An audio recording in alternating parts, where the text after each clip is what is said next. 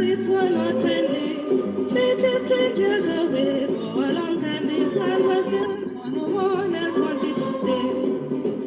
But now today we can be free, and the land belongs to all. We'll live on under a happy tree, and all will be welcome to all.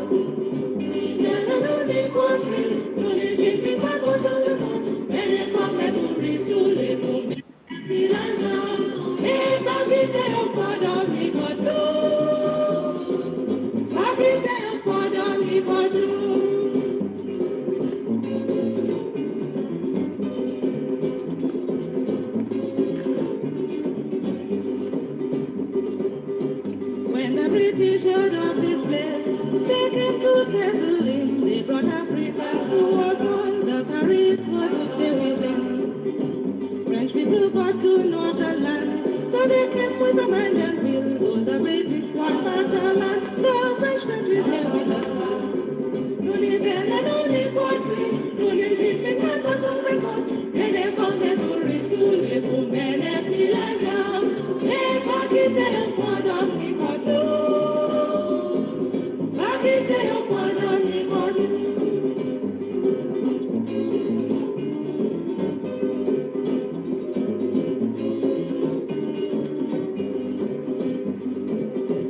Yes, after you we live on. In the sun, the wind and rain, French, Carib, African, British, we are unique, oh yes, my friend. Now we are on our own at last. No one else knows push us from. We are going to be a great nation, for children are bright and strong.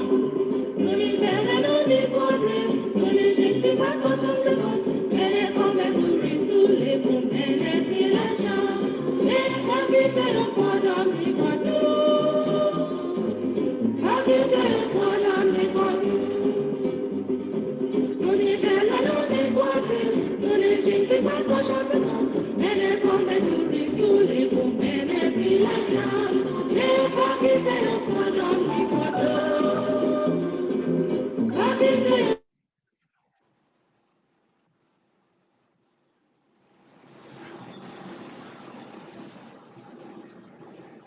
I'm just in the room.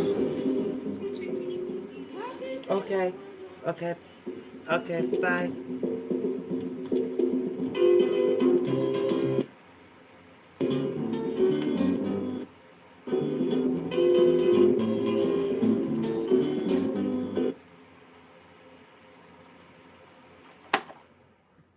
Hi, everyone.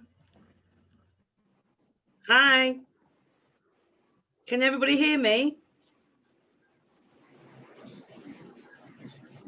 Hope you... Can you all hear me? My name's Glenda Andrew. You're freezing. Oh, am I? Lady G, you're freezing. Oh, yes, I can hear you, but you're freezing. Okay. Well, hopefully, we're not going to have too many technical issues. We've had many today. It's Dominica Independence Day. That's why I was playing some of our traditional music. So happy Independence Day, if anyone's from Dominica. And that's why I'm in the dress, because we raised the Dominica flag today. So I just want to welcome everybody to Preston Windrush Generation and Descendants UK. We're based in Preston, Lancashire. It's good to see you all. Joan, we're still waiting for a few more to arrive. And as you can see, we're like old school. So I'm the one who's doing the technicalities while other members of Preston Windrush join us tonight. Wow, it's amazing to see you all. ELVIN, Stuart, Nana, Fiona, Zane, Debbie. Wow, everybody, Joan, lovely to see you all. Ian and Alison.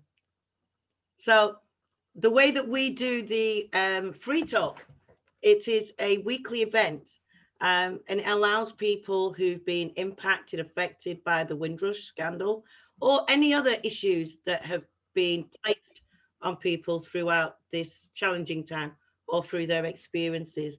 So I'm just waiting for the chair, Anthony Brown, of WD Legal, who's also a co-host tonight, and Julia, and we've got Joan. So how is everybody? You all right? You all look like a bit nervous. And Glenda, tell Right Honourable Stuart and Elvin what Preston Windrush does as well on a Friday. Okay, well, I think I'll start by just let me introduce who I am. So my name's Glenda. I'm the co-founder of Preston Windrush Generation and Descendants UK. And we came about because our co-founder, Sakina Munsey, last year was told that she wasn't British while she was applying for her daughter's passport. Since then, we ended up going to the House of Commons. I think it's the House of Commons. And we ended up going down this rabbit hole in connecting with amazing people who supported us, like the Windrush Defenders, Anthony Brown, who's now our chair, Desmond Jadu, Clive Foster, Jackie McKenzie, so many people, especially in London, Manchester, Leeds, everywhere around the country. So in a sense, that helped us all come together.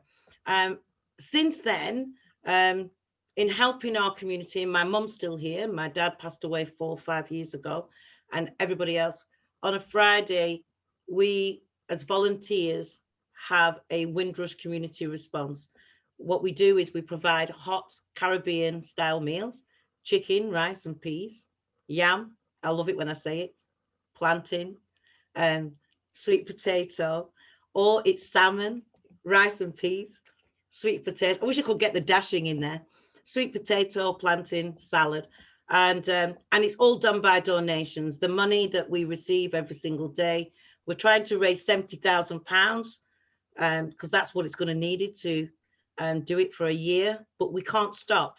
And we were even talking today. So that's what we do on a Friday. Lots of volunteers from our community and the wider community. We have, you know, Dominicans, Jamaicans, Bayesians, Asian, African, Italian. So lots of people come together and we deliver that hot meal. Some people get 3 meals for the week. Some people just get 1. But we deliver those meals to our community, our elders, our seniors on a Friday afternoon. So if anybody wants to donate, you're welcome. We have a GoFund page because we need it because we don't know how we're going to get the fish tomorrow. But if anybody wants to donate, that's what we do. We love it. As always, and because we started and there is a lot of people tonight, we always like to introduce so everybody has a chance to say where they are, who they are, why they've come tonight.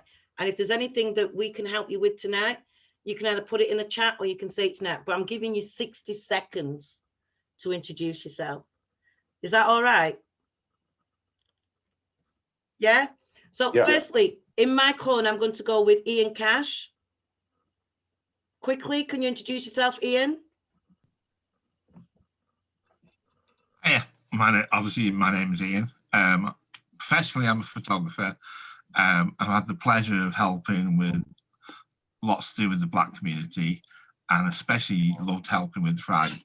Just the last few weeks I've been ill, so I haven't been able to. So I'm waiting to get back. So hold on. Fantastic. Fantastic. Thank you. Great to see you. And I hope you're feeling much better. Larissa, good evening. Welcome. Oh, I've been invited by Alison. This is my husband, Paul.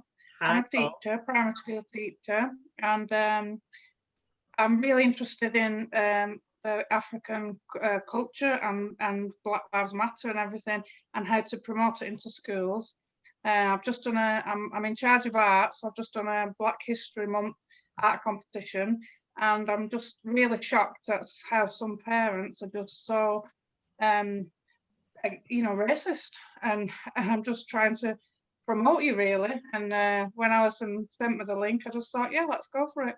Fantastic. Fabulous. Thank you for joining us. Leslie, Leslie Pritchard, welcome again, sweet.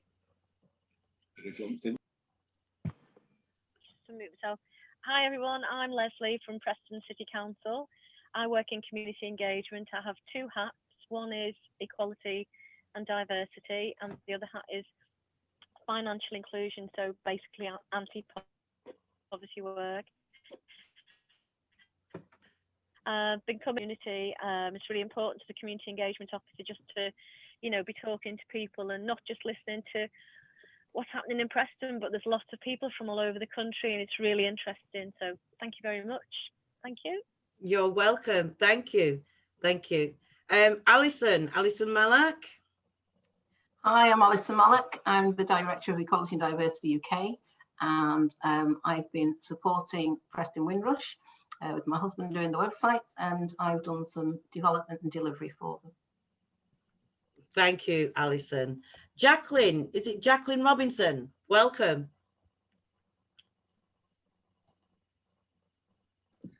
Hi. Yeah, I'm actually received your contact details from my friend Valerie, and I'm just interested in the work that you're doing because I've experienced a lot of difficulties around housing, particularly geared at Black people. And I won a landmark case against my local authority because they disproportionately took Black people out of their homes, basically. And I just really want to know a bit more about what you're doing and see if there's something I can help with in the future. Thank you. Whereabouts are you, Jacqueline? I'm in London. Fabulous. Thank you. I'm Southeast London. Fabulous. I'm hoping to hear more from you. Velma, you there? Let's put this back on the phone.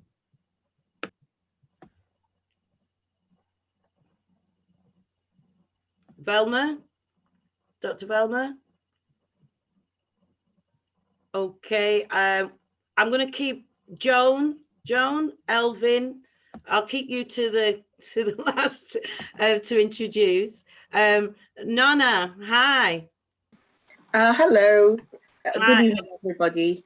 My name is Nana Asante. I'm the Secretary of IDPAD Coalition UK. And for those who don't know, we're in the UN International Decade for People of African Descent. We've only got 4 years to run on that decade, but we're still trying to make it meaningful for people of African descent. So being here is to sort of also promote it. My other hat is I'm the Information Officer of Global African Congress. Fabulous. And that's me. Wonderful. Thank you for coming again, Nana. Going swiftly, Judy, hi. Would you like to introduce yourself, Judy? 60 seconds. Unmute yourself. Do you want me to help you? We can't hear you. Don't I have to unmute myself first before anyone can hear me? Yes. Okay, I'm Judy. I live in Holton, and we have a neighborhood group of the Black Lives Matter reading group. So we are interested in everything that you stand for, and we'd like to support you. Thank you. That's why I'm here. Thank you. And hello. Welcome. Hello. Hi, Velma. Sorry about that. I clicked on unmute. I'm not sure what happened and I just disappeared from your screen. Anyway, I'm Velma. I'm a writer, community activist, and Sister Joan invited me tonight, and I can see Sister Nana on the platform. So I'm basically just here to find out what you do. Good evening, everyone. That's Good me. evening. Good evening and welcome. Thank you. I've got Glenroy. Glenroy's listening in. He's a trade unionist of the railways from London Underground. He's also the Secretary of Global African Congress UK. Can't talk now, will later. Fabulous. Stuart, Right Honourable Stuart, I'm going to come to you and Joan and Elvin, but I'm going to shoot over to Carol and then Fiona. Yes, I'm Carol. I'm in the RMT like Glenroy. And our General Secretary decided to retire today in a meeting. I can't give you, well, I could talk about an hour about it. No worries. I'm sure we're going to hear from you soon, Carol. Thank you. And welcome you're again. welcome. Fiona, my dear, hi. Okay, hi. So I'm in Judy's Black Lives Matter reading group. I'm a neighbour of Judy. So I live near Lancaster, and I followed my niece Jen Rankin here. So I've been coming since June. I just missed the last couple of weeks, and I've just been learning about racism and inequality. And today I heard the most amazing play that shocked me on Radio 4, and I read about it, and it was the Charles Schulz who drew the Peanuts cartoon. He actually he introduced somebody had written to him after the killing of Martin Luther King, suggesting that he added a black boy in his cartoons, and his publisher tried to stop it and said it would be terrible and he'd lose ratings, and he went ahead anyway. It was just such a fascinating story. Anyway, so I'm just educating myself. Thank you for sharing. No, thank you for sharing, and I'm sure we're going to hear from you more soon. Okay, I'm moving swiftly along. Hi, Sam. But unmute yourself. I'm Sam, ex-Windrush victim, but I live in Burnley at the moment, and I was a victim of the Windrush debacle. So I'm a member of this group, and I will come to this meeting every Tuesday night. Fantastic. Thank you, Sam. Brilliant. Mark Worley, are you there? Preston Projects. Great to see you today. Yeah. Can you hear me? Yes, I can hear you. Would you like to introduce yourself? 60 seconds. Sometimes my microphone don't work. Hi, for those who don't know me, I'm Mark Worley. I run Mark's Preston Projects, help support and run events in the community, not just for Preston, but all over the UK. I am very busy and glad to be back on Zoom again. Hi, guys. That's me. Thank you. Hudia, I don't know your full name. I don't know if that's your name you go by. Would you like to introduce yourself, please? Yes, good evening, everyone. My name is Hodaya about Israel. Where are you from? Where you from? Hi there. You're good. Wonderful. Whereabouts are you from? I'm in London. Fantastic. Wonderful. As we're just introduced, everybody's just getting a chance to introduce themselves. Okay. Okay. Hi, John. Okay, we're going on to Jen. Hi. Jen, are you there? You're on mute, Jen. Hi, I'm Jen. I'm from Preston, the same northern town as Glenda, and Ian and Leslie and everyone. And my boyfriend Adrian is here in the corner. Oh, he's not in my corner. Yes, I can see him. I've been coming here for the last 6 months. I've learned so much, and I'm keep on learning, and have made some really fantastic and lovely friends here, and hope to make many more. Fantastic, thank you. Just cooking. I've asked you to do the chat. Hi, Anthony. Welcome, Mr. Chairman. You're on mute.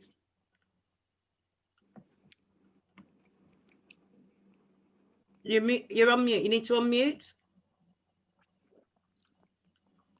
Oh, there you go. Good evening, Glenda. Good evening, everyone. Got a full house, Anthony. Yes, I'm just wondering if I've been taken back to the 18th century with your dress. I'm expecting you to go out and start cutting some cane after this. Yeah, I was having a little problem with the sound earlier on, and so I had to go out and come back in.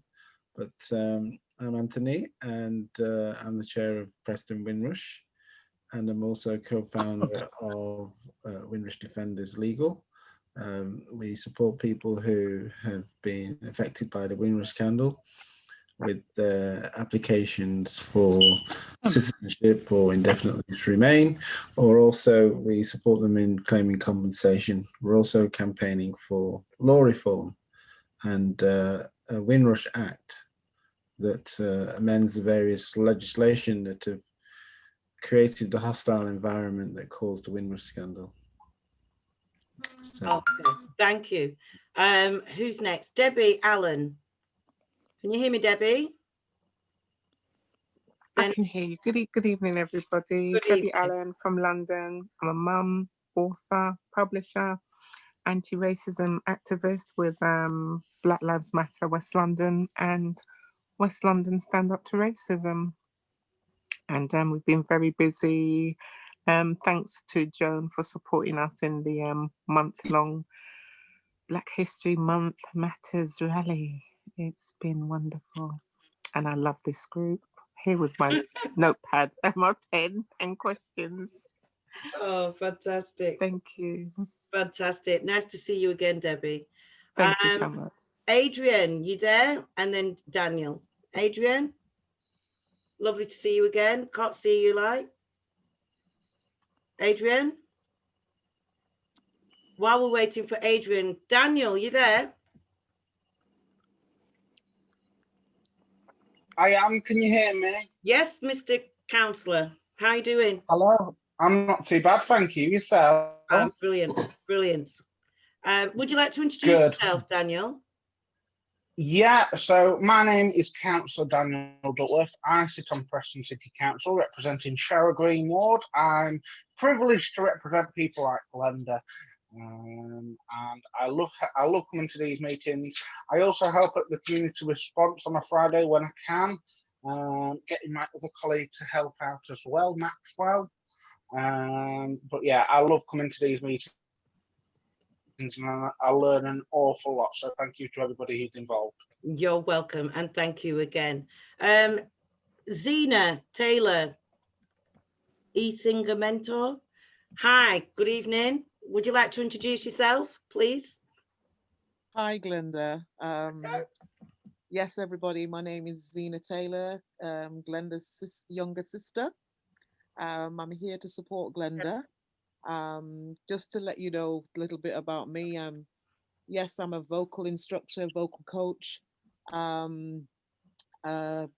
stroke gospel singer.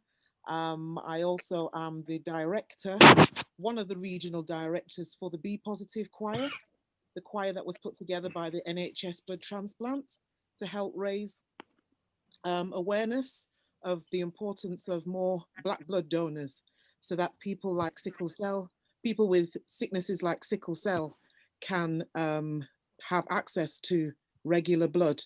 So that's one of the tasks that is part of my agenda. And so, yeah, I'm grateful to be here today to learn from everybody, learn from people, and also to support my sister in the great work that she's doing. Thank you. Thank you. Zena, will you be supporting her in song? Sorry? Will you be supporting your sister in song? You don't want singing on here tonight. Everybody's here to listen to what they've put to listen to. she often plays us out with some music, but perhaps, you know. Wouldn't it be great? Well, you missed it today, so. Fantastic. Thank you. Hopefully Zena's still here at the end. Maybe she might sing us a tune. David Wild, good evening. Good evening, Glenda. Good evening. Good evening. Welcome again. Yeah, my second visit. I am a friend of Joan. I've known Joan for 22 years, I think now, and I'm here to provide emotional and technical support for her. So thank you very much for welcoming me again to your wonderful meeting, Glenda. Oh, you're welcome, and it's great to see you. Glenda. 1 second. Yes. Is that Lesman's wife, your sister? Yes. Oh. Fantastic. Thank you. Can I ask who is 8466111070 to introduce yourself, please? It's Marlene. I don't know where my name's gone. I am Marlene. You know, you give me a heart attack then. I was like, who's that? Who's that? Who's that? Marlene. Yeah, great to see you, Marlene. Let me see if I can put my name back on. Okay, while you're doing that, Marlene, introduce yourself, please, love. What do you want me to say? Who you are, where you are, what you do. Okay. My name is Marlene. I have a lot of interest in what goes on in the community. I help out in my local community, and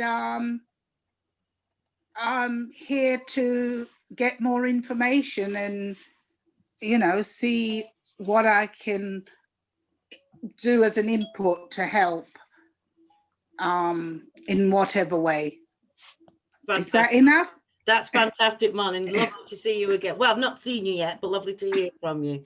Okay, we've only got. This is me. Oh, brilliant, lovely. We've not got long before I pass over to Joan, and our special guest.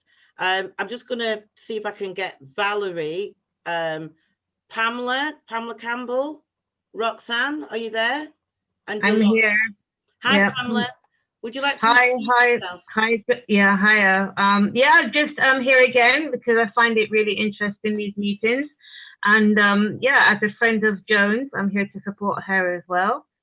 And yeah, that's me. I'm not involved in, I do work in the community, but I'm not involved in any particular political organizations. I just go where I can, where I think support is needed. So if there's a march or something like that, then I feel that, you know, I can give my support, I'll go there, or to a particular meeting, but I'm not actually running anything myself. Brilliant. Well, it's good to see you, Pamela, and I hope you stay the journey of this evening. Yeah, I'll try to. I'm not feeling too well, but I'll try my best. As someone said to me the other day, ginger, yep, honey, yep, and garlic. Oh, God. Can't go wrong. Lime, little lemon. Dolores, hi. Thank you, Pamela. Dolores, you there? Dolores, Roxanne? Hello. Hey, my dear. Hi. Hi. Lovely to meet you at last. Finally. Oh, it's so good to see you here. But Dolores, you've got to introduce yourself. Tell everybody what you do, where you are, how we know each other, and why you're here tonight. I'm so glad you could join us. Oh, thank you very much. Yeah, so I'm just a fan of everything that you do. I am not local to you. I live down in West Drayton, which is near Heathrow. And my background is I left British Airways after 33 years in 2016 as also union rep as well for Unite. And I still continue to work for the cabin crew union at British Airways. So I'm still really under Unite the union. So I have a union background. I'm also a Windrush daughter. My parents came over in 1955, so that is where my connection is to you. But as I said, I'm a huge fan of you, all you ladies, everything that you do. I think you're just all amazing, and anything that I can do to promote you via social media or however, I am happy to help. And it's lovely that you've put this on as well today. It's wonderful. Thank you very much for coming, and I really appreciate it, and your support and your tweets, because I think it's an important what's the word, in getting out this information tonight, especially this information tonight, and in going forward. So thank you for that. Valerie, are you there? Or I know you're traveling. So. I'm here now. I'm here. Oh, I'm so glad you could make it tonight, Valerie.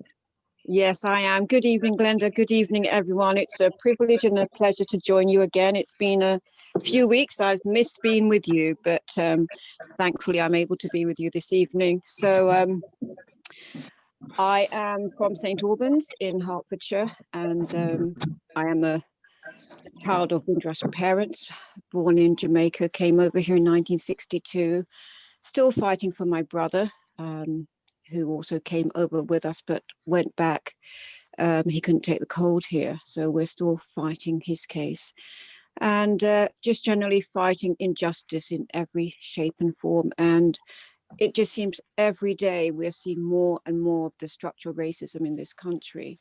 And we just need to do everything we can to try to highlight it and to bring about change where possible. We won't always be successful, but we need to keep trying. So more power to the elbow of this group, and may we just continue from strength to strength. Thank you. Thank you very much. Now, because it usually takes quite a while to have everyone introduce themselves, I am going to pass over to Joan to introduce our special guests this evening. If anybody hasn't introduced themselves, and I'd ask everybody who has, please can you put your emails in the chat room so that we can contact you for future events, of course, and also that we know who you are. Our meetings tend to go on quite a while, so you're welcome to stay. That's why it's called Free Talk. It's to give and have the ability and the opportunity so that you can share. It is a safe place. I do say it is recorded. We don't place it on social media.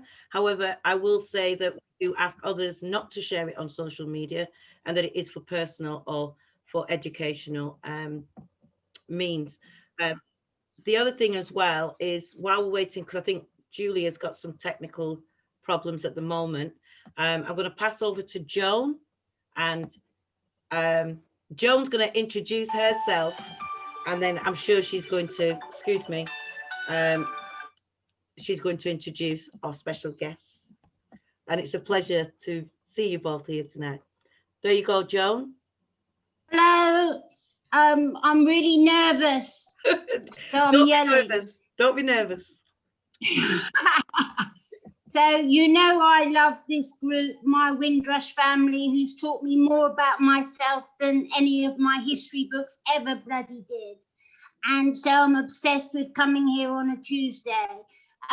But you also know that I'm pathological about balancing the narrative in mainstream media. Mainstream media has twisted the narrative and it's twisted the story. And tonight is a great honor. And it's sad, but it's a great honor that we have two very special guests who created an incredible campaign, which to me changed the history of TV quite recently. One of them is the brother of Stephen Lawrence,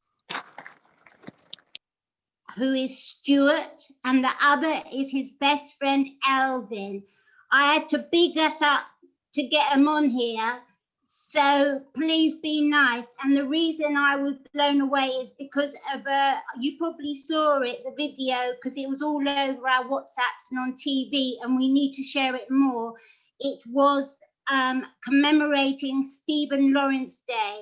Stuart and ELVIN are going to tell us more, but what you and Stuart and ELVIN need to tell me is, shall I show it now, Stuart and ELVIN? Could you unmute, please? I would say maybe leave it towards the end, I think. Let's just start with a small chat, and then we'll see how we go. How does that sound? You take it from here then. Okay, cool. So it's an absolute pleasure to be with you this evening, and to be able just to share a few thoughts and a few words. I was thinking myself about my own sort of like Windrush connection and my family's connection, and that would be my granddad, who sadly passed away about 6 years ago. He would have been 100. Just at the end of the month. My mum's birthday is the 24th, and my granddad's is the same, so 24th as well. So, and we recently lost. So my mum had a step family, and she had on her mum's side, she had an older brother called Charlie. She had herself. Then it was another brother called Martin. Then another brother called Mark, and then a sister called Cheryl. And I'm afraid to say that we've lost Charlie and we've lost Mark in the years that have gone past. And I was at Charlie's funeral quite recently, and one of the things that really stuck with me that, someone else said about the cold, and he was sent for by my granddad to come over to join him, and he missed his first passage. Now, you can imagine that in the 1960s, if someone sends for you and you miss your passage, this is not a cheap thing to do. This is quite an expensive thing, but, Granddad being the man he was, he sent for him again. And he warned him that this time, he better be on that ship. And it took 3 weeks for Uncle Charlie to get here.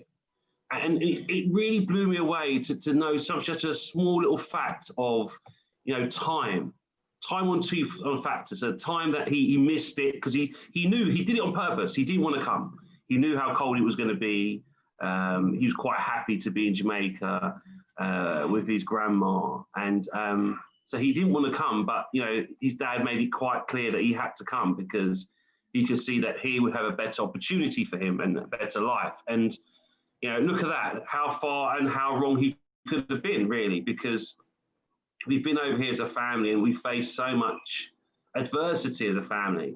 And my granddad could have never known that at the time, but it just goes to show that we came with the notion of helping. That's why we came. And there was something also which struck me as well, which was, because I always ask myself, like, why did they come? Why did they come? And the British government was very clever because they told them of the slave trade and of how things would go back to the way they used to be. And I think that's also what made a lot of people think, do you know what? And the stories that they must have been told growing up from their great grandfathers, to know that, it could go back to such a horrific time where people were taken without their will.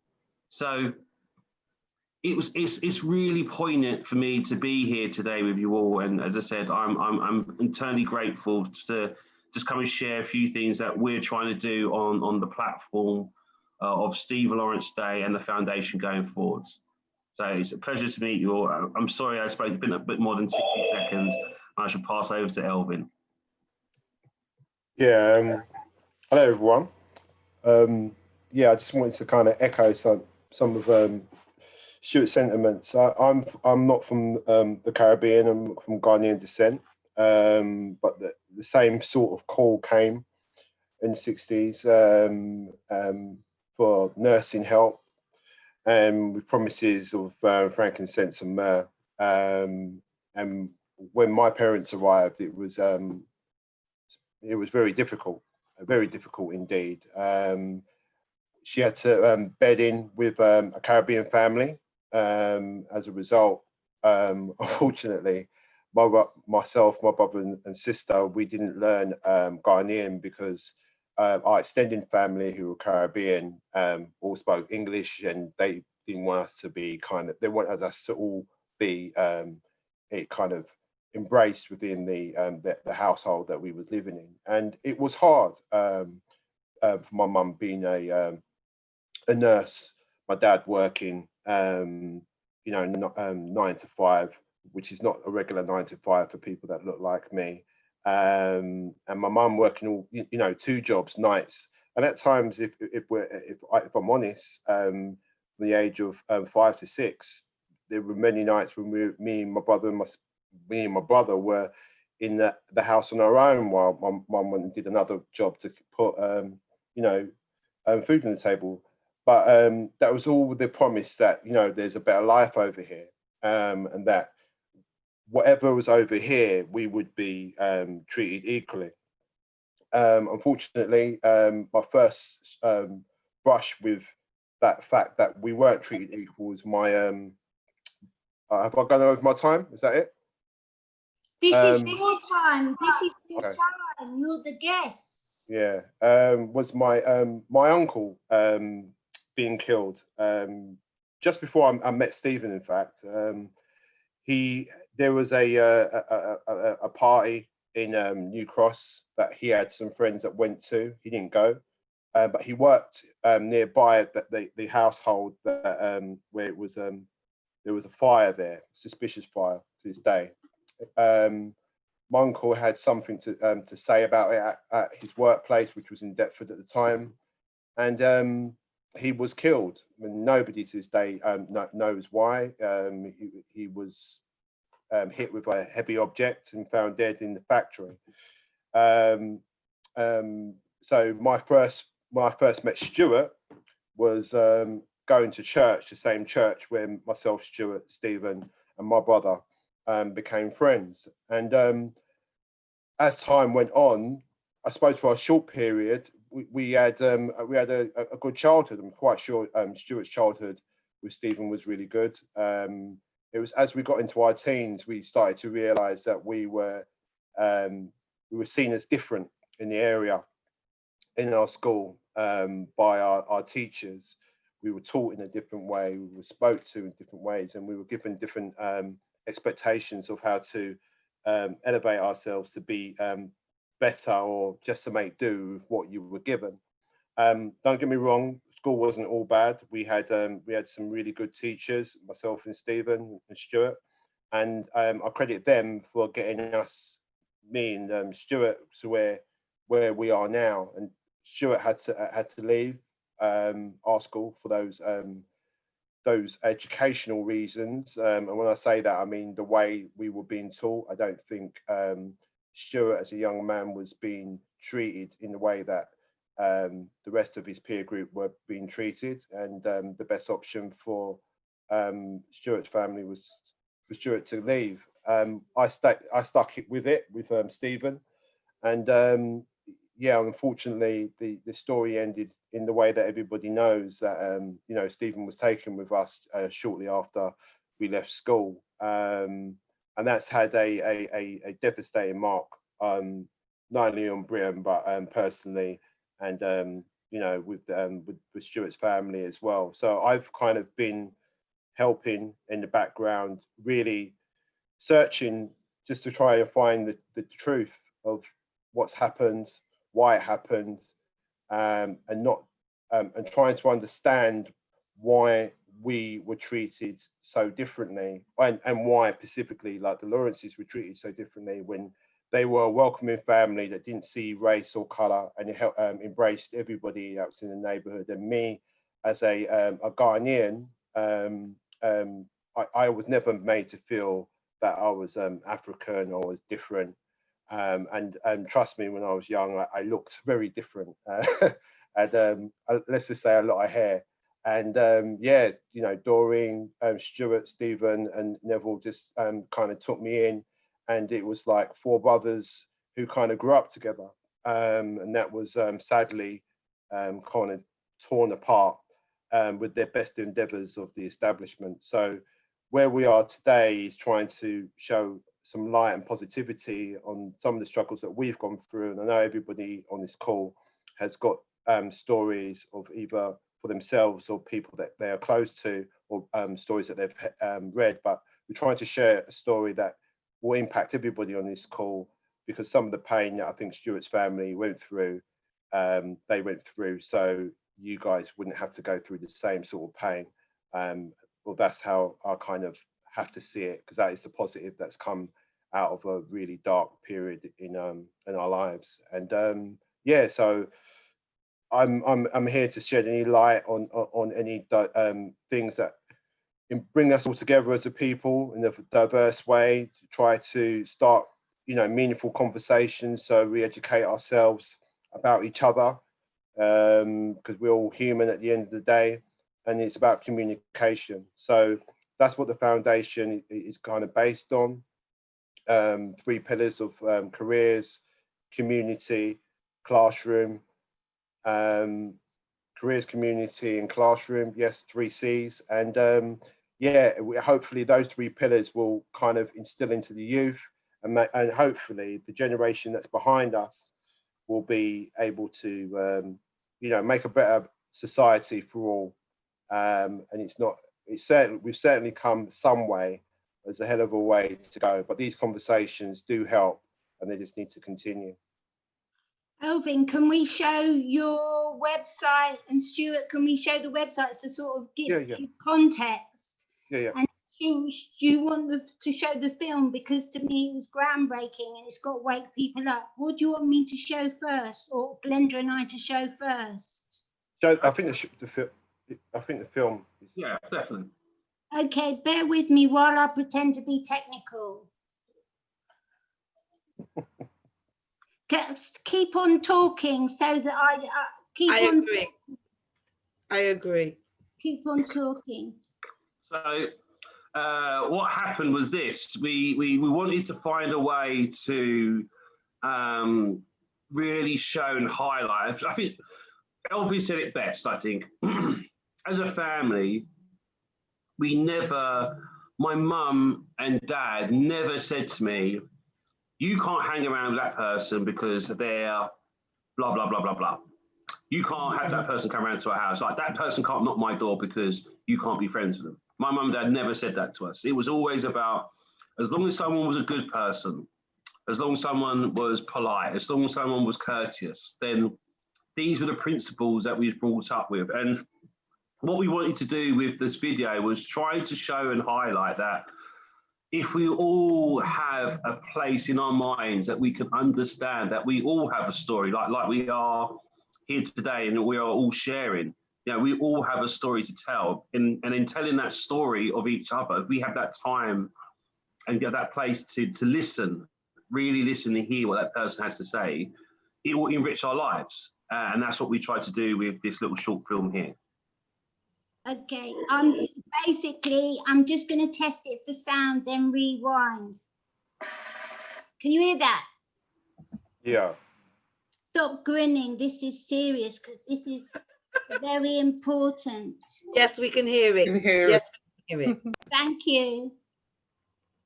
I will never forget Stephen Lawrence, a talented student and loving son, adored by his parents, Neville and Doreen, tragically taken from them at the age of 18. My world changed on the 22nd of April 1993. News headlines read murdered by white youths at a bus stop innocently.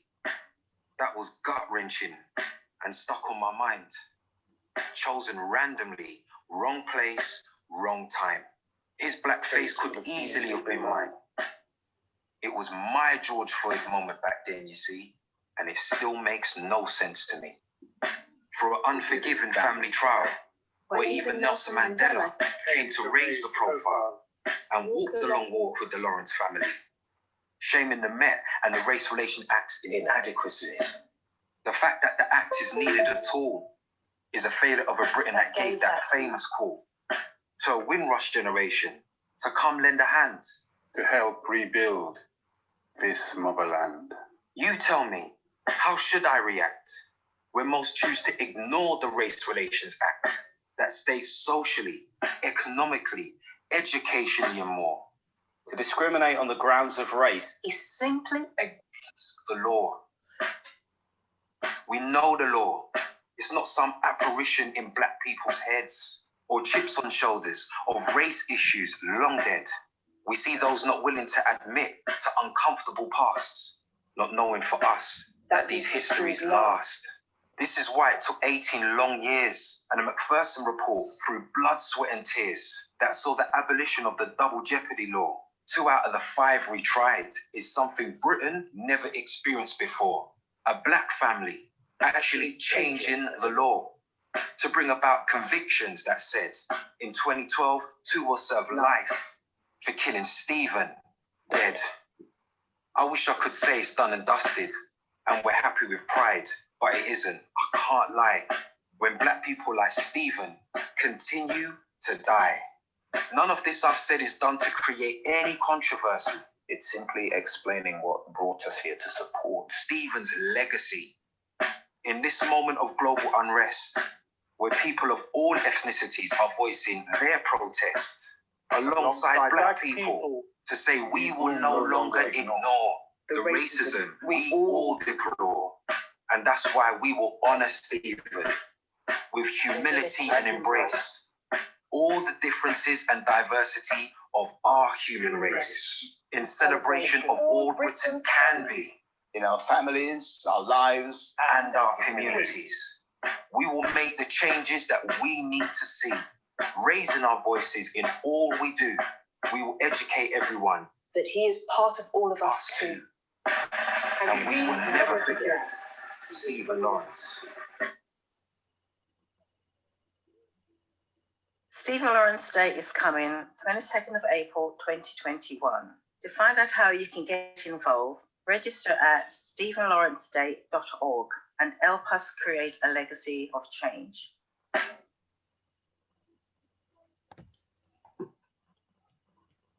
So powerful, it's so emotive, and it's right. It should never be forgotten. I think it's a it's a mark in our history, like every other day, such as Remembrance Sunday, that should be forever, ever remembered and never forgotten. And to continue to bring this judicial system and this justice system and hold them to account for failing the Lawrence family. I will never forget it as long as I live. And I think anybody of any common decency, white, black, blue, green, should all echo the same thing.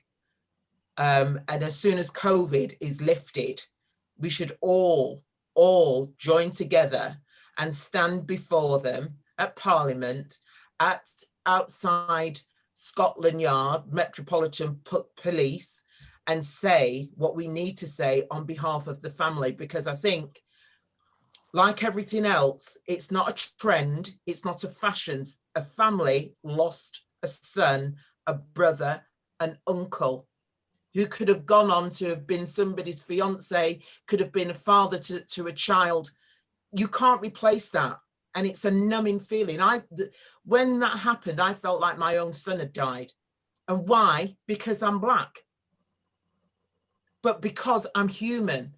And those emotions run through you when somebody else's child gets taken out in such an abhorrent way. I will never forgive them. And that just cannot happen. It can't. Thank you, Julia. And to you know, his best friend, the Lawrence family have, I can't even say they've got on with their lives, because how can you, when you look at Stuart is his double. You know, for me, I see Stephen in Stuart. You know, I'm looking at Stuart and all I can see is what Stephen may have looked like today. Stuart, and that's what we all need to take home, because how do I feel?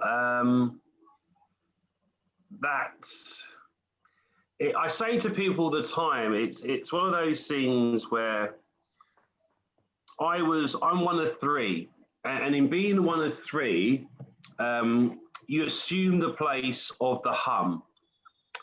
And that hum that you assume your place of is just in the middle. And I was quite an observant young kid with quite a mind that used to whirl 1,000 miles an hour. And I never used to quite understand why my mind would be thinking about so many different things at once. And I quite early worked out that once my sister came, that I was just going to be the hum of life. And I was quite happy with that position, you know. I just got on with life and did what I had to do. And, you know, Stephen was always the role model and the pinnacle of everything. You know, he's really good at school.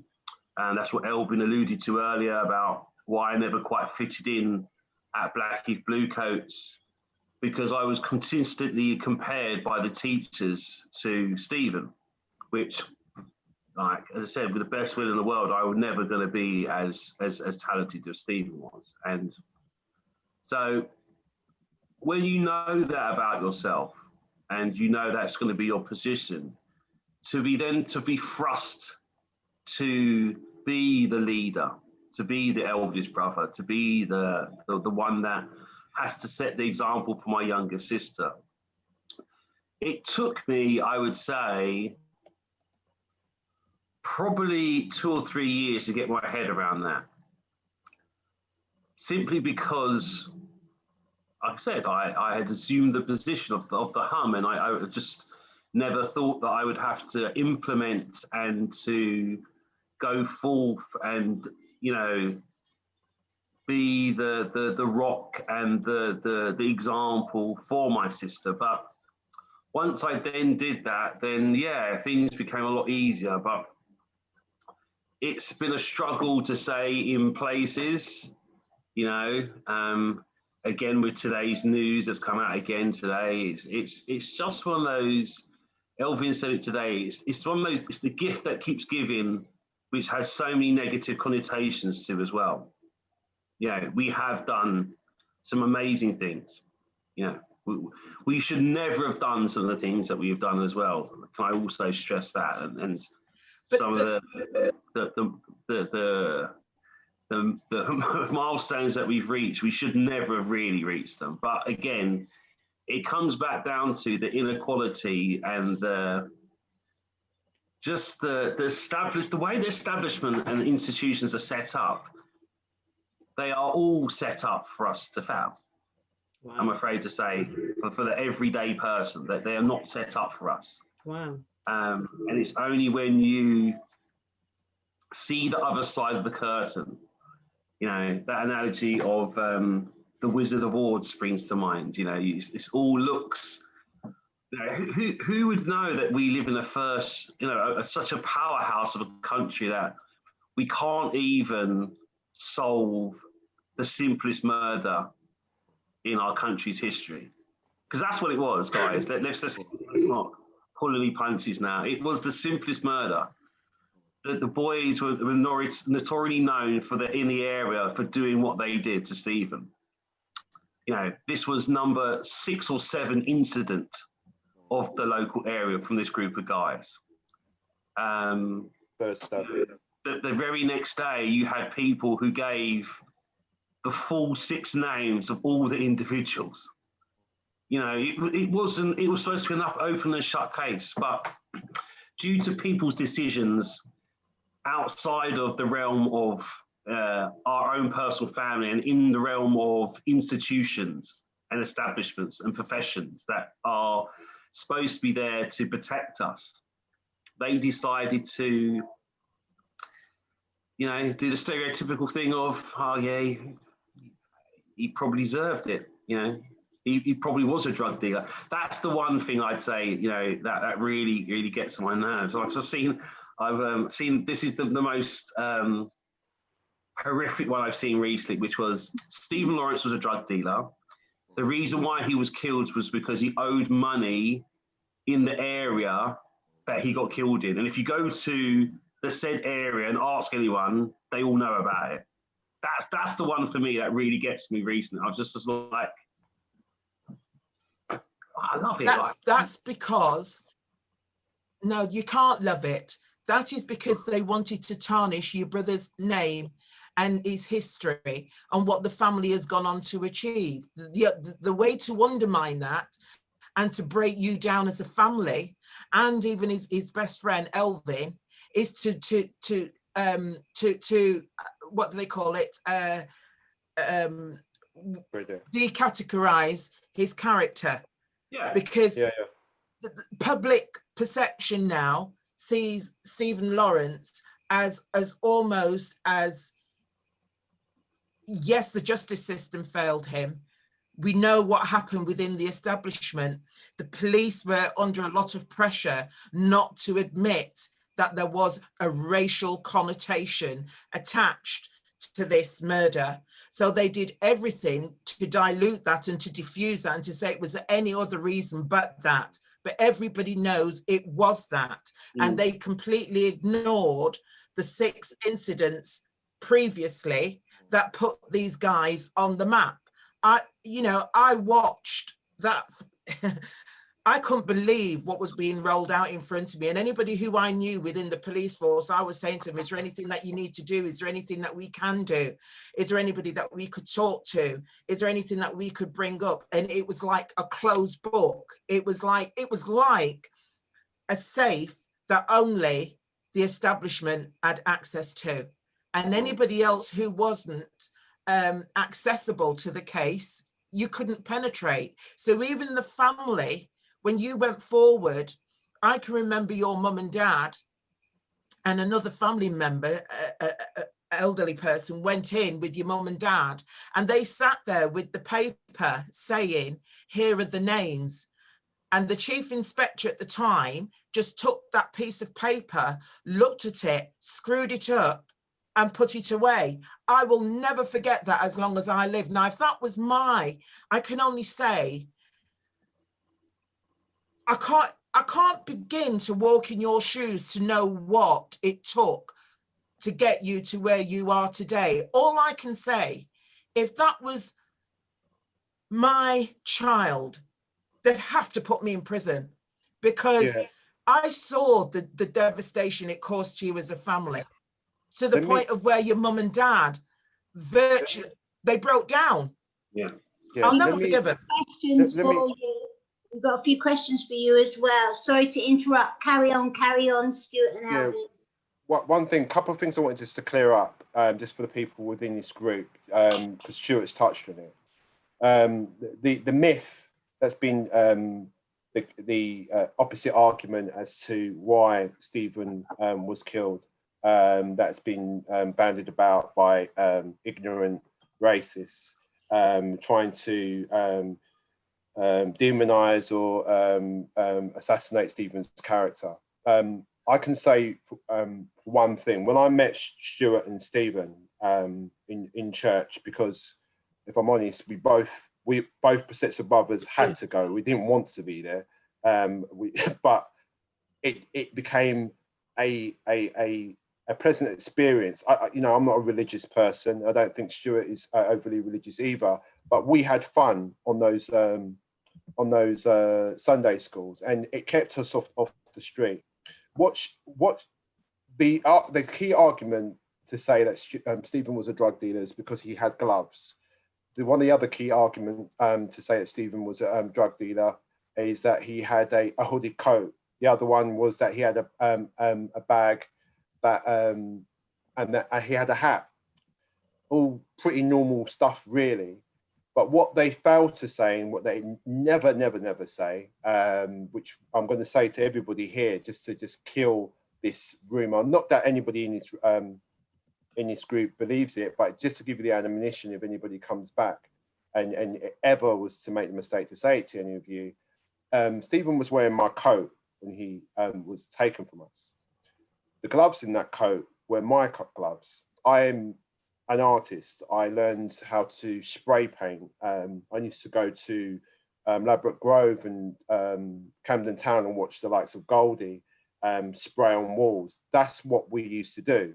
The reason why I had gloves is so I didn't go back home and my mum saw spray paint on my hands and I would get into trouble. That's what the gloves was for. The coat was just a fashionable coat that we would get. It was worth a lot of money. And me and Stephen were lucky enough to be working in a well-to-do, quite prominent place in the community called Forsyth General, where a lot of American artists would come over and bring clothes that were sold. It was one of the first types of reselling stores in Europe anywhere. So we were I remember me and Stephen, we were working from the age of 13. We didn't need to sell drugs. We were making more money from selling T-shirts and doing graffiti than I think most of the petty crimes that anybody else was doing in school. The only motivation we had was that we knew we had talent and we knew we could make a sustainable, decent enough income, and all we really wanted at that time was to look fresh, to have nice clothes and go to college, so we can get that Porsche that Stephen wanted, get that degree that Stephen wanted, and I could learn graphic design and become a more expressive in my designs, and hopefully become a qualified graphic designer. Those were the ways. Those were the only ways out that we could see, and there was lots of obstacles and temptations. We're not going to pretend that we was on some cloud nine and that there weren't knife crime and there weren't drugs and stuff around us. But our pathway out of I wouldn't say poverty, because I wouldn't say my family was especially poor. Stuart's family was supposed to be poor, but we made do. But the pathway to a better life was education, and so those things that were kind of don't get spoken about enough. Stephen was just innocently going home. We had swapped coats. He didn't know about any gloves, and that's why his DNA wasn't in those gloves, because they were mine. but to your second point, as far as the case and what's happened and the impact on the family, that piece of paper that was given to the superintendent at the time, that had the 6 names, a lot of people suffered for those names, black and white people. And I spoke to one of them after 20 years over the weekend. His family's moved 3 or 4 times as a result of putting his this is a white man who put his life on the line because he knew there was anybody else but Stephen. Stephen was a cool dude, and everybody in our school was devastated because he just wasn't a troublemaker. But that list of names that was given to me, that was given to Doreen, who then gave it to the superintendent, and that they threw away. You know, it devastated a lot of families. The way everything was handled, the McPherson report. And that's when it started to transcend that it wasn't just black people. It was yeah, I don't even want to say what it was, but it became that our lives weren't worth anything, unfortunately, and that anybody who was associated with us, trying to find out the truth, they were equally not worth keeping. And yeah, so, you know, just to reinforce, you know, Stephen's spirit as a person, I gravitated from the age of 6, 7, when I first met Stephen before we went to secondary school. We were always tight. Stuart, you know, like all brothers, they argued. I argued with my brother, but the impact. And my brother's not here. He's not dead, but he was after the private prosecution. He was finished with this country, and he left, and he ain't coming back. He pops in and out, and he's done very well, but he's done with this country. And it's me and Stuart, and you know, we're trying to keep everything going in the way that we are, hence why we push to make the film. But sometimes it really does grate you when you hear those rumors and you see those hate campaigns, Saint Stephen on Twitter and stuff. If the police could find anything wrong with Stephen, trust me, they would have found it. They would have found it. It's not there. Thank you so much. Wow. Do you know, I could just listen to you all night, and there's so many questions. If I remember rightly, I think it's Marlene first. Is it Marlene? No, Jenny, then Jen, then Marlene. Sorry, Jenny has a question for you. Good evening, Stuart. I haven't seen you for years. Oh, wow. I don't really have a question. I guess it was maybe to add to the history around this sickening racist murder of Stephen. I live in the area. I used to live, actually, I live now not too far from where your family home was. Wow. And at the time of Stephen's murder, I was living in Charlton. And I used to work for the Greenwich Council for Racial Equality. I was a personal assistant to Ros Howells and Stephen Padmore. And my father was a councillor in the borough, Les Francis. Yeah. And I will never forget the morning. And as I'm listening, I can feel my pulse rate increasing because it was such a shocking, terribly shocking news to get. And myself and my father and Ros came to your house the morning the news broke. And I just remember the numbness and the devastation and the heartbreak. And then there were marches upon marches. We picketed Elton Police Station for months. And then the shocking other side of the story is that there were 2 other black youths that were murdered in Greenwich Borough. Correct. One Roland Correct. Adams and the other one Rohit Duggal. And Rohit was murdered not too far from where Stephen was murdered. And Roland Adams was murdered in Thamesmead. Wow. nothing has ever come of anything. Wow. And the thing that I also want Because to add black. is that let's not make any mistake here. And I know no one said this here, but I know that it's kind of bandied about in the community, I want to say. Not only how they tried to tarnish Stephen's name, and still do, but the thing that I want to really bring home is that, let's make no mistake, there was no accident here. There was no mistakes made by the police. There was no real intention, because what I understand too is that the police were in proverbial bed with these families. They were notorious criminals, absolutely notorious criminals. So there was no intention on the part of the police to ever bring any kind of proper evidence whereby the Crown Prosecution Service could exact any kind of charges against these murdering racists. I won't say the other word that I really want to say. Bastards! They were bastards! Okay. Thank you.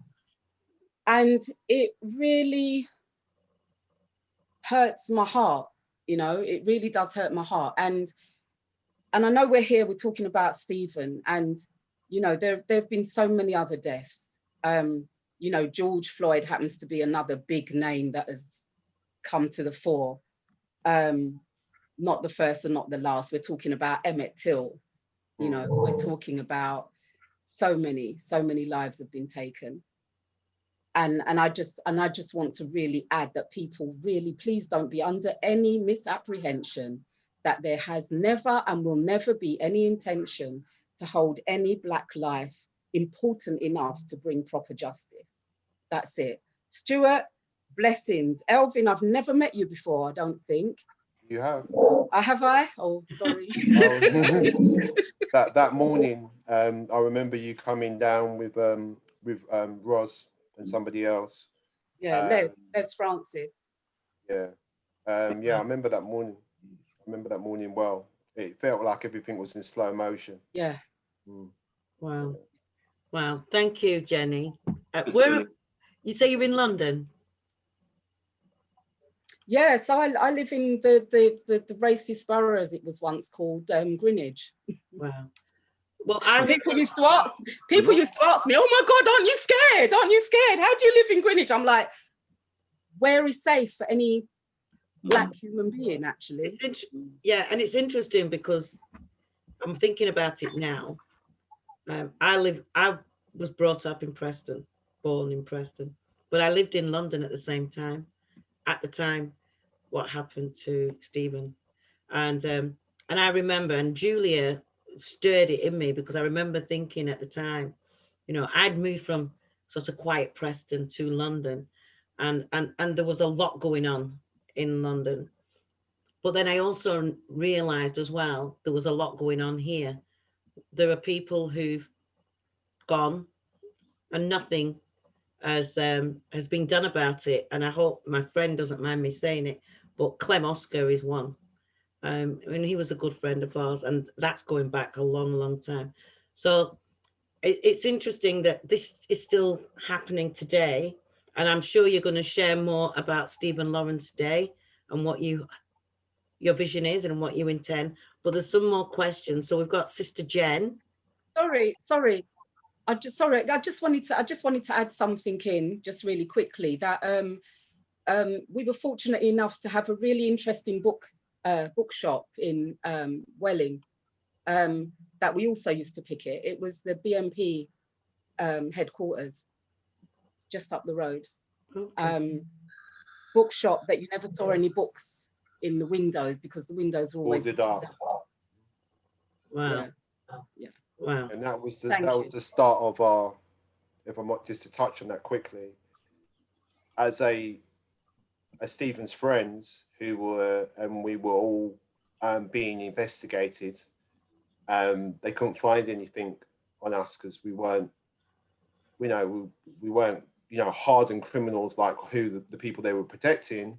But after that march, when we went to the anti-Nazi organisation, and we went to that bookshop in Welling, they arrested pretty much all of us, criminalised us, demonised us, and some of us lost the plot. And I was speaking about it today. Some of us didn't make it. You know, my brother, who in his position now, you wouldn't believe it, he's got a criminal record from that day. You know, when we went back into school, you know, those who made it, who didn't get arrested, were in the class. It was me and one other. That was it, out of a class of probably 20 people. Wow. They all got us, and hence why it's a heavy burden for anybody who tried to help or get involved or supply evidence or say anything, because they knew there would be a target, because the people that were supposed to be protecting us or trying to search for justice were actually helping to derail justice and leak information and give witness addresses. So every corner on this particular case, every corner, it's just been, as Stuart said, and we were talking about it earlier, Stuart said the gift, but what we actually said earlier, Stu, was that it's the curse that keeps on giving, because every year there's always at least 2 startling surprises, and you always say it can't get any worse. But believe you me, by this time next year, you will not believe how bad it can get. It's worse than you think. It's just, yeah. Yeah, so anyway, there's some questions. I think we've got Jen Marlene, then Glenroy. No, Jen Marlene, then Glenroy, sorry. Jen? It's Marlene now. Okay. Is it me? Yes, dear. Oh, all I would like, yeah, okay. I can't believe you said it, you're still being harassed by the system. Is that correct? No, I wouldn't say we're being harassed. I'm saying I think these people are clever, so they're not going to openly do things, but they can make walls and prevent you from seeing what you know is there. And this is not no conspiracy theory. It will all come out. They create obstacles for you and boundaries to prevent you from seeking out the truth. Hence today's announcement. We could have told, I mean, Stevie Wonder could see that these 4 policemen were corrupt last year, the year before that, 10 years before that, 20 years ago. Why today? Why are you telling us what we already knew, or what they already knew? Maybe Sorry, Elvin, I'm sorry, I beg your pardon, but what is the news that came out today? Because I don't watch. I was just asking that question. I was just putting that in the chat. They are charging 4 ex-policemen who served on the case for corruption. Wow. And that came out today? Yeah, that happened today, yeah. Wow. They said the curse that keeps on giving. Elvin, Elvin, it's not. Huh? It's what's it called? It's not corruption. Oh, perverting the course of justice. It's something in the public office. Misconduct in a public office. That's what they're going for. Yeah, that's where it's going to start. What it is, and this is why, you know, I'm not here celebrating, guys, and I'm not trying to be the party pooper here to say, you know, this isn't something to celebrate, because in some sort of light it is, but we've all, like I was saying, so yes, the Elvin is right. We said it was called the curse, and the reason why it's called the curse is because you would think I'd be happy to hear this today, but what it really means is that to find someone of misconduct in a public office is one of the hardest tolerances to find when you're trying to prove something in law. And it's like anything, you know, and this is the reason why I tell the story about the forensic guy that was taking the pictures of the 2 weeks later, as a friend, they basically were surveilling the boys, and 2 weeks after, so there was a guy outside on their houses taking pictures, and all the boys went to this one house, and whilst there, all of a sudden, one of them was transporting black bags from the house to the back of a car, about 3 or 4 times. He did this trip. So the person taking the pictures there, and this is what I heard when I went to the Old Bailey, when the 2 boys were being convicted, was asked, so, you're taking these pictures, what did you do? Did you stay, or did you follow the car? And he said, well, I stayed. Now, most people I bring that story to, in their mind, they think, well, what was in the black bags? Where was he taking the black bags? What is it? The questions that then follow on from that are so great and so detailed, but he didn't.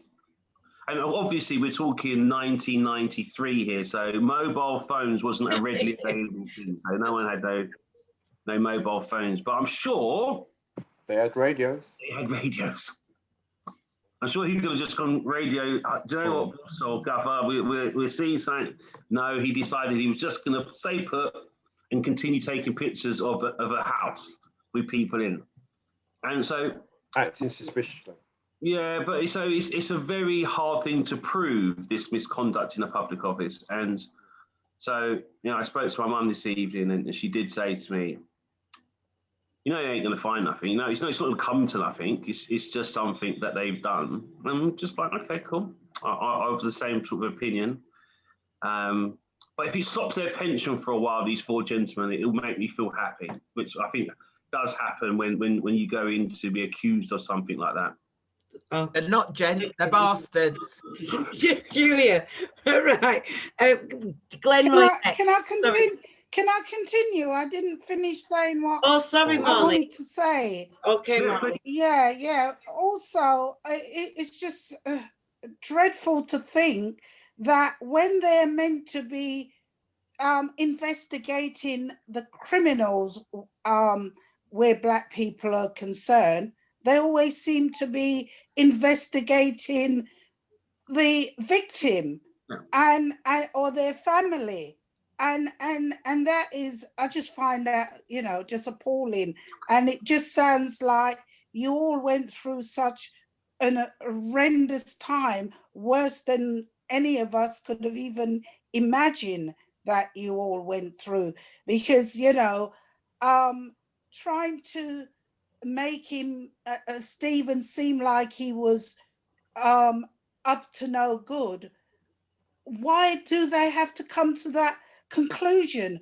Why can't you judge a case by a case and not by what you assume because of the color of someone's skin?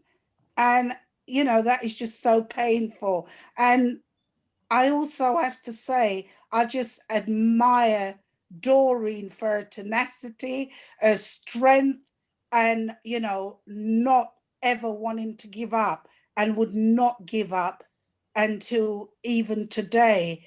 And it's just, the system needs to change. And I heard a lot of people used to say, why does she continue? Nothing is going to come of it. But I'm glad I lived to see something was made of it, and justice was made, even if it's not completely made. And I hope one day she and her husband is able to get back together after going through such a terrible time and breaking their marriage up.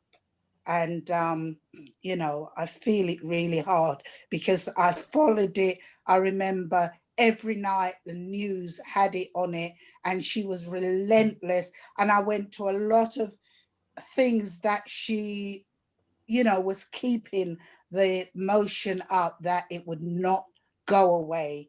And I admire her, and I've told her that many times when I've seen her. And yes, I'm glad, we got some sort of justice if nothing. Thank you. Thank you. Stuart, Elvin, did you want to respond? Yeah, just on speaking about Doreen and Neville, sometimes when there are cases that go wrong that bring about questions to the establishment or the police force that they don't really want to be brought to account. Part of the reason why they create stress bubbles, and the stress is sometimes unmanageable, and people deal with grief in different ways. I always say this to Stuart, you know, when people die, people act strange. You can never predict how one person is going to take it. You may want them to grieve a certain way, but it's unpredictable. But even if I look at like Jamie Bulger and what happened with their parents, when you have that serious, deep-rooted trauma where you don't feel you get justice, and you also don't feel that you're being supported by the police force, there's a way that lack of closure can have too much of a weight on what you're looking at, and you're not looking at yourself anymore. You're looking forward. And to answer the question as to why Doreen hasn't given up, and I wouldn't speak for her ever. I'd never make that mistake. But from outside looking in, it hasn't been a choice. And I've been an observer. It just hasn't been a choice. Today, I'm quite sure Doreen never woke, Stuart never woke up in the morning. I definitely didn't wake up this morning wanting to hear that information. Did it fill my life with joy? No. In August, when they said they were going to make it an inactive case, every year, I can document around September, October, or April, there's some sort of significant announcement whereby the establishment feels that they need to let you know that they've done a little bit more this year, or they've tried. Well, trying clearly is not good enough when it comes down to anybody's child, especially it doesn't matter whether they're guilty or not. A life is a life. And I feel that it's just not been a choice. This thing is so deep rooted, and it's gone beyond just the Lawrence family. Doreen is Doreen's like a nuclear button that they're all there and fear. And it's not that she knows it. I think she's been dignified and graceful in everything she's done, but every time she keeps on scraping, every question that Stuart asks, every inquiry that what's his name, Neville makes, is one small tiny step towards the truth that they're more scared of than we are. We accept you didn't care about Stephen's life, you didn't care about the family or anybody associated with the family. What else is it that you're scared of? And it's that bit that I feel we yet to see, and that's what drives somebody, because you want closure, and you want that the truth will give you that closure. That's, you know, 2 convictions. That's a piece of justice. It's not total justice. With Roland Adams, they, you know, although it was handled badly, they got 2 convictions. Damilola Taylor, they got convictions, even though that I didn't call those convictions justice, but there was convictions. It literally took some eureka moments and one brave police officer who decided that enough was enough, and it cost him his career. It took you know, the stress of a marriage. It took you know, my education. You know, Stuart was able to bring himself back, and he became an educator. And how that even happened is beyond me, with all the obstacles. But the cost was so deep that you just want to know: can this really be as bad as what we think it is? Were we under surveillance? Were these things? Were we being investigated as opposed to the suspects. And the reality is, although we know the truth, and it's difficult to prove the truth when you need the people that are supposed to prove it for you to help you. They're too busy proving that they're not guilty or culpable in what had happened. And don't get me wrong, the police force is a little bit better than what it was back then, but the shame is the same. And It's not, Elvin, sorry, darling. I mean, I love you. Just 1 minute, Glenda. I love you to bits and I feel your pain. But let me tell you, the police are, the stain on them it cannot be erased. And that is why the truth won't come out, because they've worked tirelessly. Never said that. No, I know you didn't. They've worked tirelessly to keep the truth away from coming out, because if the truth did come out, there would be a lot of head rolls and the whole investigation would be reopened. Yeah, that's what I said. I did say that. But what I also said is that it took one policeman who pushed for one police officer who pushed for the forensic thing and at the risk of his own job. No accommodation, nothing. Wow. Put himself out on the limb to get us that little piece of justice. He still wants to investigate it more. He has more information, but so that's why I say they're a little bit better. There are a few, but because it's an institutional problem, it's very hard to thrash that out. And there's been ways, even during.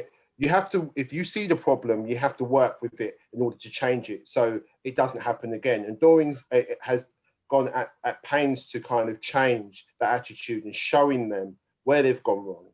But I believe, this is where I do agree with you, that the shame that they've got, the stain, sorry, that they've got is so great that I don't know, if I'm totally honest, if I go with my gut, that we're ever really going to know the truth. And I'll quickly just sum up by giving you an example of how bad it was then and how I hope. No, because even as I say that, the reason why you guys are on this call is proof that some things haven't changed.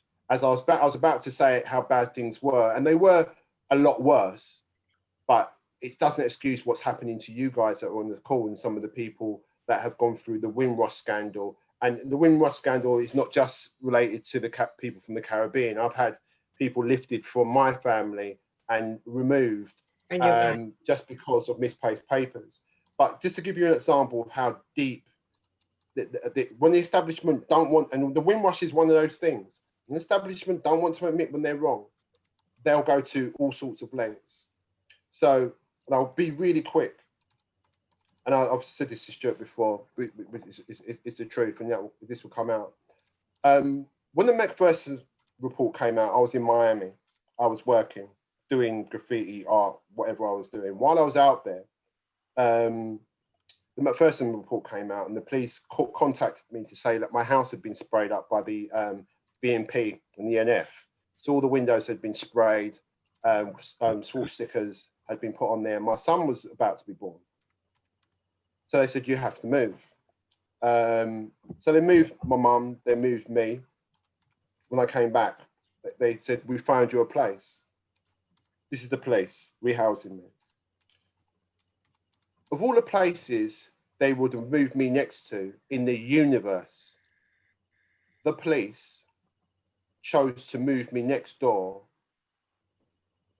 to Jamie Acort's mum. Bloody hell. And have Stuart's dad help me to, as we're moving in with the police, the police stopped us as we're moving in, saying there's a problem.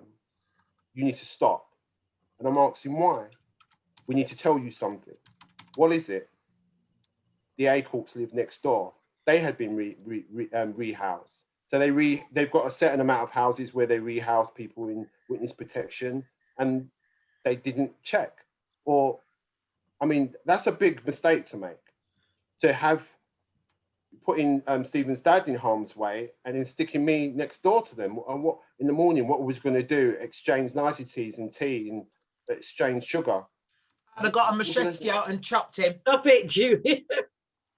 But this is the incompetence, callousness, or deliberate disruption that they did. Obviously, I couldn't move there, but then that meant I was living out of a van for 2 weeks while they solved the problem. And you're put in a position where, although you know these people are against you, you also need them to survive because you're in limbo. And that's the difficulty I found in my experience in what I witnessed the family going through and how it impacted me and maybe some other people who were witnesses in the case. But yeah, I do agree with you. But I suppose what Doreen's doing is kind of shining a light on that stain so it doesn't come up again. That takes a lot. Okay, I'm lost. Okay, so thank you very much, Elvin. Before we come to you, Stuart, we've got a lot of people still waiting. Glenroy, Julia, Debbie, and Carol. As quickly as you can, please, and Jen. Greetings, comrade. Hope everyone can hear me. We're not having this problem again. It's a bit low. Can people hear me? It's a bit low, but yes. Okay, is that a bit better? Yes. Okay. Greetings, everyone. Yeah, you know, there is a judge by the name of McPherson who you won't see getting many invitations to fancy parties. And I think it's what people are saying, how the system gets its own back. How dare he call the police institutionalized racists? Stuart, you're very, very right to note the type of charge that the DPA is going towards is ones that they know they can't get anywhere with, you know, and we see some extraordinary thing. Would you believe somebody like the guy who was videotaped murdering, lynching an African in the US would get bail? You know, is there some evidence in the place that might say, don't let this person out on the street? Yeah, but he got bail. So it's rather extraordinary. I really put my hand up to really add another dimension to the issue because when we got Mandela, Madiba, to visit the family, I was on the executive of the anti-apartheid movement. And for years, we have been arguing with our white colleagues on the executive of the British anti-apartheid movement that when Africans from South Africa or wherever came to London, that they shouldn't just be put up in some hotel in the West End or somewhere. They should be allowed to go and meet with the African community here who were fighting racism.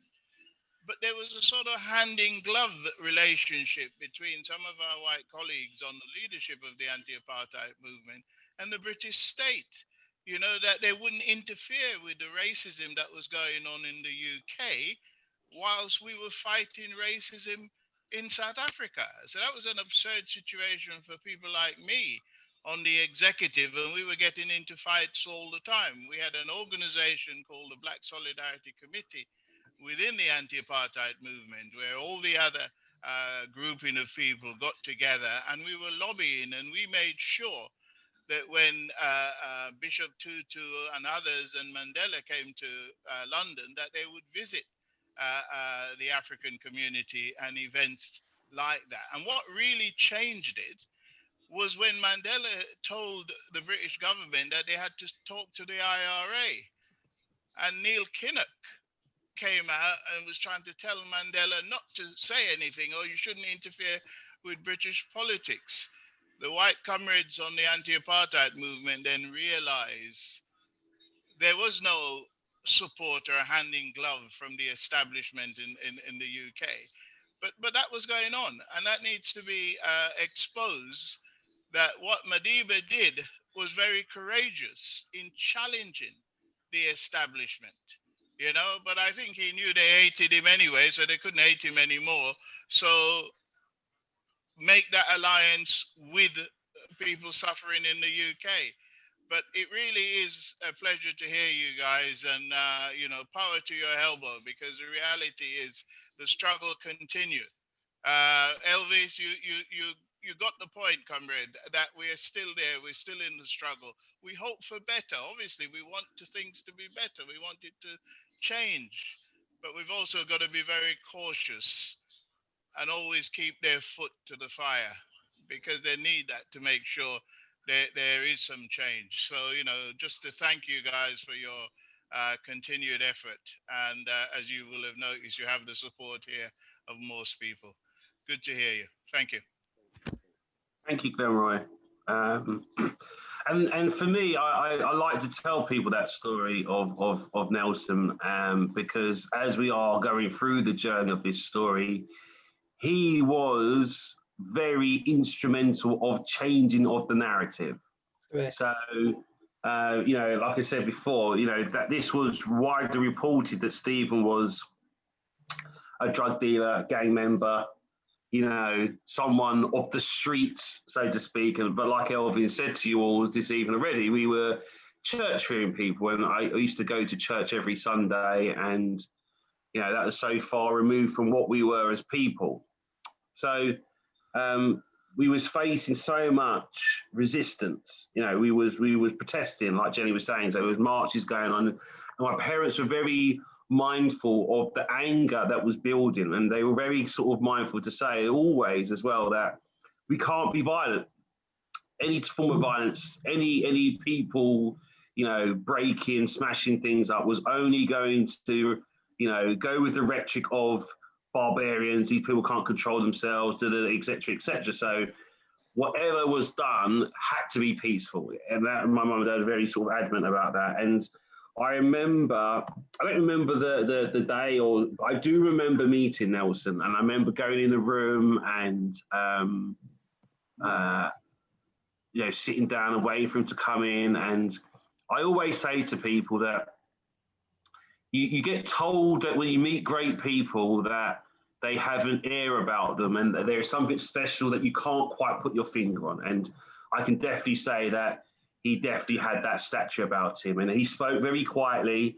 For such a tall man, he didn't have much gusto in his speech. He was a very softly spoken man, and he spoke to my mum and dad. I got introduced to him. I shook his hand, and we took the pictures that are seen. And then that's all I thought of it, at the time. And it wasn't until, you look back and you see these things and you realize he comes down afterwards out of the hotel and he speaks to the press. And, like Glenroy was saying, he never cared much for conforming to what was expected of him. And he was always a man of, of someone that English wasn't his first language. He had great command of the English language, and he coined and said that he knew and understood that black lives and young black boys' lives in South Africa never meant much, but he never knew in this great country that's called Great Britain that it would be the same.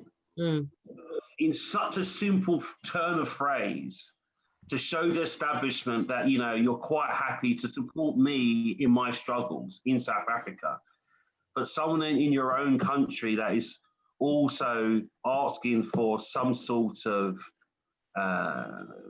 recognition of their fight, and you can't recognize that.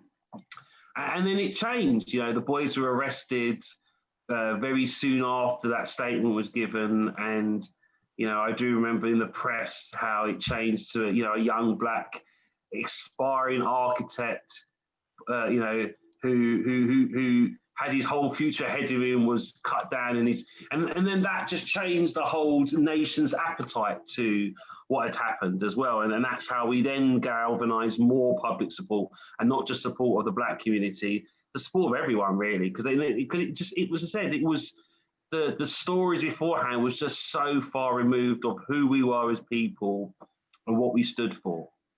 Wow. There's so many. I hope you can see the trail. We've got Julia, Debbie, Carol, and Jen.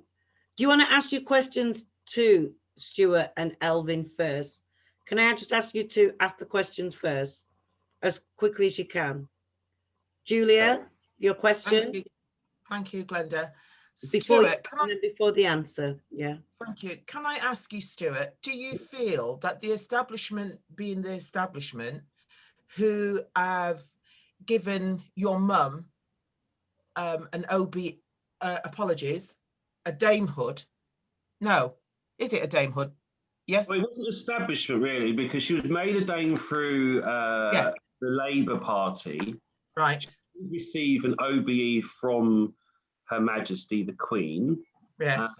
But that's the only one that I'd say the establishment bestowed upon her. The other one was a political move for the work that the Labour Party was trying to do, and that the Labour Party did for my family.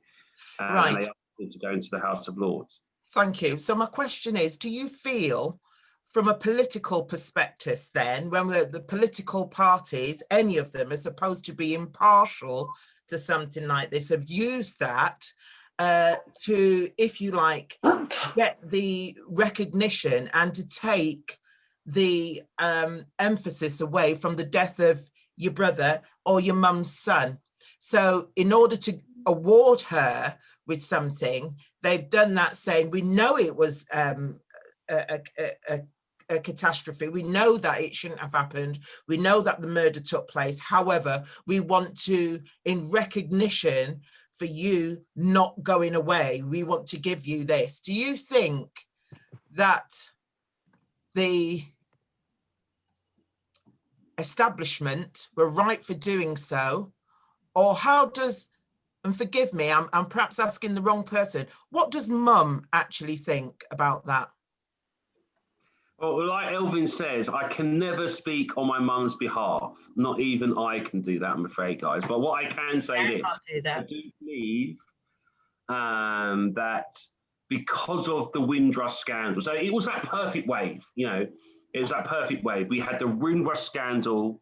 We then had that Stephen's memorial service, and then something else happened as well. There's three things that happened that made 25 years. Yeah, 25 years. The memorial service, it was the Windrush, and there's something else, something come out. I think it was because, yeah, that's right. It was because when Theresa May was Home Secretary, she said something about the Windrush scandal, and then that year she was PM as well. So it was almost like, yes, we got given today because of the mess ups that the government had made, and it was some sort of, you know, because Elvin reminds me of this as well, because we had environment. Sorry? It was a hostile environment. Yes, that's right. The hostile environment. That's right. Yeah, it was hostile environment. So Eddie Murphy was absolutely giving it to them during the. No, Lenny. Yeah, Lenny Henry. Sorry, Lenny Henry was giving it to them during the service. Elvin was reminding us the other day, and it was almost like, what else could they have done? You know, and someone said this the other day as well, like, what other civil rights, an issue that has been given a national day? It just hasn't been done. It hasn't, the establishment doesn't do things like this. So again, yes, I do feel it was a little bit, and I always say to Elvin as well, like, I'm on a mission at the moment to try and do some bits around the things that our young people see. Now, I'm understanding the power of visual and the visual elements of it all, the programs and the cartoons and the stories that we tell through these issues. So this is something that I'm now working into. But all these things like the announcement today are distractions from my mission and my goal. That's all they are. Wow. You know, I'm getting onto, you know, a pathway of beating my drum, and every interview I do, I remind them that, you know what, I still am going to see that guy called Boris. I'm still going to pull him up by his bootstraps and say to him, Boris, what are you doing? What are you doing so that your little son that you just had recently, yeah, when him and my son are knocking around, when they're our road ripe age, what story is he going to tell my son? Is he going to say, oh, my dad was wonderful. Yeah, he changed the whole script yeah, he was in power, and he made sure that equality for black people was something that we just didn't just speak about? Or is he going to be there saying, yeah, my dad bottled it? Yeah, he was in the driving seat, but he didn't know what to do. And I'm hopeful that that story isn't that he bottled it. I'm hopeful that that story, you know, I pretty much know what's going to happen. He's bottling it right now. You know, we all know that anyways. Let's not call nothing else what it is than what it is. We all know that he's bottling it, and, you know, he's just scraping after his own job. But I'm hopeful, because we all got to have a little bit of hope in our lives that he will agree to sit down and have a chat so that I can show him some of the errors of his ways.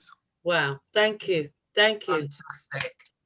Stuart, before Anthony and Carol ask their question, have you sat with any of them, like Priti Patel? Sorry. Priti, no, she's not on my list. They're not even one, really? Okay, let's there's other questions. I've got so much to ask, and I have to say, if I don't say it before, yeah, we are honored that you are on our free talk here in Preston. And one of my questions for later, after Carol and Anthony, and I think this goes for Windrush as well, and this is for both of you, Elvin, and for everybody else in here. Why do you think Black people don't come forward in supporting, what's the word? The actions that you want to do, say for Lecture or for Windrush, and that's for after. Just think about that, and everybody else. Why do you think people still don't come forward? Like we've shared this event, we've shared it everywhere, and you would expect it to be thousands here, thousands, yeah? Because when you talk, so that's just my question, but I know that Carol and Anthony, because I know time's going on, but that's my question. Why do people not want to say something, not come forward, etc.? So Carol first. Carol, she's had her hand up for ages. Carol? Sorry. Okay. I'm there. Yeah. I lived in Thamesmead, and I was a close neighbour of Roland Adams. When he was murdered, the police came to see my then husband and myself, asked us our names and said, oh, you two are not of good character. We had criminal records because we were outside the South African embassy a lot, fighting against apartheid.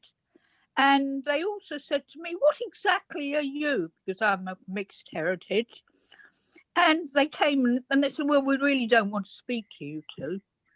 So let's fast forward a little bit. And my marriage had broken up. And I had a burglary.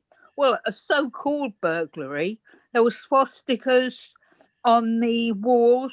There was and nasty graffiti, horrible. And the police came and they said, we've spoken to your neighbours. You have a lot of black people, don't you? So I could come to your flat and I said, black people, white people, they're just people I know. And they said, do you think they excreted on the floors, they put excreta on my walls. Do you think this might be a racist attack? Or is it because you knew Roland Adams? You were involved in that, weren't you? I thought, involved? They didn't even speak to me properly. So I'm just wondering, had this been now, do you think the police would have been worse, the same, or better? See, Carol, that's a good question. And my only thing now to say is it might have been slightly different because we have camera phones now. So there were a number of people at the bus stop who saw what happened. And I do imagine if nowadays that was to happen, a bit like what happened to poor George, someone would want to capture what they saw. It was a lovely boy, Roland. Lovely. Yes, no, we both were speaking about his brother Nathan. Yeah. I bumped into Nathan about 9 months ago at a local supermarket, and I always say to people that we are two people who have similar journeys but different outcomes, and that is no fault of Nathan's, and that wasn't due to anything that I did why we had two different outcomes. But I always are aware that Nathan didn't have it easy. You know, Nathan's outlook of life since losing his brother hasn't been easy, and hasn't had. And again, it could be down to how, and I don't know why. Well, maybe Elvin could shed some light, but I don't know why. Did they find they convicted the people that killed They Roland? convicted, from what I can understand, they convicted one. But I think because Stephen and I, we didn't know Roland well, but we used to we had the same sort of kind of friend group. The thing that I see with you and Nathan, which is similar, is the pain, which is, yeah. When you see Nathan and you see Stuart at a time, if you see them before they see you, and I saw a Nathan in lockdown in Camberwell, it's that pain. When he looks at you, you without saying a word, you know, he's got the scars, you know, and the same, you kind of see it in Stuart as well. And it's not something you can do anything about. But yeah, that's how I kind of see. That's where your similarities are the same. Without saying a word, that pain is there, it's visible. And when you two happen to be in the same room, which hasn't happened in years, without saying a word, you guys know, because you know, regardless of outcomes, that pain of losing a brother is, you know, it's not something that I would wish on anybody to kind of watch coming up. And I watched it with Nathan, and I never thought I'd watch it with Stuart, and watch it with Stuart. So yeah, not good. Thank you. Yeah. Anthony Brown.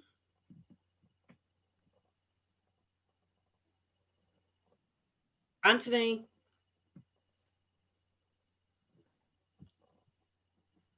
Oh, there you go. Do you want to unmute? Oh, thank you. I just want to say, first of all, what a great honor it is to have you with us this evening, and to pay tribute to your family, and in particular to the work that your mum has been doing over the years, Baroness Doreen Lawrence. I have the utmost respect for her. And then just to draw a few parallels and to ask my question. Now, you mentioned earlier about the way that Nelson Mandela's intervention sort of changed the narrative about what had happened with Stephen. For a while, your family had been campaigning, but no one seemed to be taking much notice. But then suddenly someone from abroad comes into the country, and the establishment can't cope, with the embarrassment that what they are supposedly supporting Mandela about is happening right here in Britain. And I want to draw the parallel between what happened with Windrush, because you also mentioned Windrush, that again, for quite a few years, people had been suffering in terms of being deported, being put in detention, losing their jobs. But then it wasn't until the Commonwealth Heads of Government Summit in 2018 when Commonwealth Caribbean heads of government tackled Theresa May on this issue, that any kind of initiative was taken to start to resolve the problem, where we get Theresa May apologizing and saying that she's going to put forward a scheme and pay compensation. We also see that the great campaigning that your mum did led to the Macpherson report into the police and the charge of institutional racism and the impact that that has had not only on the police but throughout British societies, because with that you had a definition that people could monitor and see what the police are going to do about it and what other organizations are going to do about it. And today we have the Windrush Lessons Learned report. Again, it's something that looks into an institution. I mean, they didn't get charged with institutional racism, but it came pretty close. But there are parallels running right through. Your mum has managed to establish a Stephen Lawrence Day. I mean, you said yourself that doesn't happen, but again, also there's been a Windrush Day. So it seems as if there are things developing there that, because there are common themes that are running through what has been happening in Britain over the years to do with race. And one of the key things that hasn't happened with Windrush, but has happened with the Stephen Lawrence case, is that your mum successfully campaigned for a change in the law, where the double jeopardy rule, the rule that if you've been tried for murder once, you can't be tried again, that was overturned. And so that meant that when fresh evidence came, people were put on trial and 2 people had been sent to prison. Not all the people responsible have been caught, but it's a start. And what we're saying with Windrush is that there ought to be a Windrush Act, because that would build on the work that has happened with regards to institutional racism. Because although we have the information now laid bare, there isn't the impetus to tackle a lot of these disparities that have been shown up. I wanted to also personally thank you and your family because of the Stephen Lawrence Scholarship that has been taken up, or that is being delivered or run by Freshfields Backhouse Derringer. Now, for many people who might not be aware of them, they're one of the largest law firms in the country, one of 6, and they're said to be part of the Magic Circle. But they now each year recruit promising law students to come and see if they could join their firm. And I was fortunate in 2014 to be one of those people that were interviewed to be part of that process. Didn't manage to get in, by the way, but it was good to see that the impact of the work that your mum had been doing was also impacting on Black people around the country. So I just wanted to highlight those things and to recognize that also, because of the work that your mum's been doing, and also getting the recognition in that she now sits in the House of Lords, she's actually making the laws of this country. So although none of this will ever, make up for the loss of a child or a brother, I'd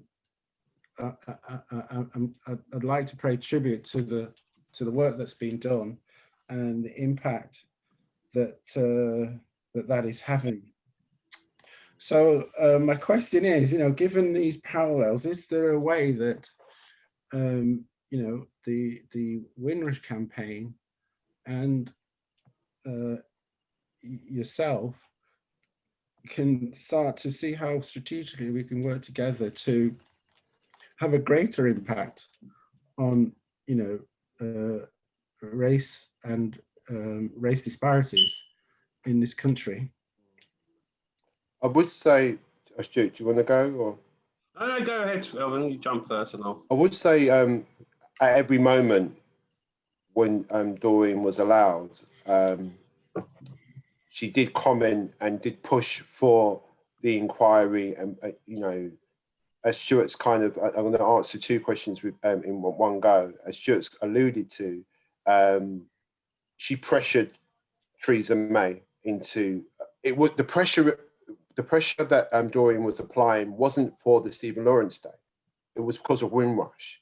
She was saying that this is not gonna fly. You're not gonna come to the memorial, pat yourself on the back that you've done a good job and you're recognizing what we've done until you deal with this. What are you going to do?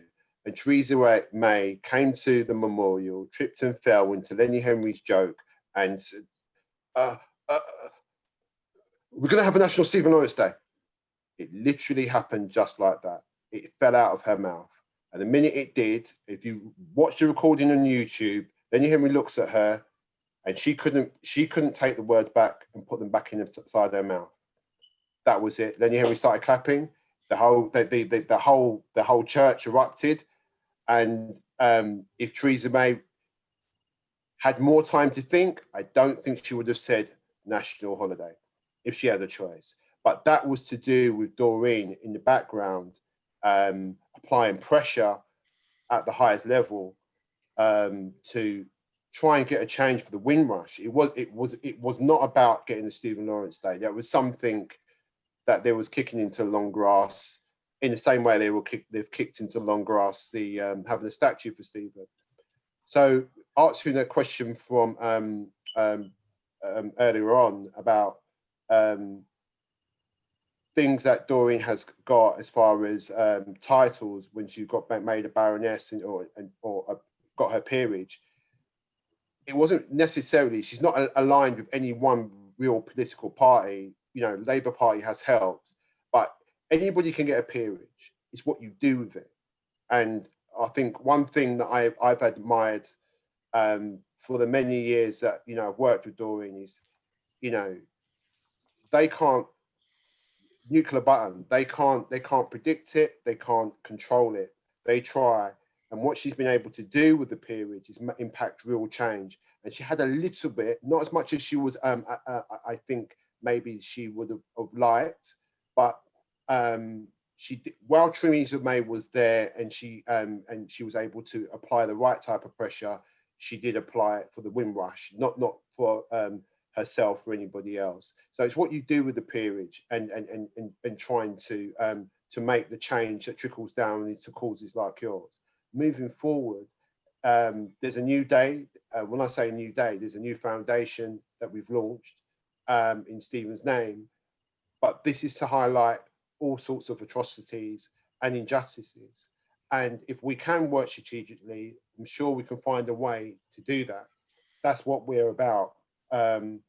Increasing awareness of inequality so it doesn't impact so many people. And the more we have these conversations, and not even at our age, the younger generation have these conversations, it will get better. I hope it gets better in my lifetime. I doubt it, but it will get better. But to answer your specific question, as a steering group member and one of the founders of the foundation, I don't see why that would be an issue. I mean, Doreen, in speaking to her, who's watching, and they're watching her to see. I'm not sure if has the Windrush report actually been published yet?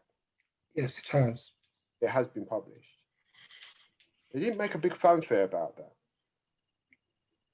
Yeah, it was announced in the House of Commons on March the 19th. No, not that. There was supposed to be another one that was happening. Oh no, the next one is going to be in 12 months' time. Right. Okay. Okay. But they have published how they will respond, but and there Yeah. wasn't much of a fanfare made about that. You're correct, but Yeah. The next review is in 12 months. I don't know how these necessarily in the halls of power how it goes, but I hope that the right people in the room who have got that have got your voices at the heart of what they're doing. It's something that I know on our side. I think Doreen made herself available. It didn't happen. But I hope that you as you search for answers, you've got the right people answering the right questions. But she's a champion of your cause. So if there's a way, I'm sure we can look at it and we can make it happen, because it's still happening. That's the sick joke about it. It's not like there was an inquiry, there was some findings, there was some lessons learned. People got slapped around the wrists, but as you said, nobody got that institutional racism wasn't found to be at the root cause, and it was, and but nobody's really paid a price for it, you know, at all. Somebody lost their job, but then I'm no doubt they'll be in cabinet in the near future. The answer is yes. I think we can work. Wow, thank you. Wow. Do you know, it's absolutely amazing, and it's interesting, isn't it? I don't mind. No, I'm not going to make no bones about it. I'm 57. I want to know. I'd like to know. One of my questions is, Stuart and Elvin, how old are you now? I'm 16 still. I like that. I said I'm 16 still. 16. 16. I'm 16. No, I really wanted to know how old you are. I'm a granddad. No, Elvis is a granddad. I am though. No, for real. I'm 42 or 43. I can't remember. Wow. No. Also, I'm 45 or 40. Am I 45, Stu? 45, 46. No, I'm 45. That's when you know you reach big age, when you can't remember how old you are. Just wanted to say that. Keep it multi-choice, Stuart. Keep it multi-choice. I say to people all the time, you have an age in your head where something happens or you make a decision, and then that's the age you get stuck in. And for me, mine is 16. So okay. Well, you remind me of so many people that I've known throughout my life. The reason why I asked, again, it was a huge story. I live in Preston, way, way, way from where you are, but I was in London at the time, right? I have a son of 35. I have a daughter of 22. I have another son of 20 years old. What I'm trying to say is, to have you on here right now is an honor. And I mean it. And I'm not just saying that, a big, massive honor. Because not only did your family impact so many people. And then I remember Joan saying, but Glenda, and she was worrying. I've got to say, big up to Joan, because she's amazing. Joan is absolutely amazing. And Julia. Excuse me, we didn't get to introduce Julia because them two were supposed to do something after tonight. And I think we've decided to postpone and put it on to next week. But since you see, I didn't know anything about Windrush up until last year. But to have you guys here tonight, and please relay this back to you and convey it back to your mum and to all your family in London or wherever you are. But to have you here tonight and to share where you're coming from and who you are is absolutely amazing, and an honor and an opportunity.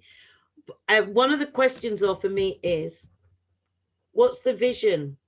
Because we'd like to help you and to get all these that are in here. We've got we had nearly 40 odd people, because it's about getting the message out, not just for Windrush, but for Stephen Lawrence, not just for Stephen Lawrence, but for every single person that feels and fighting injustice.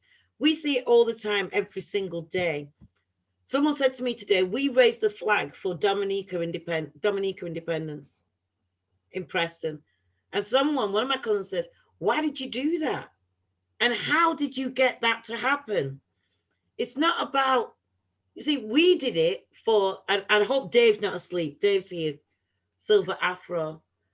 We did it for our parents who came here to recognize and remember that we're here. So I want to know what yours is. You know, what is it you want? What is it you dream? We don't know where that picture came from. I don't know where that picture. Joan. What is it you'd like? Because I know what we want, you know, Windrush, and many people want different things, but I'd like to know from you, because really what really winds me up sometimes is a lot of people don't get it. They don't get you. They don't get Stephen Lawrence. They don't get it. Many people say, oh, why did they just let it go? You know, do you know what I'm saying? So I'd just like to hear that from you. So the first thing is, I'd say having a child, you know, when Theo, who's my son, when I had Theo and I saw him for the first time, and I looked at him and he looked back at me, I then had another level of realization what my mum went through.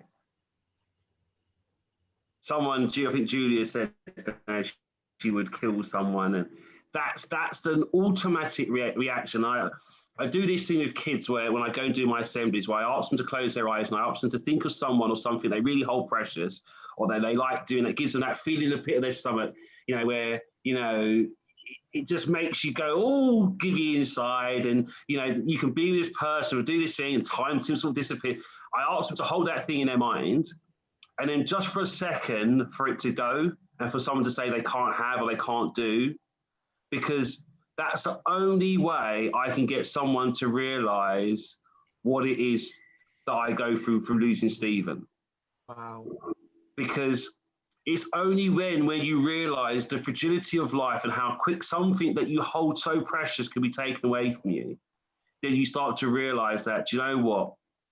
As I tell all the kids all the time, the day that we have here today, this time that we've all had together, we will not have it again. Doesn't matter how much money you have in the world, you cannot press pause and then rewind the time, or press pause and go forward in time. No one has the power to do that. So therefore, while we have this moment here in time now, make the most of it. Yeah, be nice to someone. Just you know, appreciate that everyone, no matter how big or small that or different that story is, everyone has their own personal journey. Everyone has their own ups and downs through life that, you know, makes them the individuals that they are. And in understanding, in listening and sharing in those interactions, that's what life's about. That's what life's about. It's no more than that. And when you look at life as those sort of interactions and those times that we spend together, you then realize that it's precious. Every moment that we have is precious. And when you look at life like that, what do you need? You don't need nothing else. I don't need nothing else. So my thing to ask for would be to say, and I think this is answering your question as well, I think we just need to be better organized in the things that we do. That's all we need to do. Just a little bit more better awareness, just a little bit more understanding of talking and sharing. Like, this group is a beautiful group. Like, I hope you come back. I've got it. Sorry to interrupt. I hope you come back, because you look like a brother, right? I've got to say that. And ELVIN, you look like a.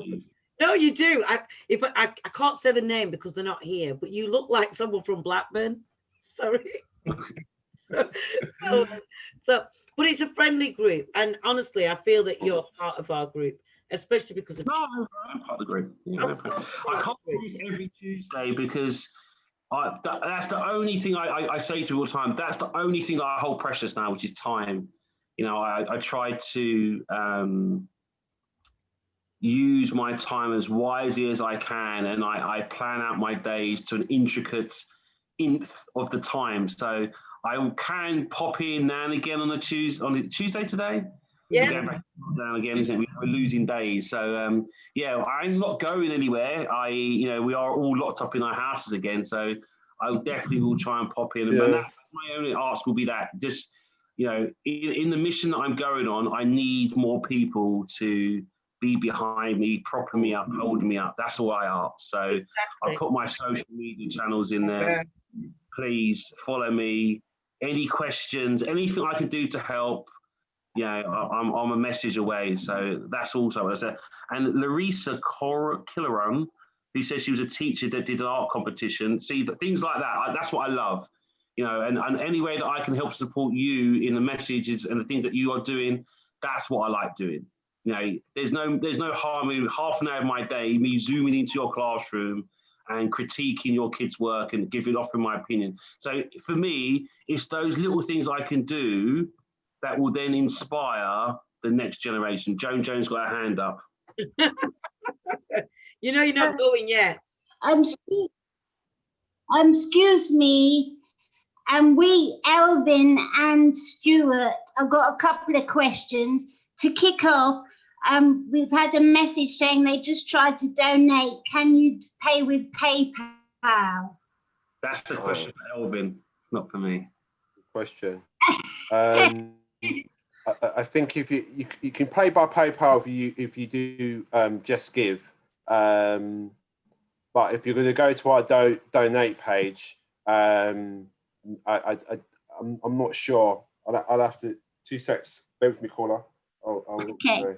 So I always look like I'm grinning. It's because I'm pathologically depressed and pretend to be happy. So excuse the smiling. It's called the Clown Patrol. And it's all part of the mask. And the other thing was, as Glenda and everybody else was saying, if you see the chat, we really appreciate you sharing, but we're well aware that sharing can also be a little bit traumatizing. So we understand if this causes any difficulty. I just wanted to say that because sometimes there's an ugly greed when something horrible happens, and we're just acknowledging that we understand that you're sharing something very deep, innit? Yeah, no, I appreciate that. And I have a good network of people that I can tap into, and I have a great, Elvin will dedicate and test to this, I have a great meditation process that I go through that allows me to come and speak to you guys. So thank you for thinking about that. That's something that, again, we need to be mindful of. And this is something that, especially for our young people, we are getting more aware and understanding that. Someone said it the other day that the mental health is as important as your physical health. And it's only now that we are getting better of understanding that, because we live in a generation of beforehand of, if we can't see something and someone's telling us something, then we're quite easy and available to say, no, that is not true. And then again, it goes back to that thing where if someone says they're going through something, then we should all take our time to listen and to hear and to be understanding that if someone from our community is suffering, that suffering isn't in isolation. And just because we don't understand, I had a head of department once who said to me, I can't quite understand this depressing thing, Stuart, that you say you're depressed. Don't understand that. So does it come and go? Does it good? And it's just, I just don't understand. And that's because he had never been through anything traumatic in his precious little life that he had. So therefore, for someone else that had been through something, for the understanding that today I was okay and tomorrow I'm not, you couldn't quite compute that. So therefore, it almost like he was questioning, is that possible? Yeah,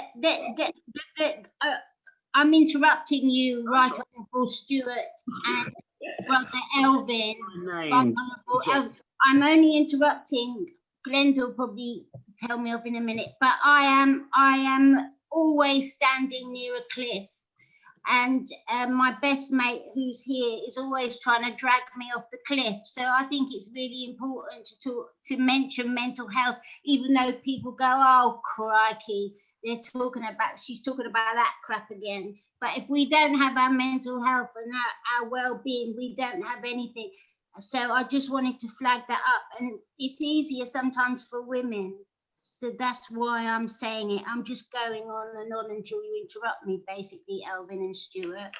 Yeah, no, I think it's valid and it's healthy to kind of talk about these things. Yeah, you know, some of the things that the trauma that's been experienced by some of the guys in the Windrush journey. I was just looking into something quickly. Doreen was on the select committee, the original select committee for the Windrush. Before the inquiry was done. So I suppose in a small way, the Doreen had done something. But in ways to kind of support, as Stuart amplifies our message as a foundation, be it he's making small appearances, assemblies, schools, Zooms, TV, or what have you. And you know, together with his mum, they do the hard work in the background. But if you wanted to support the foundation, I know many of you are trying to do at the same time, feel free to, you know, follow us on Instagram, follow Stuart. But I would say at the moment, our most agile kind of amplifier of our message to kind of cut through is Stuart. And obviously Doreen is someone that we don't want to spread thin as far as there's especially this month with things that are happening with COVID, this investigation into police corruption. It's quite easy for any one individual to get spread thin. So you know, as most sons do, I'm sure, you know, Stuart's picking up the, you know, the heavy load and is here to speak to you guys, and I kind of help out in the background. He's washing Coronation Street at the moment. Is it? No, but then they supported us though. I actually missed my football tonight. So the football. Really? Yeah, the football had just come on, the highlights. So I do apologise. It did get my attention. So I'm back with you now. So I apologise. No, don't apologise. I'm joking. Carry on, Elvin. Yeah, but that's the main thing. I mean, the Day Foundation is to create a social awareness about diversity within our society, to try and build a better society, but from the ground up. So working with kids, you know, I can't remember who the gentleman was who was speaking about the Freshfield thing. I was, well, both me and Stuart started that with Freshfield, and we're going to be taking it on and spreading it out to different sectors. So since we're talking about football, there's a life for anyone in football. It doesn't need to be on the pitch. It can be as a caterer, as a groundsman. It could be as a marketeer. It can be as a brand consultant. It can be as a diversity and inclusion consultant.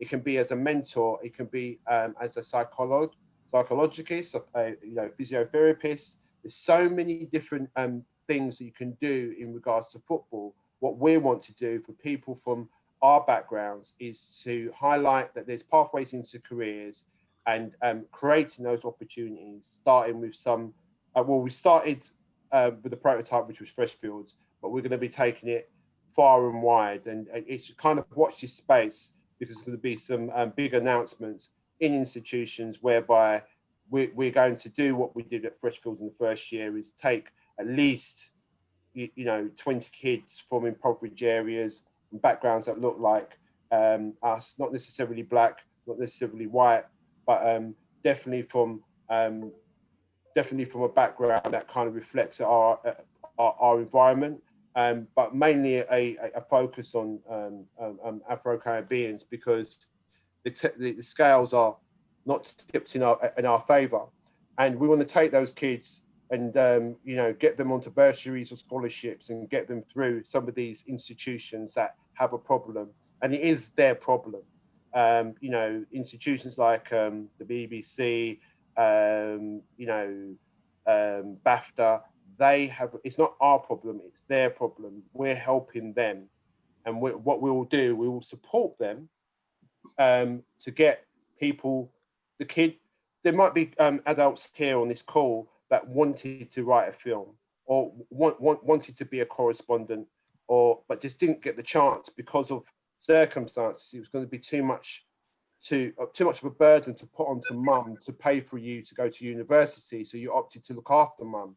The personal circumstances that at home when you're young that may prevent you from fulfilling your dream, we want to make sure that the financial burden is not a burden on the family. So when a child's making that life decision to go to university, they're thinking, okay, I'm going to do this, and it's not going to affect mum.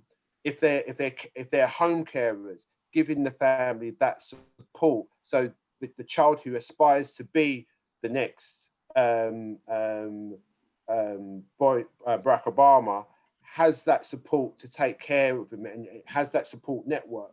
And there's going to be kids that are not going to be ready. There are going to be kids that are not mentally ready. They're going to be kids that are just not being able to shake the perils that we all kind of, as young black men, we go through, coming from the areas that we come from. But that doesn't mean we're going to turn away from them. We're going to make sure that we've got a support network so we can guide them to the right places to get to support, so they are ready next year and come again, and we'll still be there to support them to get onto a bursary that will hopefully get them to fulfill their life career dream. So that's really what we want to do at the first instance, and then just create awareness about what's happened with the family, the fight for justice, the fact that every single person in this call, black, white, brown, or yellow, was impacted, because if your loved ones are killed by somebody unjustly, that the double jeopardy law has changed and you can get justice at some point. Just creating that awareness and giving young people the tools to aspire to be great citizens, and make the best choices for them, not the choices that they have to make because they don't have the role models to aspire to, because all they see is poverty. If you understand what I mean. So those are the type of things that we kind of want to focus on. But we can give you more information if you really want to get involved and support. And please, with your calls, please share the information that you've got and the direction of travel that you want to go with, what you want to do. Maybe we can see there's some alignment that we can amplify your voice for using our platform. Fantastic, and thank you so much. We had an honour, besides yourselves, Elvin and Stuart. I had my sister from Be Positive Quiet, which I said before. So she put a post in earlier, and I don't know if she's still here. If you don't mind, I'd like to play it before we close and summarise. Is that all right? Because I know it's tired and it's late. Is that all right if I share this song? It's a great song. And he listened to Sam do his jokes. Before that, yes, but I'd just like to, I'm going to share the screen. I hope you can hear it. Where's share? Oh, there it is. Sorry. So bear with me. Oh gosh, where is it? Oh gosh, 1 second, sorry. So it's ready. So hopefully you should hear it coming on.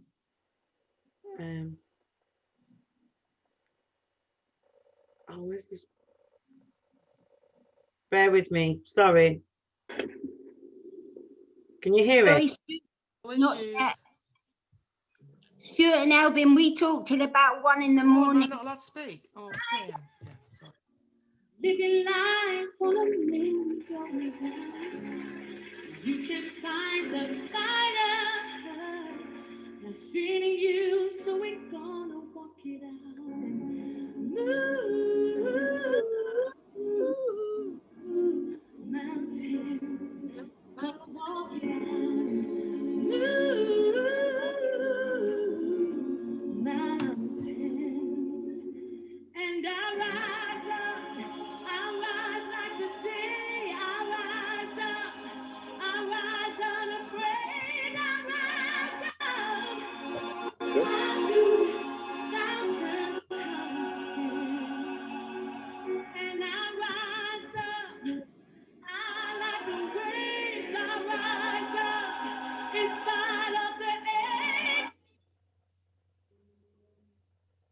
gone.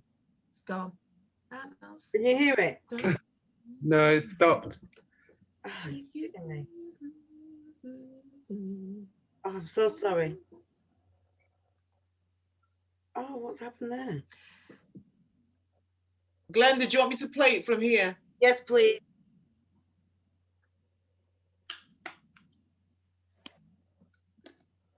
Thank you. Sorry about that. You're going to have to give me the permission. Make me a host. Oh, you're a host, my dear sister.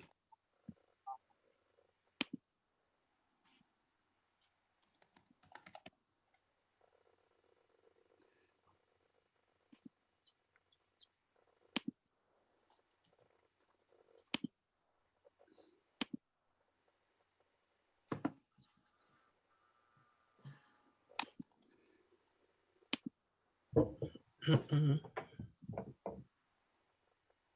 know why it's not. You okay? Nice to meet you all. So what's the name? That's obviously a choir, right? Oh, yes. We are B positive choir. Yep. That's my blood group. Who put the choir together? So this is put together by the NHS Blood and Transplant. The NHS Blood and Transplants wants to get the message, everybody give blood. That's what we're about. Campaigning. Yeah. Well said. Okay, good. I just want to know what binds all of you together. We suffer from an illness called sickle cell, or we have loved ones that have sickle cell. So it is a very horrible illness, which is why we're here to spread the message that we do need blood to help us live normal lives. Got it. All right, good luck, guys.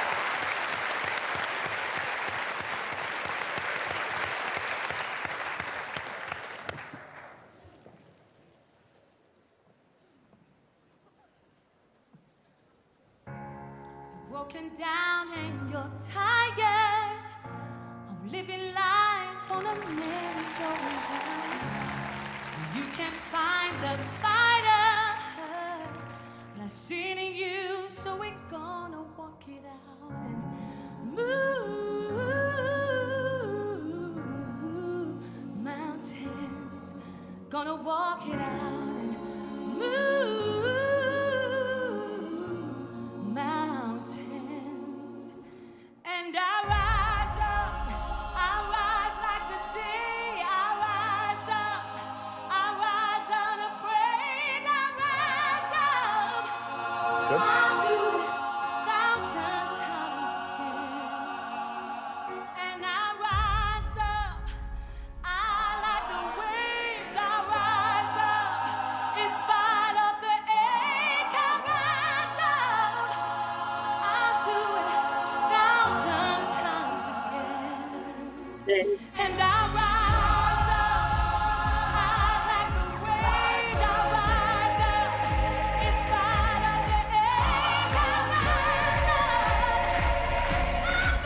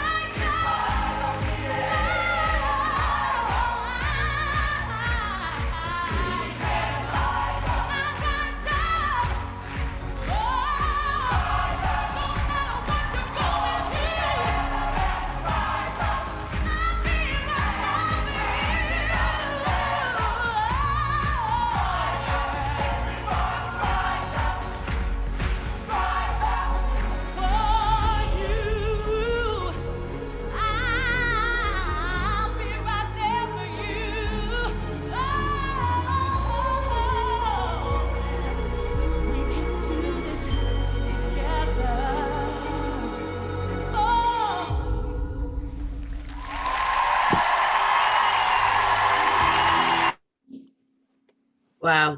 Gets me every time. Gets me every single time. So that's our song. I know that's our song for Windrush. So I hope you enjoyed that. It's been a great evening. As always, we will summarize. I know you can't stay too long. I don't know who to start with first, but I'm going to start with Zena, my sister. just to summarize briefly, we'll try and get through to everybody and wind up because this usually goes on for quite a while. But Zena, do you want to summarize? This is your first time to Free Talk. Are you there? Yeah, I'm here. What can I say? It's difficult sometimes to put into words or to add to the pain that people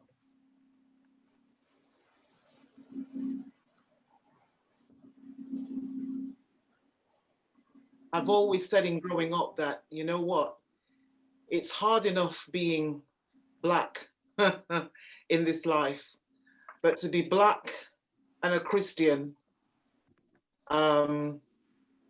it's even more harder. And I'm just grateful that there is more to life than just pain and hurt and wickedness. And my hope is that people will realize that there's something much higher and bigger that sees everything. And my hope is that this is not something that will hold us stagnant in pain, but it will move us forward into creating something positive for those that are coming behind us. Because one of the things that as young children, they need something positive. They need something positive to be born out of this pain. And I'm saying this because it took pain for each one of us to be born. So I'm praying and hoping that something good can be born out of this. So I look forward to what comes from this, Stuart and Elvin and everybody else. And that as young people coming behind us, that they can experience something a lot better than what we did. Thank you. Wow. Thank you, Zena. Wow. Thank you. Fiona. Fiona Frank, are you still there? I am. Hi, Fiona. How would you like to start this evening? She's in the bathroom. It's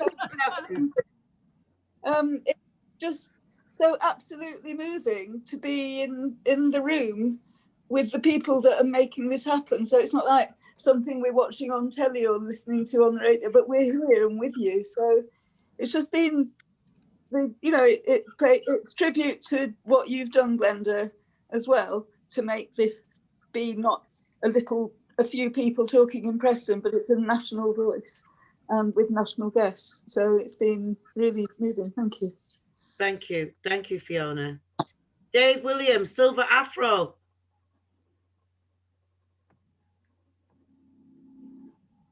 Unmute yourself, Dave.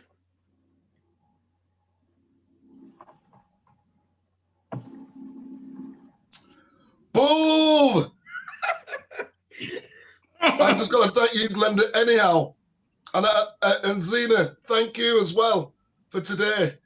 I'm Dave Williams, Silver Afro Boom! Silver Afro TV, live and direct. Giving it today. Dominican Independence Day today. It went down a treat. Beautiful singing by Zena.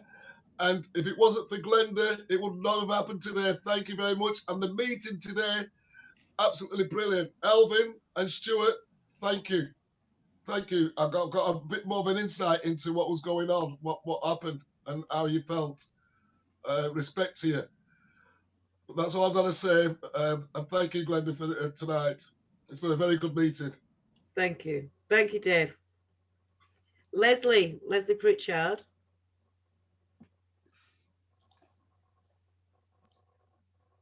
Yeah, thank you, Glenda. Thanks very much to Stuart and Elvin. I just feel really honoured to have been able to listen to you both.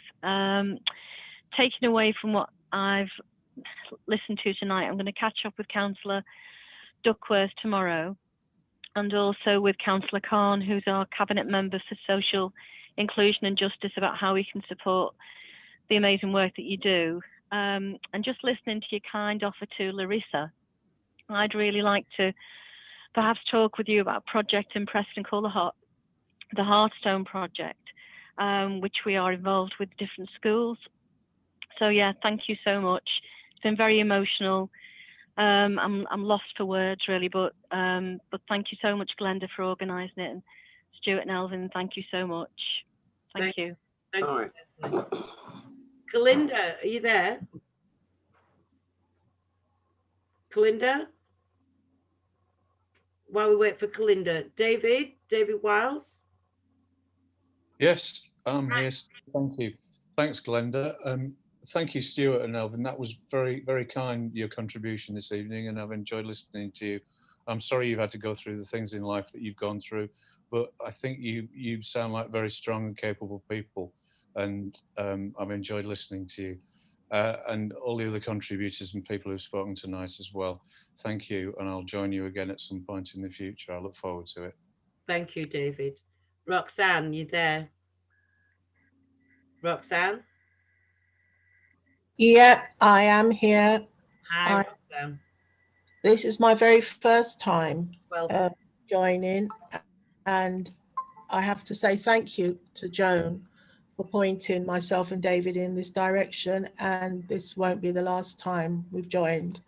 And it's been a very emotional evening, as you can hear. Thank you very much. Thank you, Roxanne. Thank you and welcome, and I hope to see you again soon. Dolores. Dolores, are you there? Hello, Glenda, I'm here. Hi, Lovey. How would you like to summarise this evening? Well, first of all, I'd like to thank you for inviting me, Glenda. It's really kind of you, and I'm delighted to be a part of this group. The speakers were just amazing, and I think, as the last person said, very emotional and very insightful. But it's also been quite energising because, as you say, we know that we have a lot of work to do.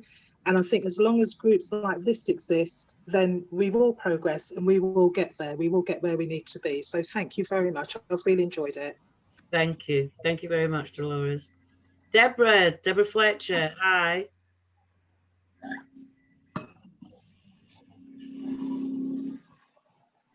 Deborah, can you hear me?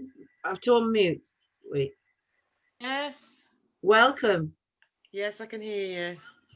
Thank you, sis. Oh, I thought, do you know what? Right. Oh, sorry. I'm sorry I came in at the last minute. No, it's my sister. Sorry? Oh my God. I thought so. Good to see it. We had to catch up. All right. Oh, okay. Well, I came in a little bit early, so I only caught the back end of it, and it seems interesting, and I'm really sorry that I missed it, but I did see the invite and I just didn't, well, I just looked at it from Zena and I just thought it was a family thing. I'm here, so it has been really interesting. Sorry, I'm reading the chat as well. But yeah, I'd like to do it again. My husband's here, he's been listening as well, so you can't see him at the minute because he's like way down there. But yeah, it's interesting, so I'd like to yeah, definitely come again. Brilliant. Put your email in the chat suite. I did do. Brilliant. We'll be in touch. All right. Thank you so much. Thank you. All right, I texted you as well, so. Wonderful, wonderful. Okay. Debbie Allen, you all right there, Debbie?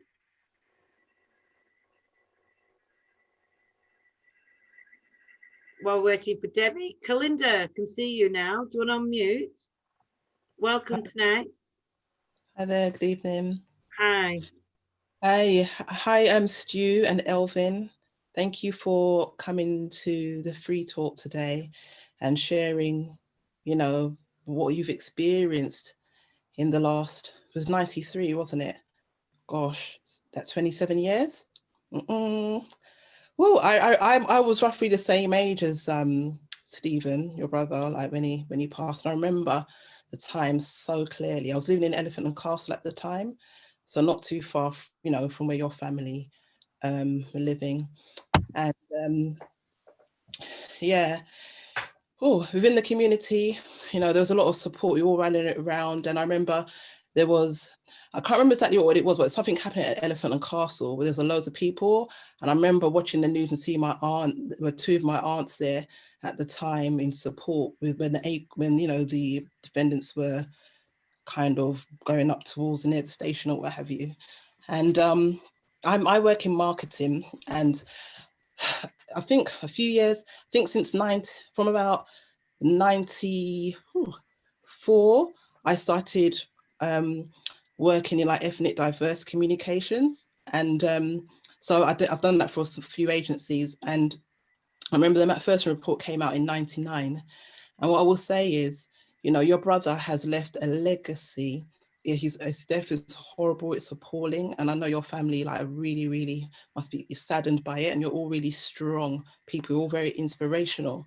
But he has left a legacy of something great. And although you might not see justices, you know, you might still see some injustices, it's a great thing that's been started. And although we don't always see positive outcomes from the recommendations of the report, it's constantly, people are constantly campaigning, you know, for some of those recommendations to be instilled within organizations.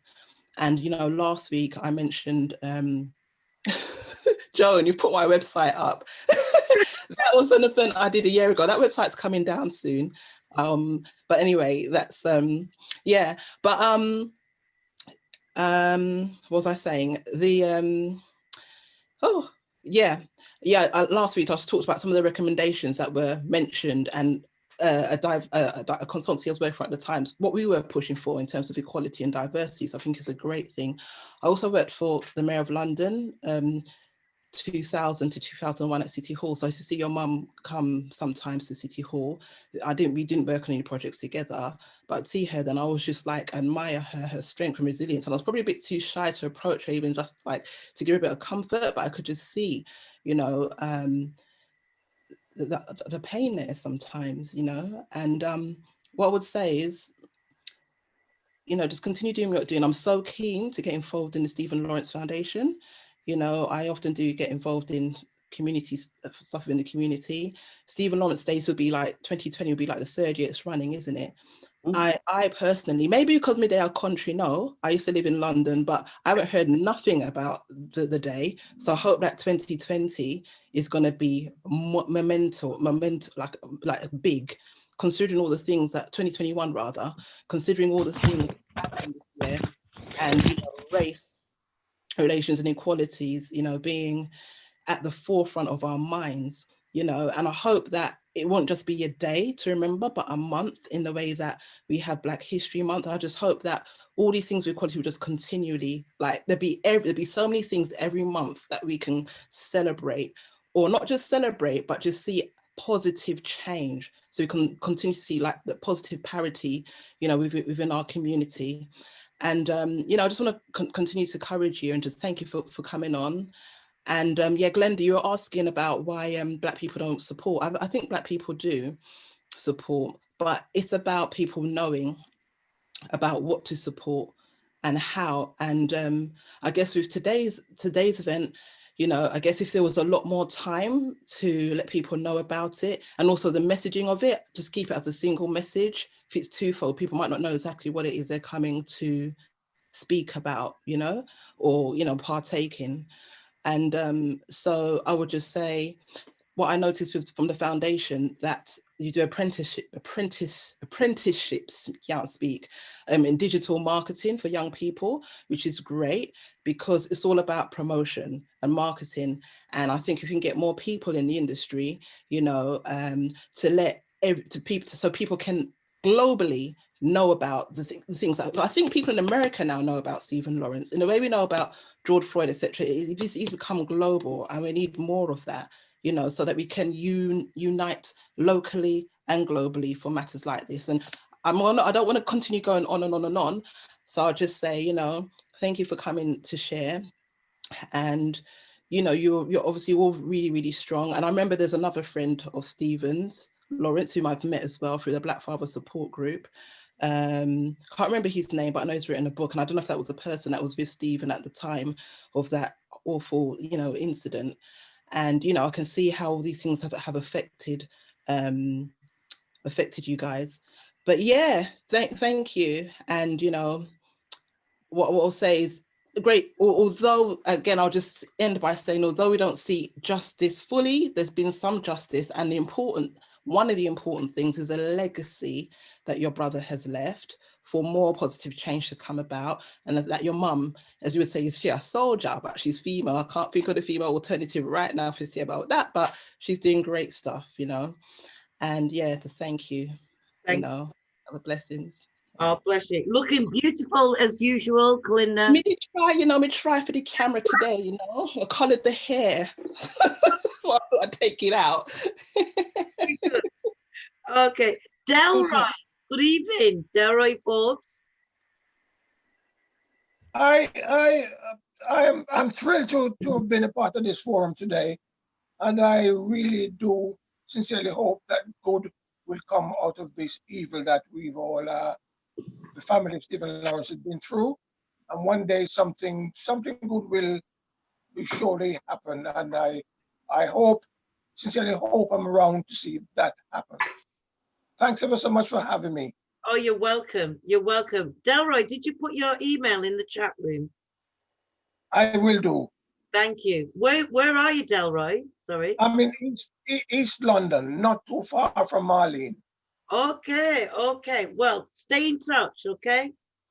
I will most certainly do. Fantastic. Thank you. Alison Malak, you still here with us? Alison?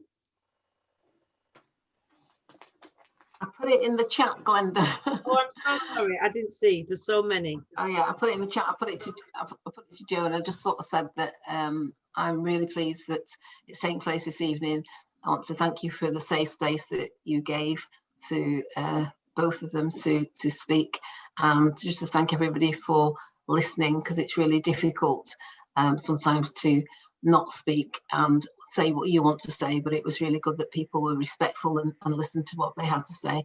I'd like them to come into my school, and I'd also like them to come up to the Northwest and go into a whole range of schools. But I'd also like to donate. And like I say, I was the one that's trying to use PayPal this evening. So if there's a way of doing that, that would be great. But really well structured and organised. And thank you very much. It made me reflect. Thank you. Thank you. Thank you, Alison. Alison, PayPal is working. If you give it another go, I'm okay, sure it'll go through. I'll do it now. Thank you. Thank you. Thank you.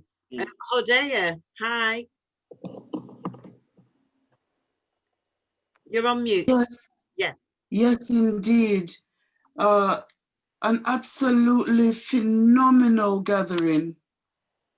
Greatly appreciated. I want to say kudos to the young men who have been so bold, so courageous over the years. And I do remember, you know, your mother, Doreen, and your father in the early days when this dreadful incident happened, because, you know, they used to come to meetings and they were well supported at the African Caribbean Leadership Council and all over. You know, I had no idea, unfortunately, that the young men had gone through all this dreadful times with the police. Until now, I didn't realize that it was so bad. And I'm so proud of you young men to see that you have grown and have overcome. It can never be forgotten. It will always be in everyone's memory. And the thing is, you look so much alike, you know, so much alike.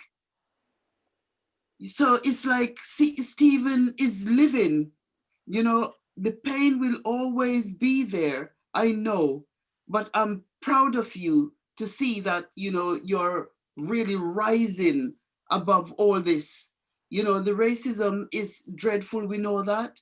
Sadly, it hasn't gotten any better, all right? But you know something? We have to free our minds. You know, we have a lot of questions to ask ourselves. We are here, all right? We know our parents, you know, from the Windrush generation built this country. We know all of that. We have a lot to be thinking of. And, you know, I'm sorry to say, but we are in such a serious period, all of us, you know, with what this government, not just this government, I'm talking about the global governments, right, with this planned scamdemic, because, you know, things are bad, but what they have planned for us, it's almost unimaginable, okay? So, you know, we are going to need each other to get through all of this. And as I said, my heart, my entire being goes out to these young men. And of course, you know, Doreen, what should I say? Dame Doreen, you know, really, what a powerhouse she is.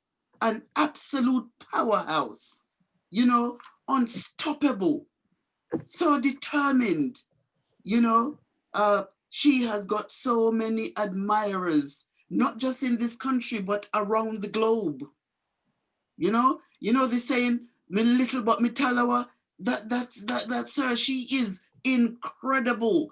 What a great example, you know, she has set for us to follow. It's hard, you know. So, young man, your mother, awesome. Your father, right? So we are with you, okay?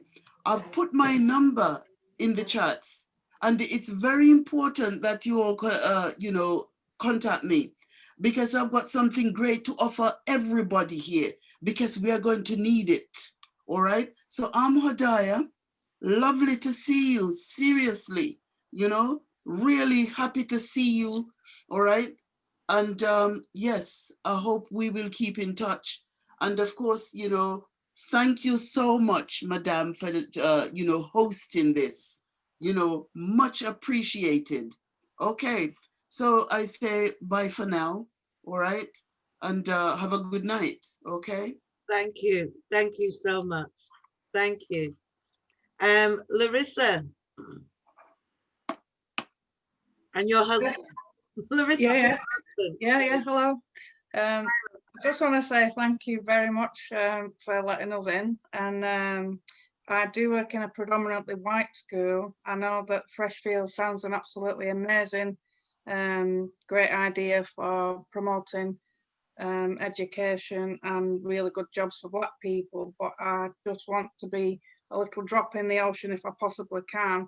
And how can we move forward for these bigoted parents who are voicing their racial views on their children, and then their children are now, because we're trying our best to promote you and Black people and your cultures, because I come from a Ukrainian background, my husband's from an Irish background, so we know some of the troubles that you've gone through, despite not being the same colour as you.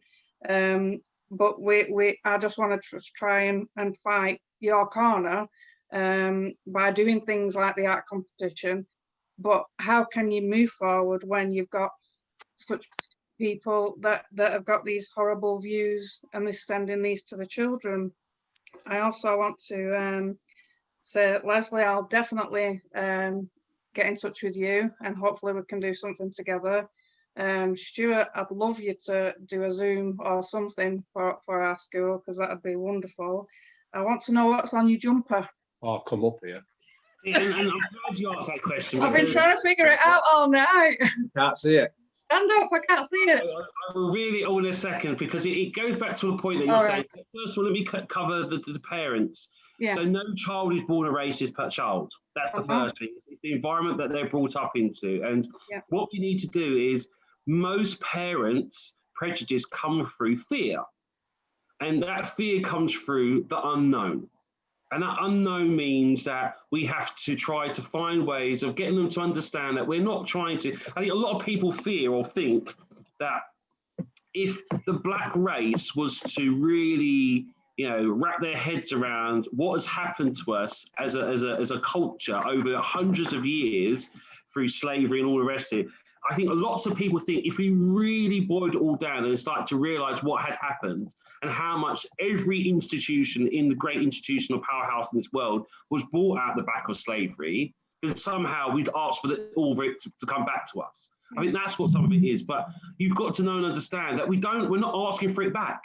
We're just asking now that they understand our contributions to that great wealth.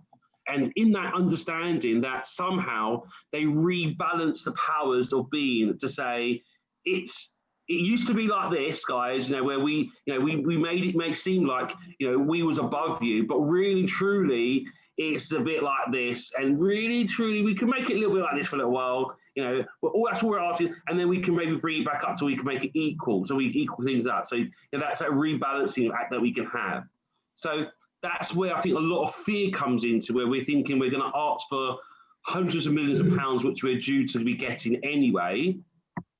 But in not asking for the money back, what they could do is, just as I said, equality, true equality, where it doesn't matter what you look like, doesn't matter where you come from, as long as you're a good, decent person and you want to contribute to this thing called life, then you can contribute. And wherever high you want to get up into that echelons of life, then again, that ladder isn't seen as a slippery rope and, only lets a few people up.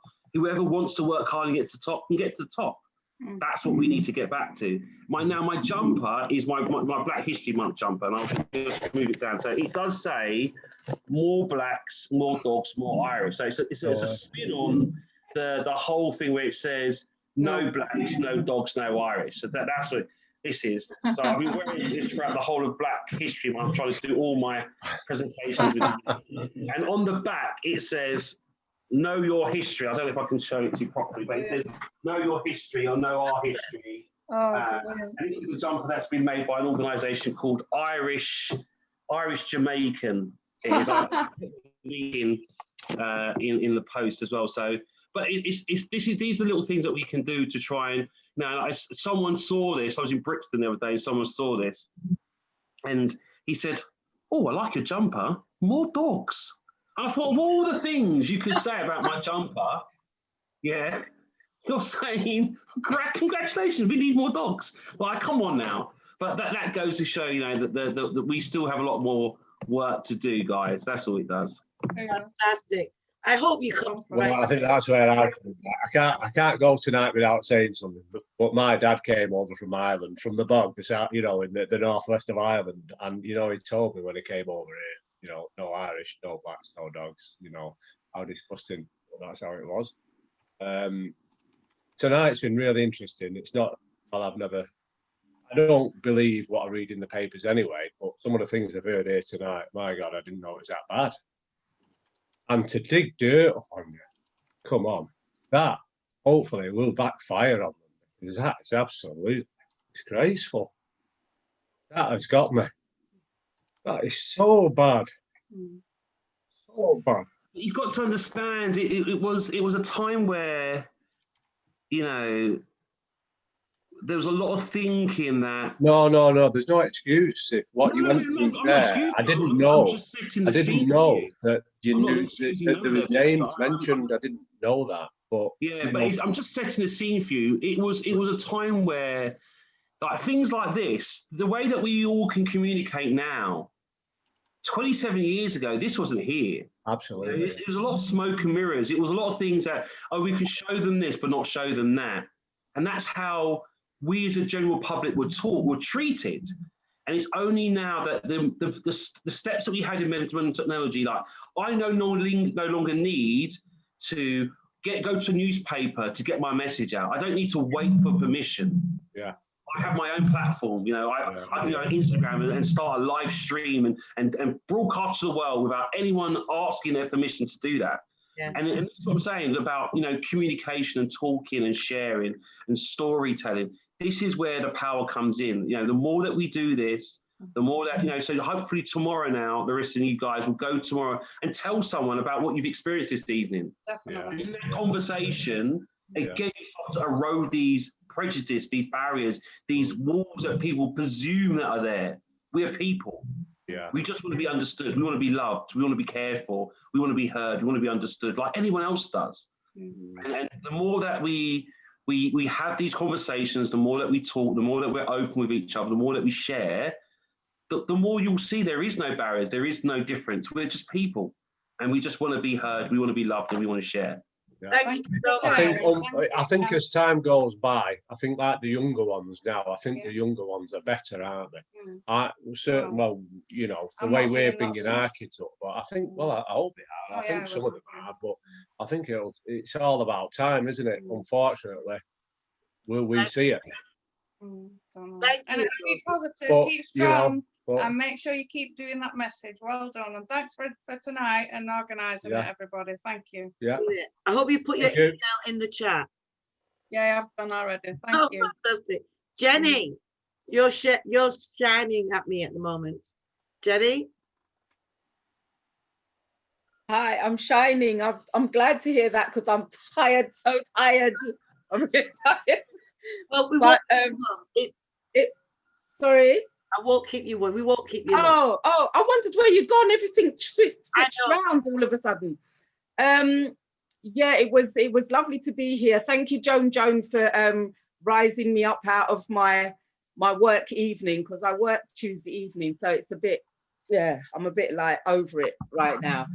Stuart, lovely to see you. So lovely to see you again. Elvin, I can't see you now, but it was lovely to see you when I did. Glenda, thank you for putting this on and for everyone's contributions. I did want to add really quickly, I kind of put a question in the chat. I was asking about therapeutic support for people that experience traumatic events in their lives. And you know, I do therapy and I'm particularly specialized around trauma therapy. And so I have in the past kind of made an offer to Preston Windrush to kind of maybe do some work around it. And I sent an email, but I'm not sure where it went to because I didn't get a reply. So maybe I sent it up maybe to the stratosphere. That's making me rise. I will check that. So we'll check that, Jenny. Okay, it was a while ago. It was after, I think you did a presentation to, was it the Solidarity meeting? I can't remember. Brother Glenroy, can you remember? Because I'm also therapy. Yes, it was the one that Julia and Sam were, and you made the offer. Yeah.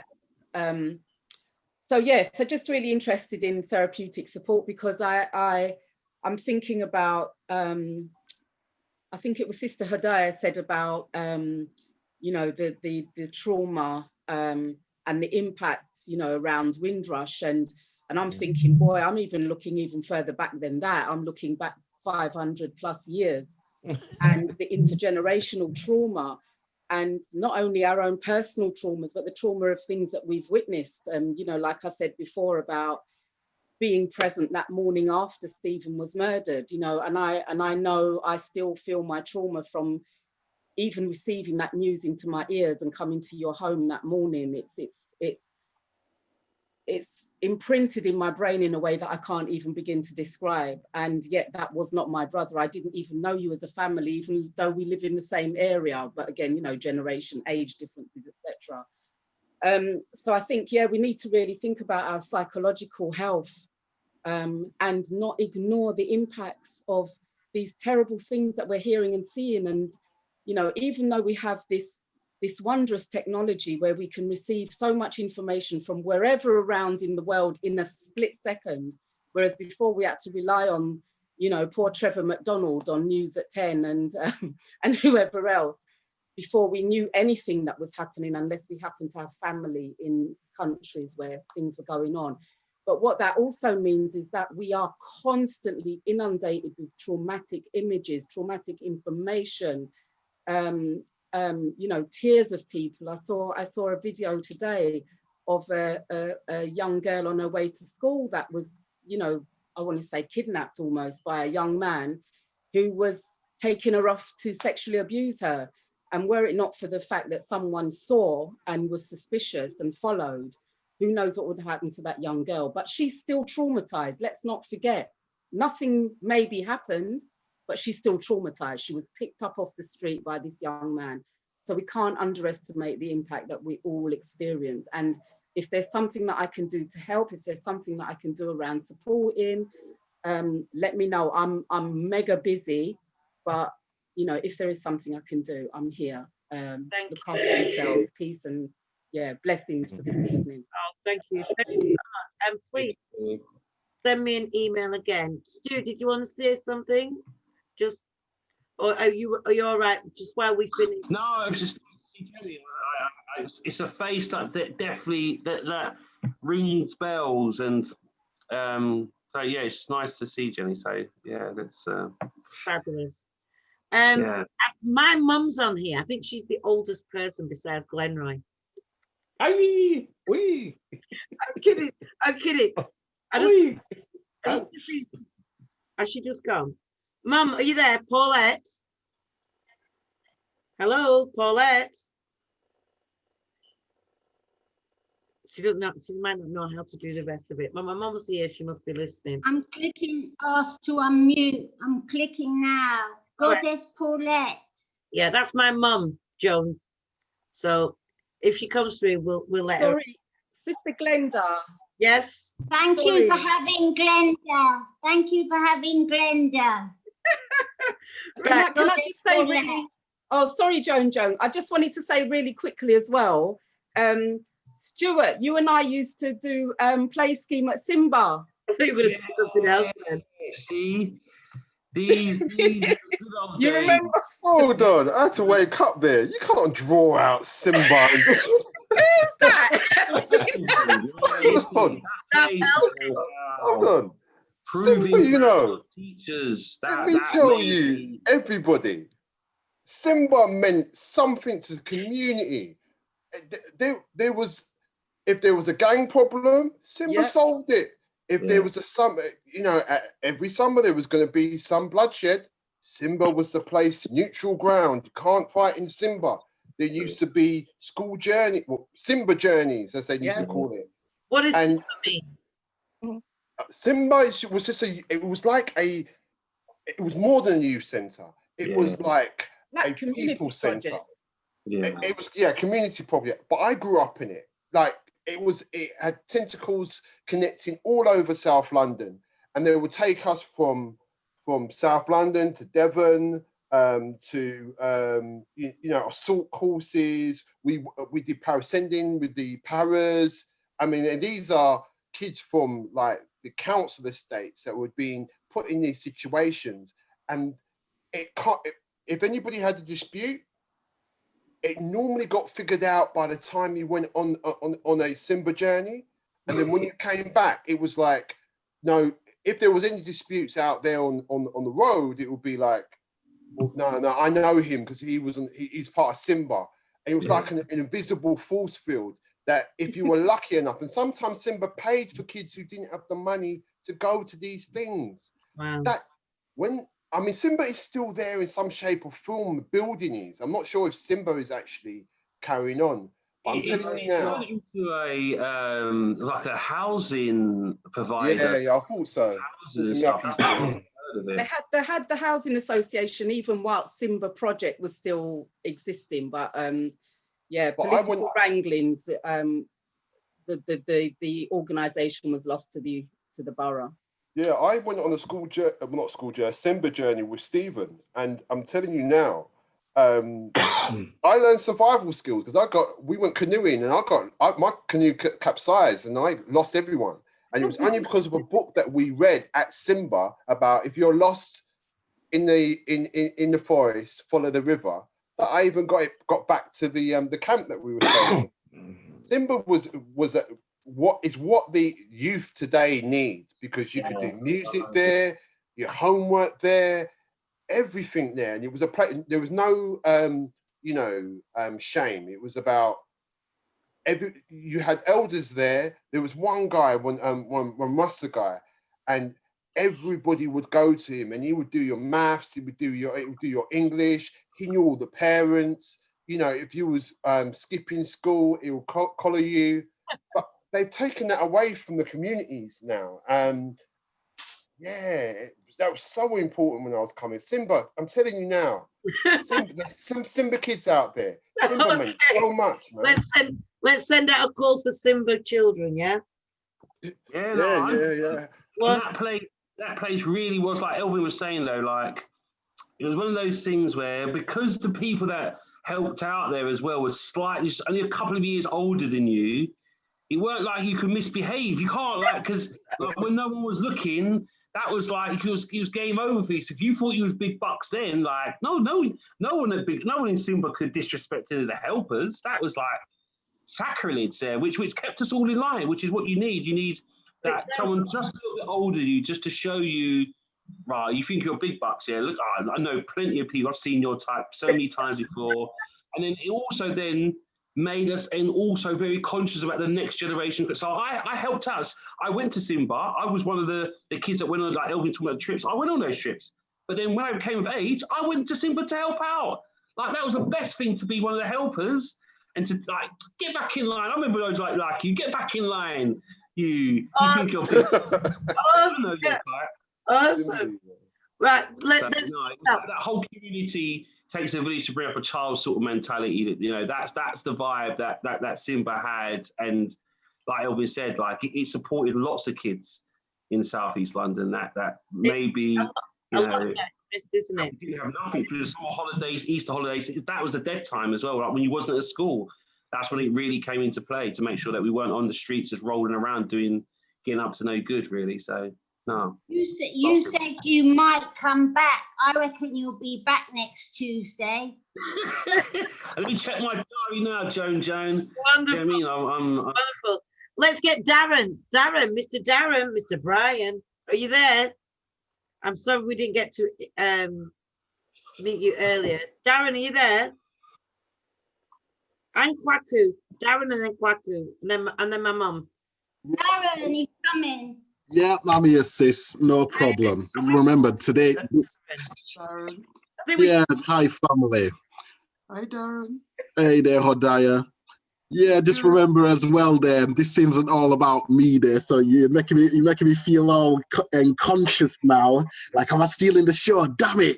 But no, in all fairness, yeah, enough respect to our brother to come on today, share his story. Heartbreaking, heart-wrenching. Boy, how we as a people keep going through this and still here to keep giving that light to others to tell us keep going. Keep going. Thank you, brother. Thank you. The Lawrence family, man, that's just a beacon for all of us Black people in the UK, full stop. That's a beacon for sure. So yeah, thank you for still being here and showing us that we have to keep going. Thank you. All right, Dan, nice to meet you. Darren, can you just share who you are and where you are and what you do? Sure. So I'm an IT project manager by trade. I'm currently in a few groups, one of them being known as the Take the Initiative Party, also known as TTIP. So that is headed up to put people like ourselves into government and make sure we have a voice. That is headed up by a gentleman by the name of Charles Gordon. I don't know if you're familiar with him, a property tycoon there. So yes, I'm pretty sure John will put the details in the chat at any moment there. Indeed. Also a part of the Reparation March team as well, and soon to be a part of Mr. Glenroy Watson's group as well. The Mr. Glenroy, let me make sure I don't mess up the name of it now. The Global African UK, yes? Or he's on mute. Glenroy's on mute. Yeah, he's going to come. Global African Congress UK. Global African Congress UK. Glenroy. Indeed. So yeah, I mean, got my fingers in a few pies there, but once again, it's a case of, you know what? Enough of the talk. Stop being the armchair warrior. Get up and do something. Amen. Get up and do something. Wow. Thank you, Darren. And thank you, sis. From you this week. Hopefully Charles will come in a couple of weeks, I hope. That's what we're working on. That's what we're working on, yes. Okay, fantastic. Moving on swiftly. Sister Wendy, you still there? Of course I'm still here. What do you expect me for there? Love you, sister. Sister Wendy, I don't know how much you talk tonight. Sister Wendy, would you like to share who you are, where you are, and what you got in summarizing tonight? Well, where I am, I'm in my bed right now, listen to everybody. That's where I am. That's a drama. But anyway, yeah. Good evening, each and everyone. My name is Sister Wendy. I'm from Manchester, Moss Side, the ones that you usually call Gunchester back in the day. So I kind of relating to all the stories. I just got on about the last 15 minutes. I kind of relating to some of the things that was just said a while ago. Because, you know, Manchester was the main, especially with these gang and gun crimes back in the day. So back in the days, it was 20 years ago for me, when I used to do a youth group. We used to call it Team Bash. And at that time, you know, it was the gangs and everything was going on. And of course, Manchester was the top of it with everything. Moss Side was, you know, just shot a fire a mile a minute, you know what I mean? And was just trying to do something with all these gang members, I know, trying to do something positive with them. But I said gang members, but you know what? To me, they were just still my children, them, you know. So I was out there on the battlefield with them and, you know, give them 2 slaps if I went to find them. And, you know what I mean? You know it already, you know, because all the youths them out there, they were all my youths, you know. So, but the beauty of it, I used to have all the girls them too. So it was like, my girls was my security, you know what I mean? So it was when we had a club and we had things going on, I used to come and find the girls them at the gates, and you know, when you see them bad man, they're rolling up and then look, they say their sister, their cousins, like, oh gosh, you know what that mean? So yeah, that was me back in the days then. But you know, it was a challenge then, you know, and I give thanks that I was able to save some lives. And you know, you don't know what you're doing until, you know, 20 years later on, when them same youths come to you and says, you know, thank you for saving my life. And, you know, that love and respect they show you afterwards, because it was kind of heavy them times, man, trust me, you know, each and every day. And then what you have was our people, you know, was like, nah, my people is not involved, so me not get involved with them thing this time. No, some of them time that we did, But guess what? At some point, their own child was involved with it. So you see, sometimes when you don't think it's your own child, you still have to get up and go and try and do something. And that's the thing. We always a back up. And I do say, no, I don't want to be a part of it. But we are a part of it because we all live in the same community. You know what I mean? We are a part of the race, the human race. So it's a challenge. So yeah. So anyway, after all of that, now 8 years ago, I took a leave out. I went to Ethiopia, Shashamane, and I spent 8 years in Africa. And that was another challenge again. But you know what? I enjoyed it to the best. I loved it to the fullness. I came here back in February, you know, just to bring, I said, you know what, my children was doing well in school. And I said, let me give them some different education. And when I come here, I get locked down. Lord have mercy. Well, that was another challenge again, because while I was here, I saw the things that you know, what was happening. Our elders was locked in the house practically, you know what I mean, I think. And, you know, that scaremonger amongst them and everything else. And, you know, the poverty will start kicking back in, which it was always there amongst us as well. And so much things was happening.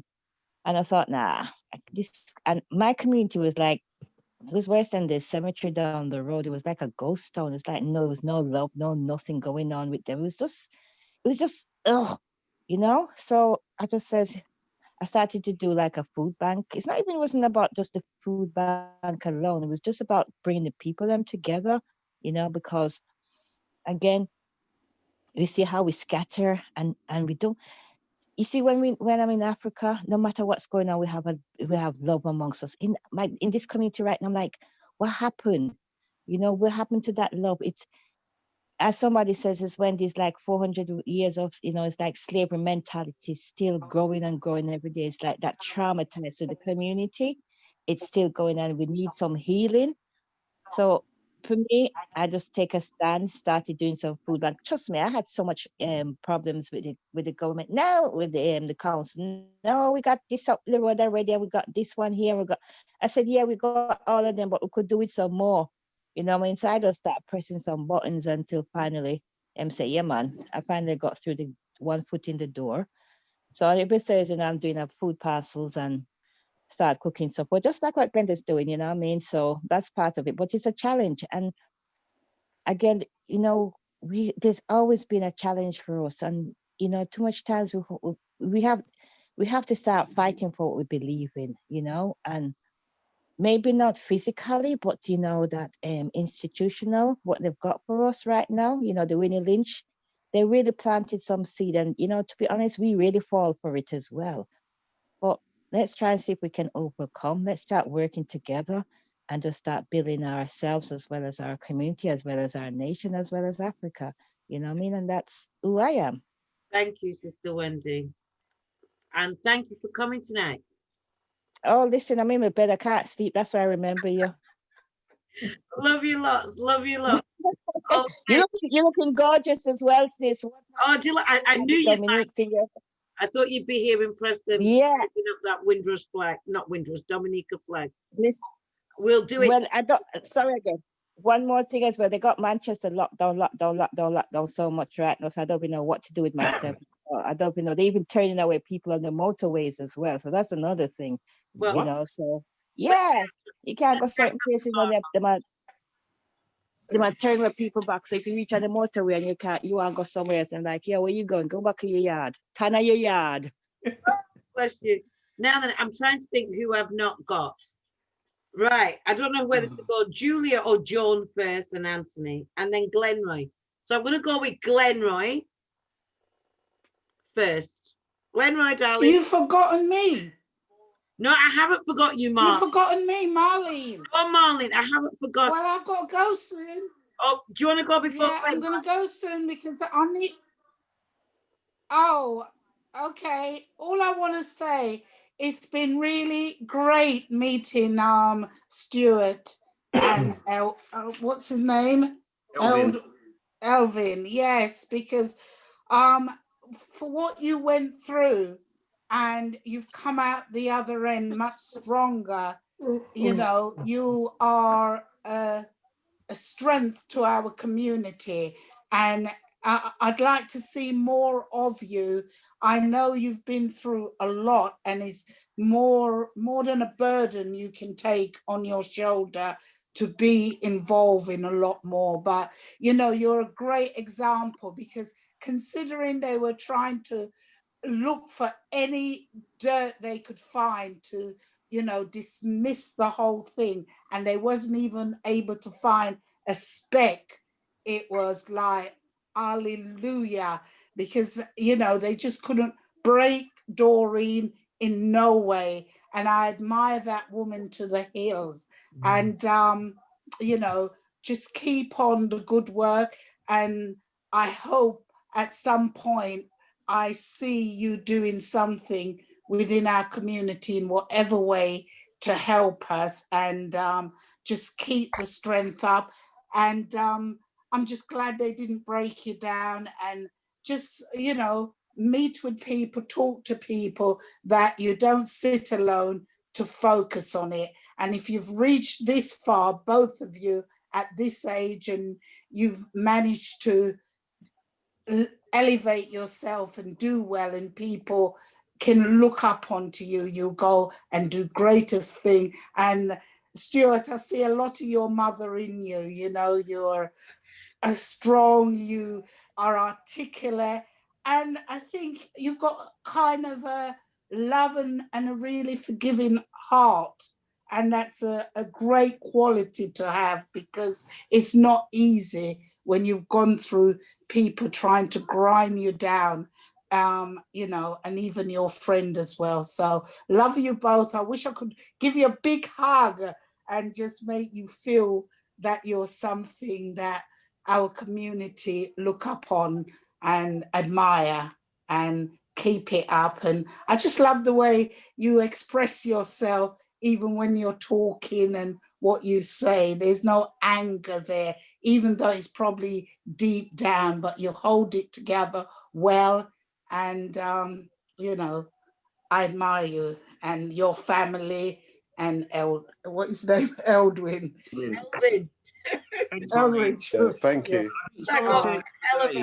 Elvin and Elevite. It's amazing. Thank you. The other day about anger. and how anger can be the catalyst for the start of something. But anger should never, there's two sides of anger. There's a bitterness that goes with anger as well. And if you let the bitterness overcome you, that's where you can end up going wrong. And I was really mindful of what that person said about that. And I thought about it, because I always see anger as a wasted emotion.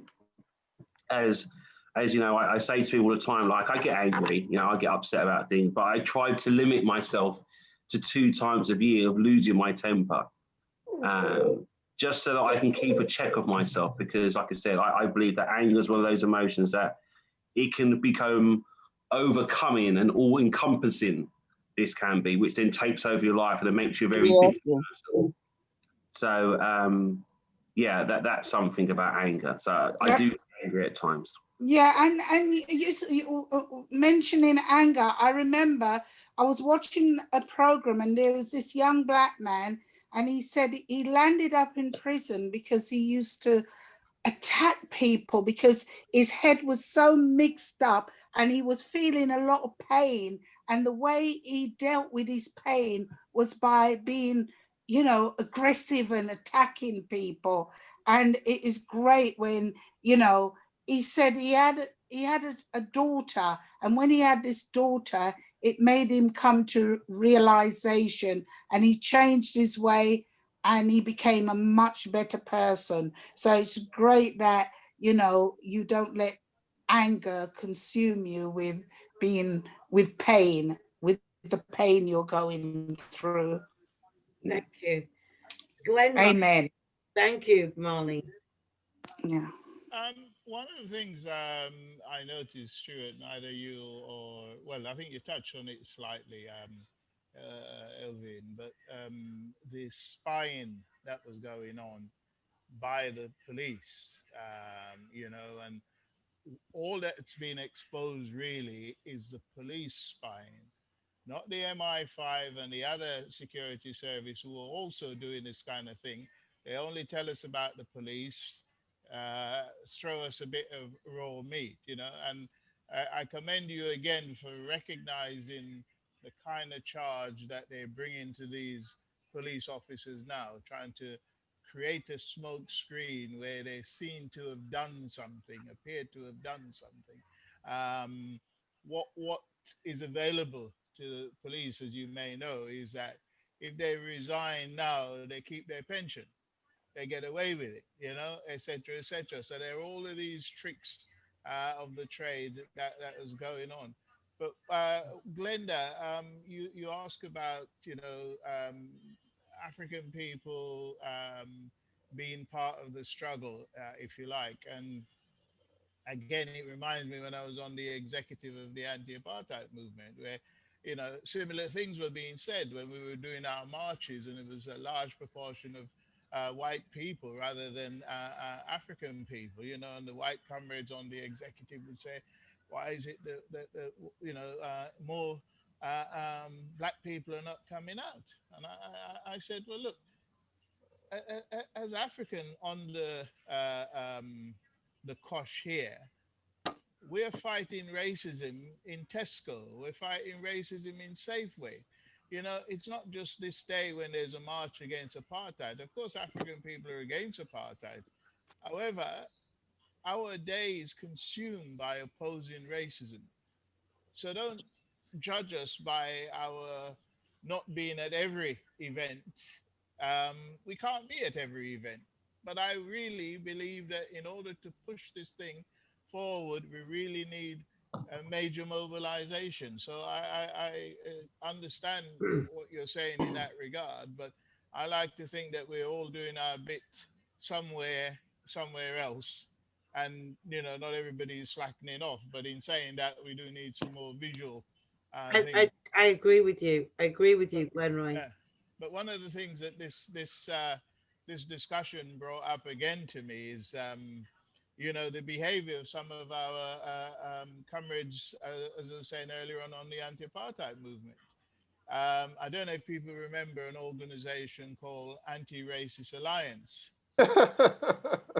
That came out. That's ELVIN, I think. Yeah, but Elvin, that actually came out of the executive committee of the anti-apartheid movement refusing to move and to actually ensure fighting racism in the UK was also part of our agenda in the anti-apartheid movement. They simply said, if you want to fight racism in England, go and create another organization. And that's actually where that came out of. Now, it didn't end well, as you know, but the necessity of bringing that out it's an incredible experience for me as somebody contributing to, what I felt was resisting racism globally, and to told by the people that I was working with, oh, no, we're only opposing racism in South Africa.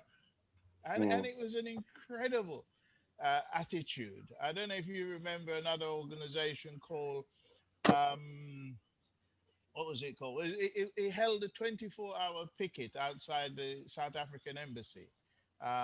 City of London anti-apartheid movement. You know, as somebody on the executive, I had to be defending them because the leadership was saying, oh, they shouldn't be doing 24-hour picket and all this kind of thing. You know, my attitude was every single drop of contribution that can be made must be made and must be welcome. So we do find, and as I said, this discussion today is reminding me of some of these contradictions, and that's the most polite way that I can describe it, that we went through, where we had people who were involved in, shall we say, institution in this country, who didn't give a damn about racism in this country, but quite happy to give support to fighting racism abroad, you know? And so we had to fight a twin-edged battle, supporting our comrades abroad and fighting institutionalized racism. And that's why Macpherson, as I said earlier on, you won't see him on any invitation to fancy party or whatever, because he dare buck the trend and criticize the institution. And they're making him pay for it. People don't say that enough. They should say, look what they do if you speak the truth and you're white. What will they do to me if I speak the truth? Yeah. You know? You've got a valid point. Valid point. So yes, Glenda, that's some of the things I brought up. Sorry, Elvi. No, it's true, because I actually remember you from back then. The voice has not changed at all.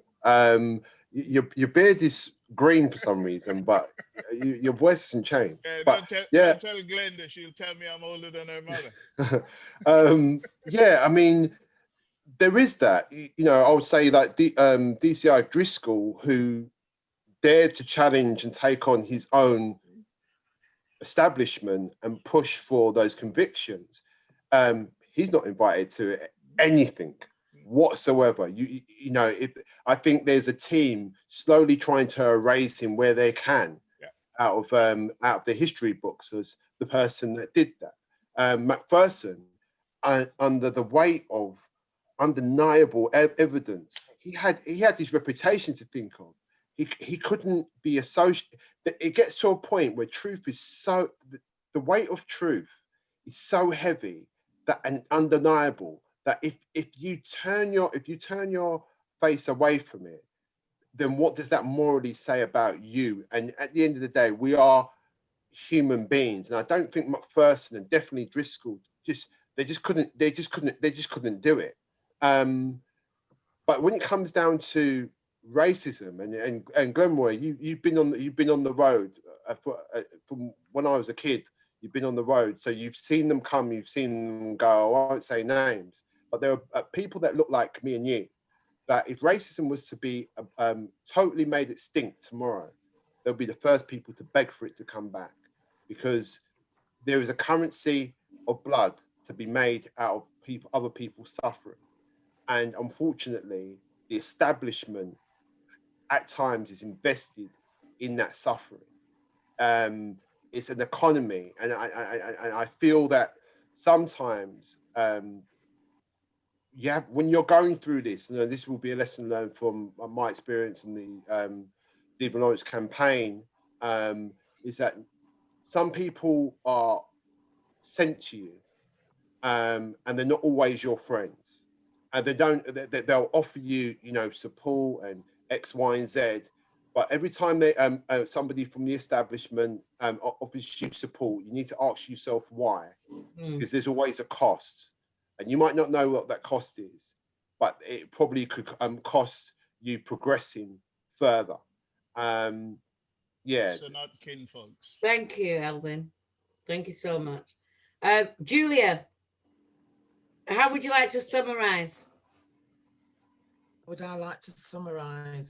Well, all I can say to Stuart and Elvin is that I think everybody else, much else, have said how we all feel about the testimonial, which is a factual account. And I don't think anybody can take on fully the comprehension of what they went through on a personal level, as well as an emotional level. But what I will say is, I'm ever so humble to be in front of you and have to listen to what you had to say.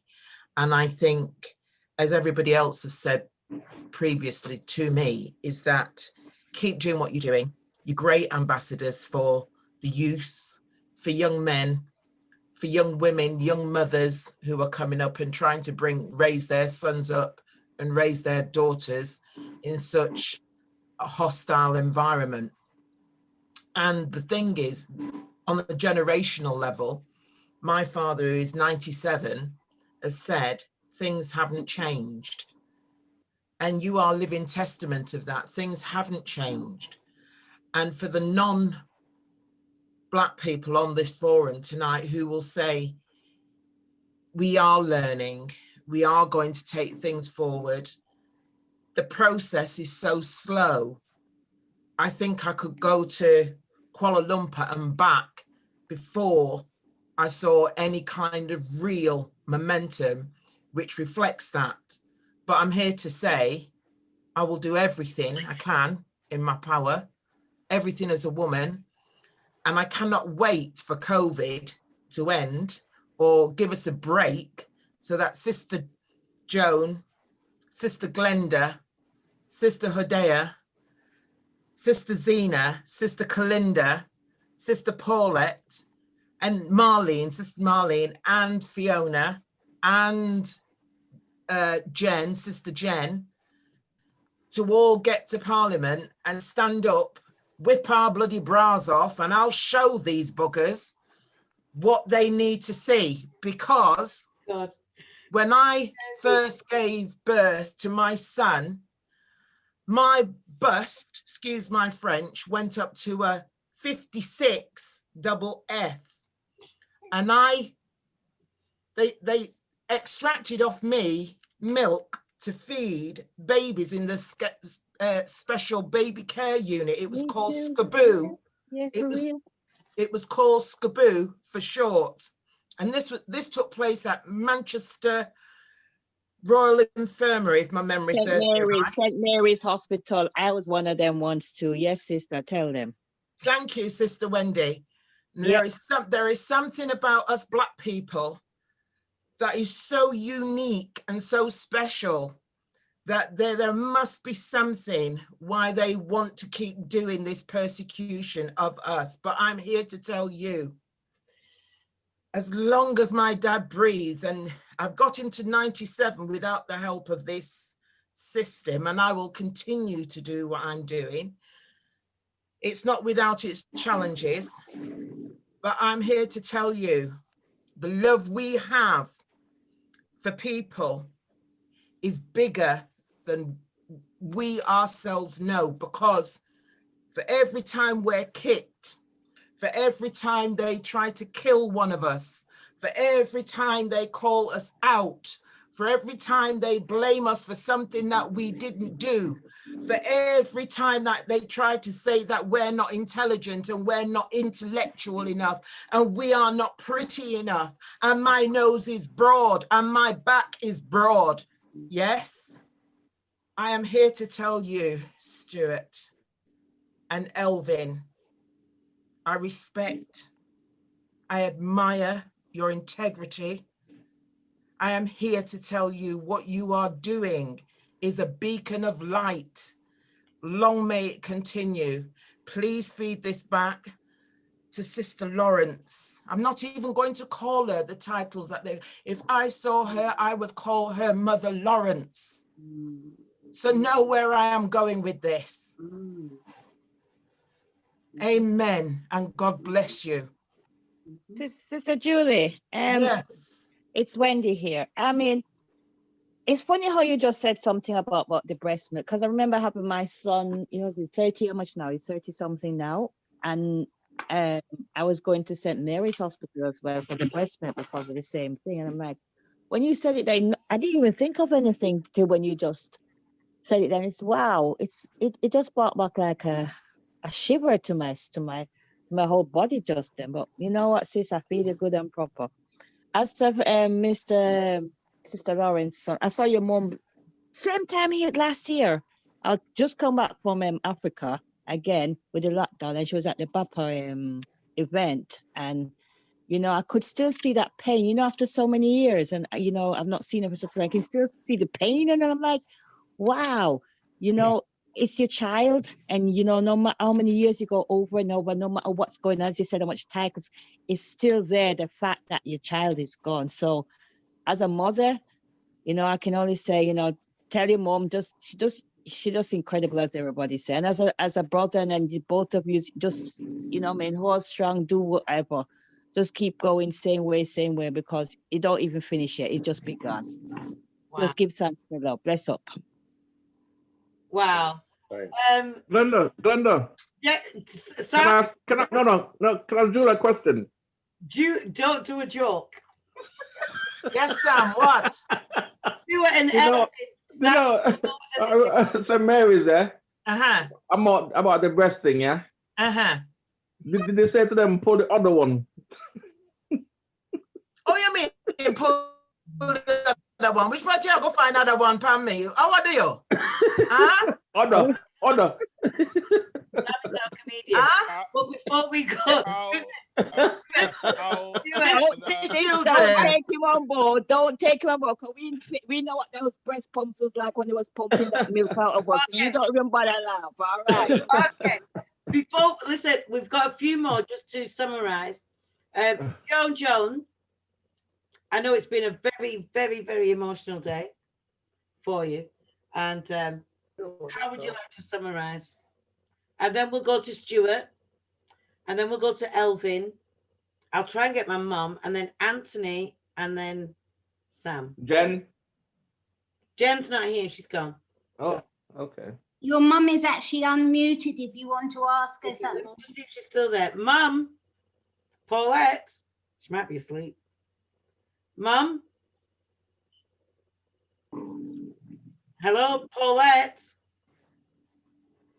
Thank you for having Glenda. Oh, bless her.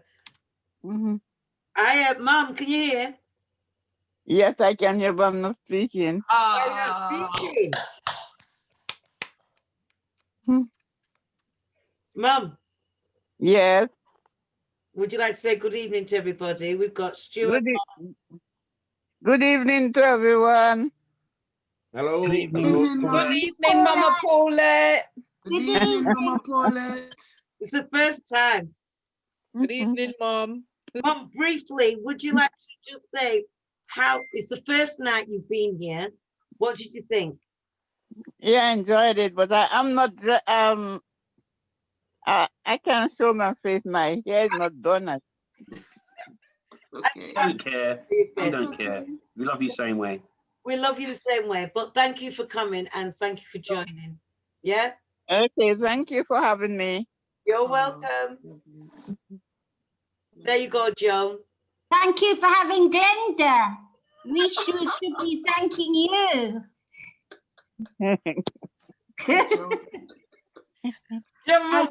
Do you know what my mum said to me? I only found out recently, a few years ago. What did she say? She said, you didn't want to come out. I know you've been talking about birth and everything, but she said like you did not want to come out. I always feel that like maybe, I don't know if it's maybe because I knew that the world was not a great place, the world, but I know that I'm here for a reason. I do believe that. But I want to hear from Joan because she's an absolute epic star. I don't know how you know her, Stu or Elvin. I don't know the story because you didn't get to say that. But we've just met. We've just met. Today's our first meeting. So. Really? Yeah, today. Yeah, Joan knows some high people in some high places that she does. So star, absolutely. My arm is still twisted up my back, as you can see. That's why I've had to. Well, listen. No, you know what? You know what it is. I'm interrupting you, Stu. I'm sorry. It's because I feel like I know you, but I'm trying to be grown up because I'm overexcited. So my grown up. This is my grown up voice. That beautiful, sad, beautiful, uplifting campaign, Stephen Lawrence Day, was produced by my friend Marcus and directed by a man called Simon Frederick, and they're epic. And they were looking for some people to put in it. So they asked me to come along, and I cried all the way through.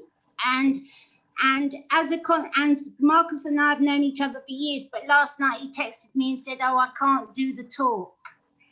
And he said, "But I'll go you one better." It's sad, but he said, "I'll introduce you to Stuart and Elvin." So I only met Stuart and Elvin today, and it's because they were just kind enough to share their story, which is a story we don't want to hear, but we need to hear.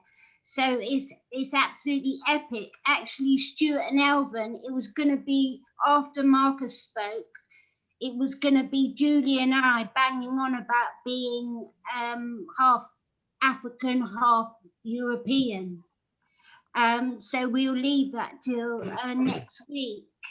But I just wanted to say, am I allowed to say this? You can say whatever you want. It's free talk. Okay. Okay, so we've all said the same thing, so I don't need to say anything additional because the fact that you're here is saying everything. I don't need to say anything additional, and I'm very grateful that you're here. And as I've always said, this is my Houses of Parliament, not that BS place in the crime scene.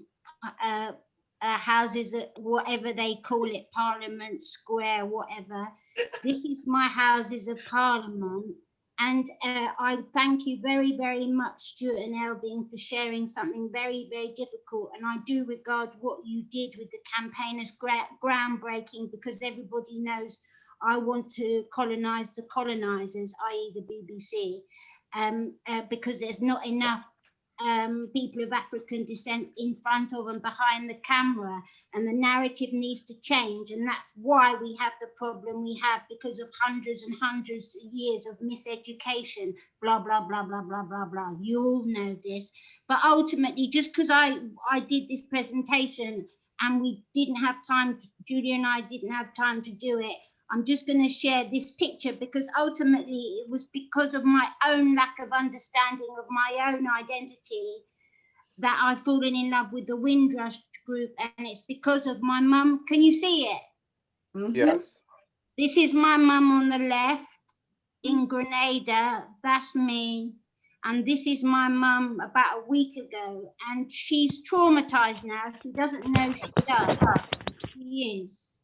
And this is the reason why this group and other groups like the Global African Congress and Stop the Mangamizi is so important to me, because I have to give back.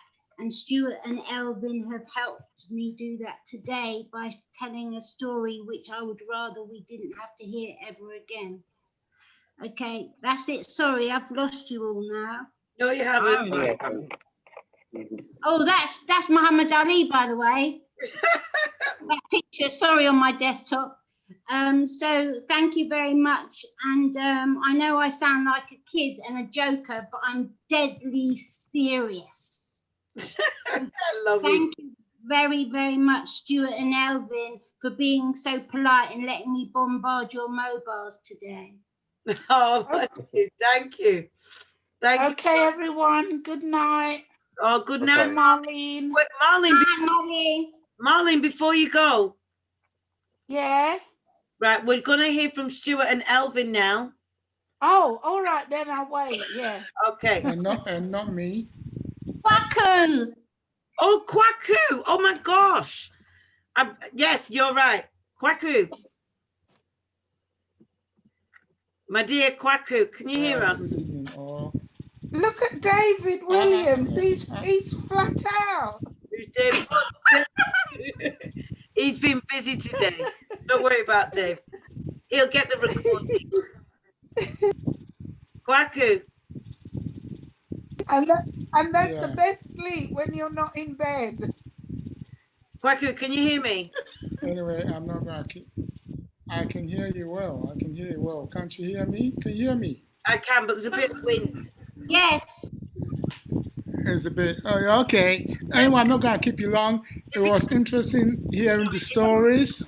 Kwaku, 1 second. Yeah. Anybody who's not speaking, if they can mute for a moment, because I can hear like wind.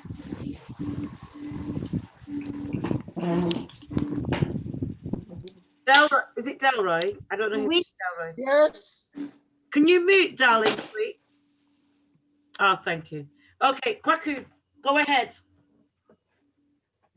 Okay, I'm not going to keep you long. It's been an interesting evening listening to the stories that you don't always see in the press, but it occurred to me that I probably haven't followed this story because I am particularly surprised to hear about Elvin. Since he is Ghanaian, I thought if I'd seen that in the papers, that would have resonated with me being a fellow Ghanaian. But anyway, thanks for sharing those stories with us.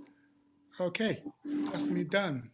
Thank you, Kwaku. Kwaku, would you like to just briefly, in 60 seconds, just introduce yourself, who you are, what you do, and where you are, so that Stu and Elvin know who you are, and others that haven't known. Sure. Okay. I work around Black music, but probably what's of interest in this conversation is that I do a lot of African history programs. So, for example, every Monday in November and 7th of December, 6 to 9, we have an Monday extra history session. So one of the things, it relates slightly. We'll be looking, for example, at the criminalization of young people. And indeed, that could have happened to your brother, Steve, that died because, you know, the victim was being victimized again, and they were trying to put on any sort of negative spin. Maybe, I don't think that time they thought they were a gang member, but from my recollection, I think they tend to, anyway, maybe let move away from Stephen. Often some of our youngsters are pushed into that frame of being gangsters in order to justify maybe why they've been caught or whatever.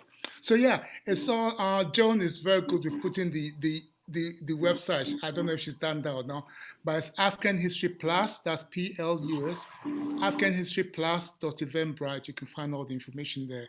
Thanks a lot, Glenda and co. Thank you very much, and welcome, and thank you again for coming this evening. Julia spoke, Joan spoke, Anthony Brown. Anthony's usually amazing, but do you know what? Before Anthony speaks, I'm gonna who should I go for, Elvin or Stu? I think I'll go for Elvin. Elvin, would you like to summarize this evening? And thank you for staying so long. Yeah, I just want to say thank you to everybody for listening. Thank you to Joan for giving us the platform. I had no idea what to expect or who was going to be in the call, so it was pretty much just a chance and kind of trusting the kind of recommendation that was given to us for Joan. But I appreciate the warm welcome. I'm surprised that some of you guys are surprised by some of the things, and we were only telling you the tip of the iceberg. We literally are not allowed to say the rest. But a lot of the stuff we've said today is already out in the public domain if you check. Yeah, and if it's, I suppose, the reason why I haven't been more probably prominent before now is because I never wanted to take. I'm not getting anything out of this. I've never wanted to get seek any kind of fame or anything from it. I've always, you know, it was my friend. It's my friend's brother. It's my my friend's mum and my friend's dad's fight, and that's what in its purest form. That's what it's always been about. Anybody else, like other kind of trusts or other people throughout the years who've tried to kind of capitalize on Stephen's name, that's something that I kind of disgusts me. It's not something that I want to really be a part of. I'm about the I can be what we call being visibly invisible and silently doing the work in the background. You know, there's ways to support as long as you're doing something to further the cause, or the cause is, then that's the main thing. I'm definitely those people that are for the glory and kind of making a platform for themselves that are not doing the good work. That's not me at all. Yeah, so that's probably why you haven't really heard me. But if you was to Google, then you'll find like a load of stuff. But I wouldn't push you to do that. But yeah, it hasn't been easy. It hasn't been easy for. It hasn't been easy to watch. It hasn't been easy to experience. Yeah, hopefully things will get better. I don't think it's gonna get resolved, but I hope that, you know, as time goes, more truth will come out and things will get better as we go. But we can only do that together. You understand what I mean? So yeah, I'll close on that note. Thank you very much, Stu. Yes. How would you like? And I hope you stay for Sam's joke at the end and our Chair Anthony Brown's summary. So not long to go. But thank you for staying. Yes. So I'd just like to summarize by saying thank you for allowing me to come and share some insights of what I've been through and my family's been through. I definitely will come again, as I said, because I feel that there is definitely a connection here of the Windrush story. I also will give you this. In part of my role as a teacher, I used to be in charge of we had a house system which is spread across the whole school, which cut through the whole sort of generations of school as well. So I was head of a house, and one of the things I did was I brought in Sam King into our school because he lived locally. And I remember sitting and listening to Sam about some of the stories and some of the things that he went through, the war, and I could just remember seeing these kids like looking at these gentlemen and sort of stories, and then there's sort of like confusion, the correlation between the war, the stories they heard, and Sam and what he looked like. And for me, that's what it's about. Again, it's about stories and sharing those stories of our contributions to this country and the things and the reasons why the country is the way it is, and the vital part that we all played in our history and our family played in those becoming the institution that we are now. And that's what I'd like to leave with everyone, is just to know that we are powerful. We are powerful beings, and in that greatness that we have, there's a bit of fear. And that's the reason why that, you know, we have been treated the way that we have been for so many years. And if we truly knew our strength and our power as a race and as a community, I think that would be, for me, the best thing to come out of all this. We have to understand that we are powerful, we are great. And the story of the slave trade is only the middle part of our history. It's not the beginning part or the end part. It's just the middle part. And that's what they like to keep doing us. They like to keep focusing back just on that middle part, in the hopefulness that That's all that we remember. And we won't remember that we were kings. We won't remember that we were institutional of the pillars of education and of knowledge and the grandeur that we did have and the grandeur that we can now go on into doing as well. So they're the sort of things that I like to try and remind us all of, and to ensure that we keep on reminding our young people of as well, so that they can understand the platform and the levels that they can reach to in the future. Thank you so much. I've said so much tonight, so I'm going to leave it to the chair before Sam, who you heard earlier. Dave Williams is cutting a beautiful sleep there, man. I'm jealous. Somebody's sleeping. Yeah, he's cutting a wicked sleep, Elvin. I'm so jealous. Dave, I'm so you know what? He was amazing. I've got to say. Where did your family come from? You're jealous, Stuart. I am jealous. Dave looks like he's having the sweetest sleep. That's the best He's all got his hand underneath and he's just like, I think he's been sleeping for about an hour. Oh, man, I'm jealous, you're not man. in your bed and you have a sleep, it's the sweetest sleep. And you go in the bed and it's a regular sleep. We'll remember tomorrow. But we did raise the flag. He didn't sleep last night. He's been, honestly, to put this out there today, we raised the Dominica flag today. That's an achievement. We did it last year. What was that in aid of? Dominica Independence Day is 3rd of November, 1978. So Dominica. 78. 1978 became in. So what today? Is today the 3rd? Yeah, it must be. Yes. Yesterday. But Dominica, I can't remember the name. Maybe my mom can tell me, or Zena, or someone else. The name Dominica was given to the island when Christopher Columbus. I can't remember if it's 17. Watabukila. Watabukila or something. Yeah. Oh, the damn blasted liar, him. Okay. Yes. However, because he found the country, he named it Dominica, which is Italian. He didn't find it. It was already there.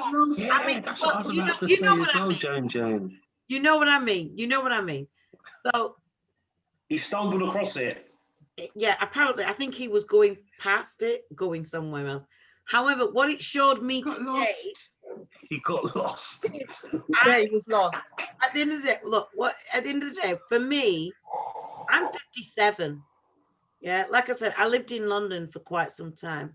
I remember the story about Stephen Lawrence and my son. I can't remember how old my son was.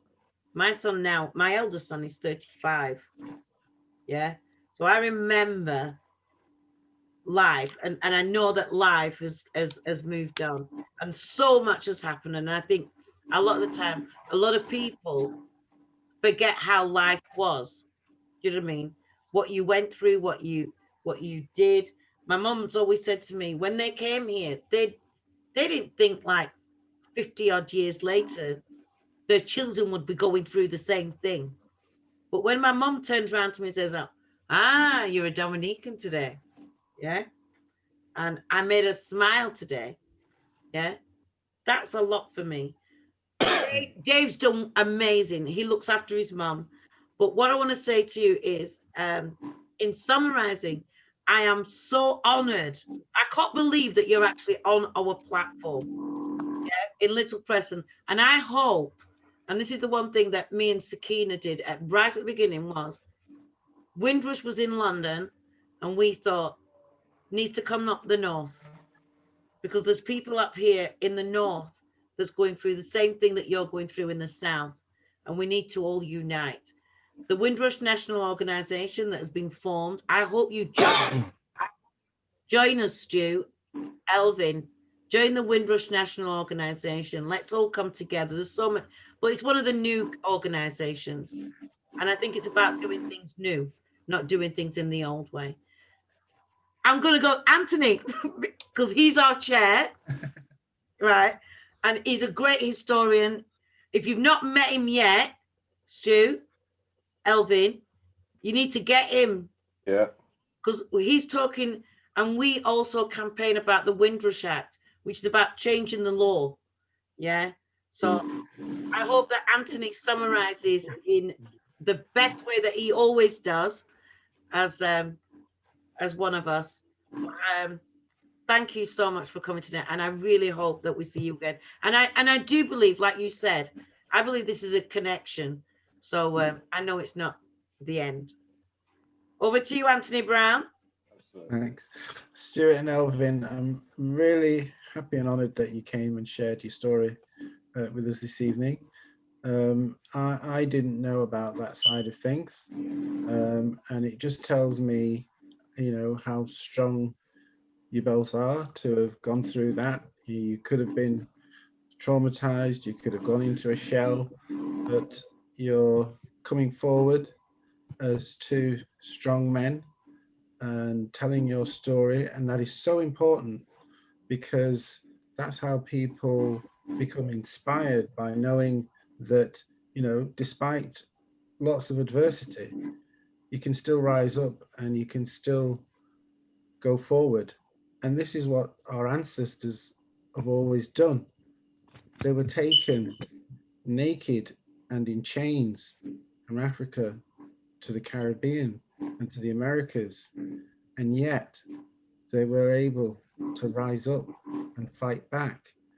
Toussaint Louverture in Haiti defeated the French, the Spanish, and the British to declare Haiti a republic. And then we have people from the Windrush generation coming to the UK. They came to build, but they met with a hostile environment. And that spirit to rise up and to carry on showed itself time and time again.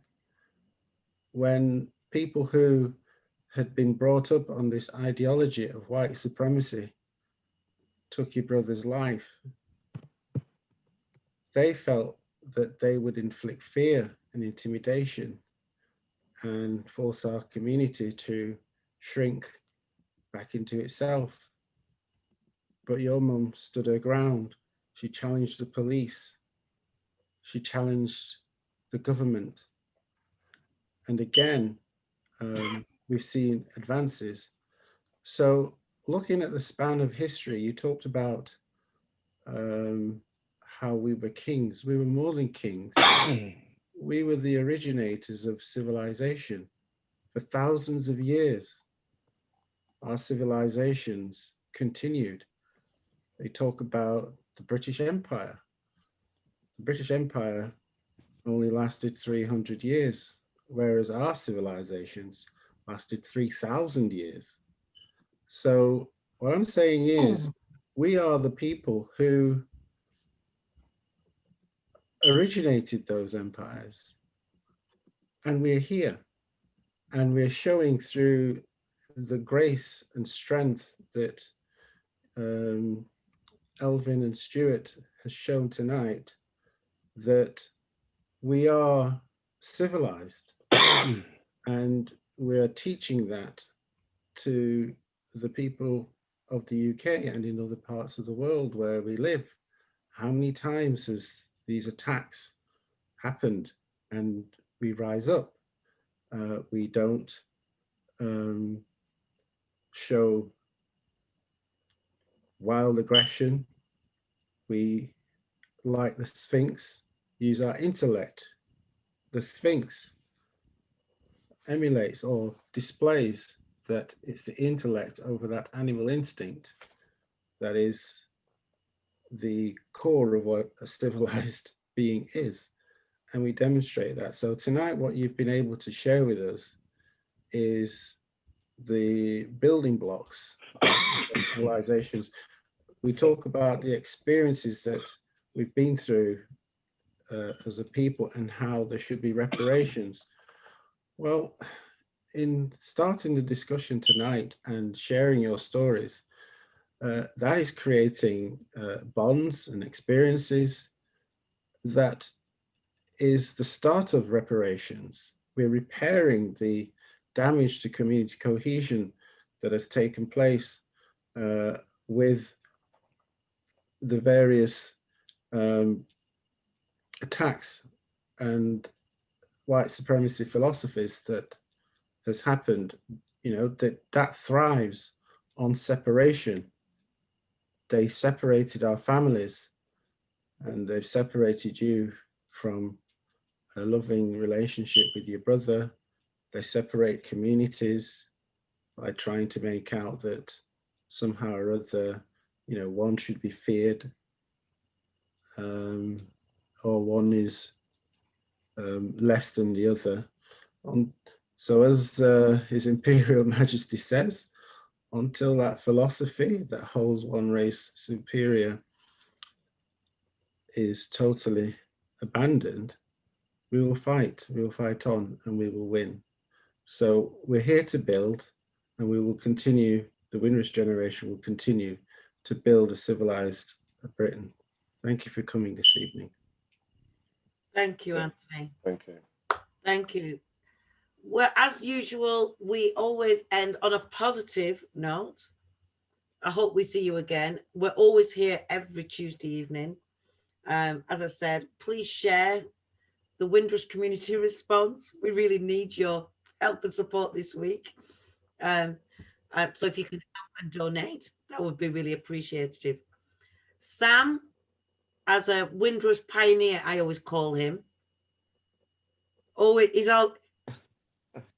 he's like our next Lenny Henry. So you might not get it. Glenda, yes. And Mr. Julia is gonna square him up when she sees him. When I get close to my brother, this is not nice, Stuart. Me and Sam are brothers and sisters. You wait till when I see if I not go bump you in your nose. Listen, pull the other one. Okay.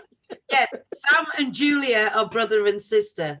However, Sam, in summarizing, and then we always have it every week. We've been doing this for nearly 11 months. Sam always ends with 3 or 4 jovial, I don't know if that's the right word, jovial, but jokes. Yeah. Positive note. That's and right. then Joan's going to close with the rise up again as we close the evening. But it's been a brilliant evening. Thank you, everybody. Summarize, Sam. Well, Elvin, yeah. I was just listening to both you speaking, and you two sound dead, calm, respectful. I mean, I didn't detect any hate. I mean, and what you've been through all these years, I don't think I could do that, but respect to you both. Now, Joan, and Glenda, and Anthony and Julie, they've hit the jackpot tonight, but you two are like Premier League players, yeah? Can I ask a question, Stuart? Who do you support? United. No, who do you support? We beat United the other day. We gave them a 1-0 after 14 years. Who do you support? Arsenal. Okay. All I'm saying is, you know when Arsenal visit a big team like United, yeah? Well, you've come to a little team like Preston, Windrush. I mean, so please, please come again, yeah. And last week's result was a fluke. There you go for Mancunian Man United supporter. No, Sam, you didn't watch the game properly, Sam. Listen, we have to give you a start like we always do every week. No, every Hey, week. thank you for the start, Sam. I appreciate it. Okay, yeah. So we're not saying that at the end of the season when you're in the bottom half of the table and you need them points. I've been waiting for you, right? I've been saying, excuse me, what are you saying? I can't hear you. No, listen, right. Thanks for coming here. Nice. And Elvin, where's he hiding? Please come again next week. Yep, come again here because you make a big difference this week to us. And I just enjoy the views and the question being asked and the answers they gave. So respect. Respect, Sam. Thank you. Fantastic, Sam. Right, so have you got any jokes tonight? Or... Yeah, yes. Okay, yeah. We're ready. Remember, my mom's in the house. Listen, seriously, like last week, yeah, I went to a wedding. It was very emotional. Even the wedding cake was in tears.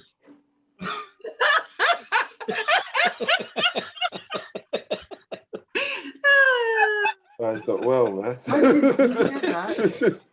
What? Hey, listen. What does it? Huh? Please repeat it. Did they get it? No. Please repeat it. I went to an emotional wedding last week, Sunday. Yeah, even the wedding cake was in tears. What's up? Right. What does a grape say when someone stepped on it? What does a grape say? Yeah, when someone steps on it. When someone steps on it. Yeah. Stuart. Nothing, it just lets out a little wine. Oh my God. Oh my God. Okay. Okay then. What's last one? What's out of bounds? What is out of bounds? Yeah. You. An exhausted kangaroo. Oh no. Oh, Sam, that was the best week. That was Glenroy and Anthony are very quiet. I was gonna say that, yeah. Listen, Anthony, Glenroy, please. These ladies are getting too big for the boots. Come on. No, seriously. You ladies have taken over. I concede defeat, yeah. I'm sorry, Glenroy, Anthony, you let me down. Well, we're back next week with Julia and Joan, who will take us to the next level. I hope you all can join.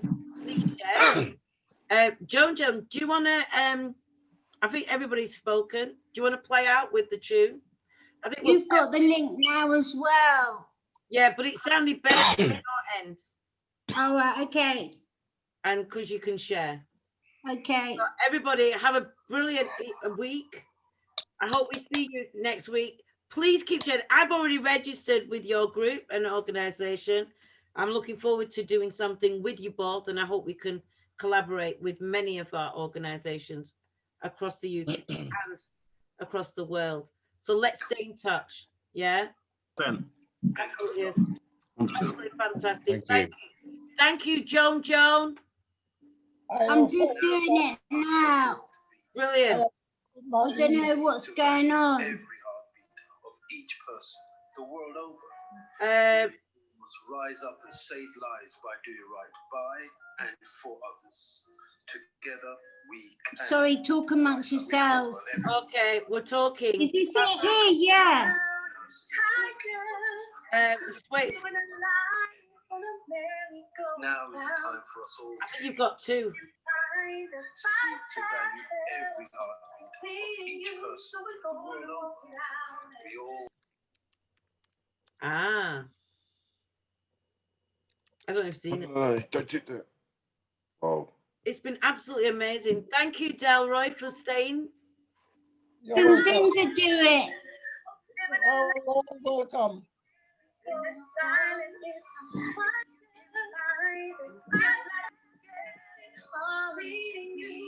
I think you've got two open. There are two things going on. I have forwarded my email. Oh, thank you, Delroy. Delroy, where are you? In East London. East London? Yeah. And what do you do, Delroy? I'm curious. I'm retired. You're retired? I used to be an undertaker. I don't do that anymore. No way. No. Wow. You know what? No, seriously, that's what I'd love. Someone has to do it. Exactly. I used to write wills. Okay. Delroy, would you? I no longer. Pardon? I'd love you to come and speak on our platform. I think people need to know. Really? Yeah, well, I think people need to know about it, especially how things are changing these days. Yeah, we might be able to organize something. Definitely, I think it should be done. How do Just press play.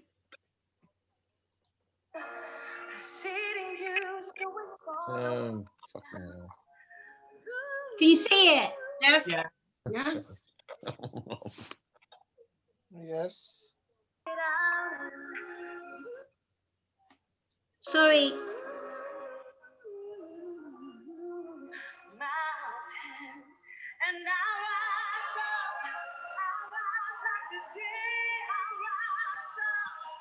You might have to turn it up, Joan. What? You might have to turn it up. Turn it up.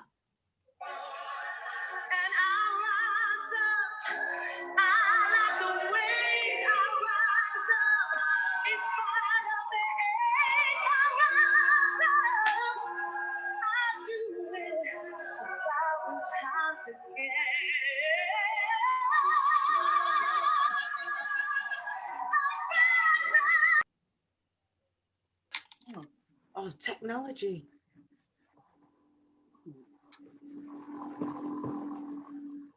Don't worry about a thing, 'cause every little thing gonna be all right. Saying don't worry. Oh, go on. Go on, Jenny. About a thing. Because every little thing is gonna be all right. Rise up this morning. Smile with the rising sun. Three little birds beside my doorstep. Oh, forget the tunes. Sing song. A melody pure and true. Saying, this is my message to you. Oh, girls. Oh, brilliant. Thank you. It's been absolutely amazing evening. I'm so looking forward to next week. That means Joan and Julia, you've got another week. But again, as we always do, it's always by ear. You know what I mean? God bless you all. Wow. Yeah. Stu, thank you. And Elvin, thank you for staying the course and staying with us all night. We've been here till 2 o'clock, so, and that's why it's called Free Talk. So the idea is that everybody can share a little bit of their story to help someone else, because we don't know who it's helping. But it's absolutely amazing. Julia, you look stunning tonight. Oh, hello. Wow. Dave's awake. Dave's awake. Good night, all. He tried to say I was asleep. Good morning. We saw you asleep, Dave. Yeah, you got me. You got me. I was. Listen, it's been amazing. Absolutely a fabulous day, a fabulous evening. It is after 12 o'clock, so wow. I think my mum's gone, so I can talk. 1 o'clock. It's after 1. It's after 1. Listen, as I said to you, my goodness. The other week we were here till 3 o'clock. Do you remember, Julia? We were here till 3 o'clock. Yeah, I've got to go, guys. I've got a busy one tomorrow. Stuart, she was trying to pull you in there. Stuart, she wanted you to burn the midnight oil. She wanted to pull you in there. That's what she was doing. I've got a crazy one tomorrow. I've got a crazy one. So it's been beautiful, guys. Thanks very much. And we'll stay in touch. Thanks, brother. Thank you. Brilliant. Thank you. Good morning. Fabulous. Honestly, absolutely amazing. I hope we have to connect. We have to connect. Zena's on mute. Roxanne. Oops. Kalinda. Everybody, good night. I'm still awake. Good night, all. Oh, good night. Good night, everyone. Next week. Good night. Yeah, you'll have to do your 3 a.m. by yourself there, Glenda. Darren, I'm still awake. It's Darren, like, good night. wow. You're on mute. It's absolutely Kwaku. Delroy, you left your email. No one wants to go. No, Delroy, you left your email. Where's your email? Oh, this is so sweet. We had such a wonderful time. Where's your email, Delroy? He's put it in there, I think. Your email. I've sent it. Have you? Okay. Yeah, we've got it. Always remember as well, if you want to save the chat, if you go into the chat, at the bottom it says there's 3 dots, and if you save it, you'll be able to save everything that's in the chat. Okay. Okay. But if you need anything, our email's there, which is info@prestonwindrush.co.uk.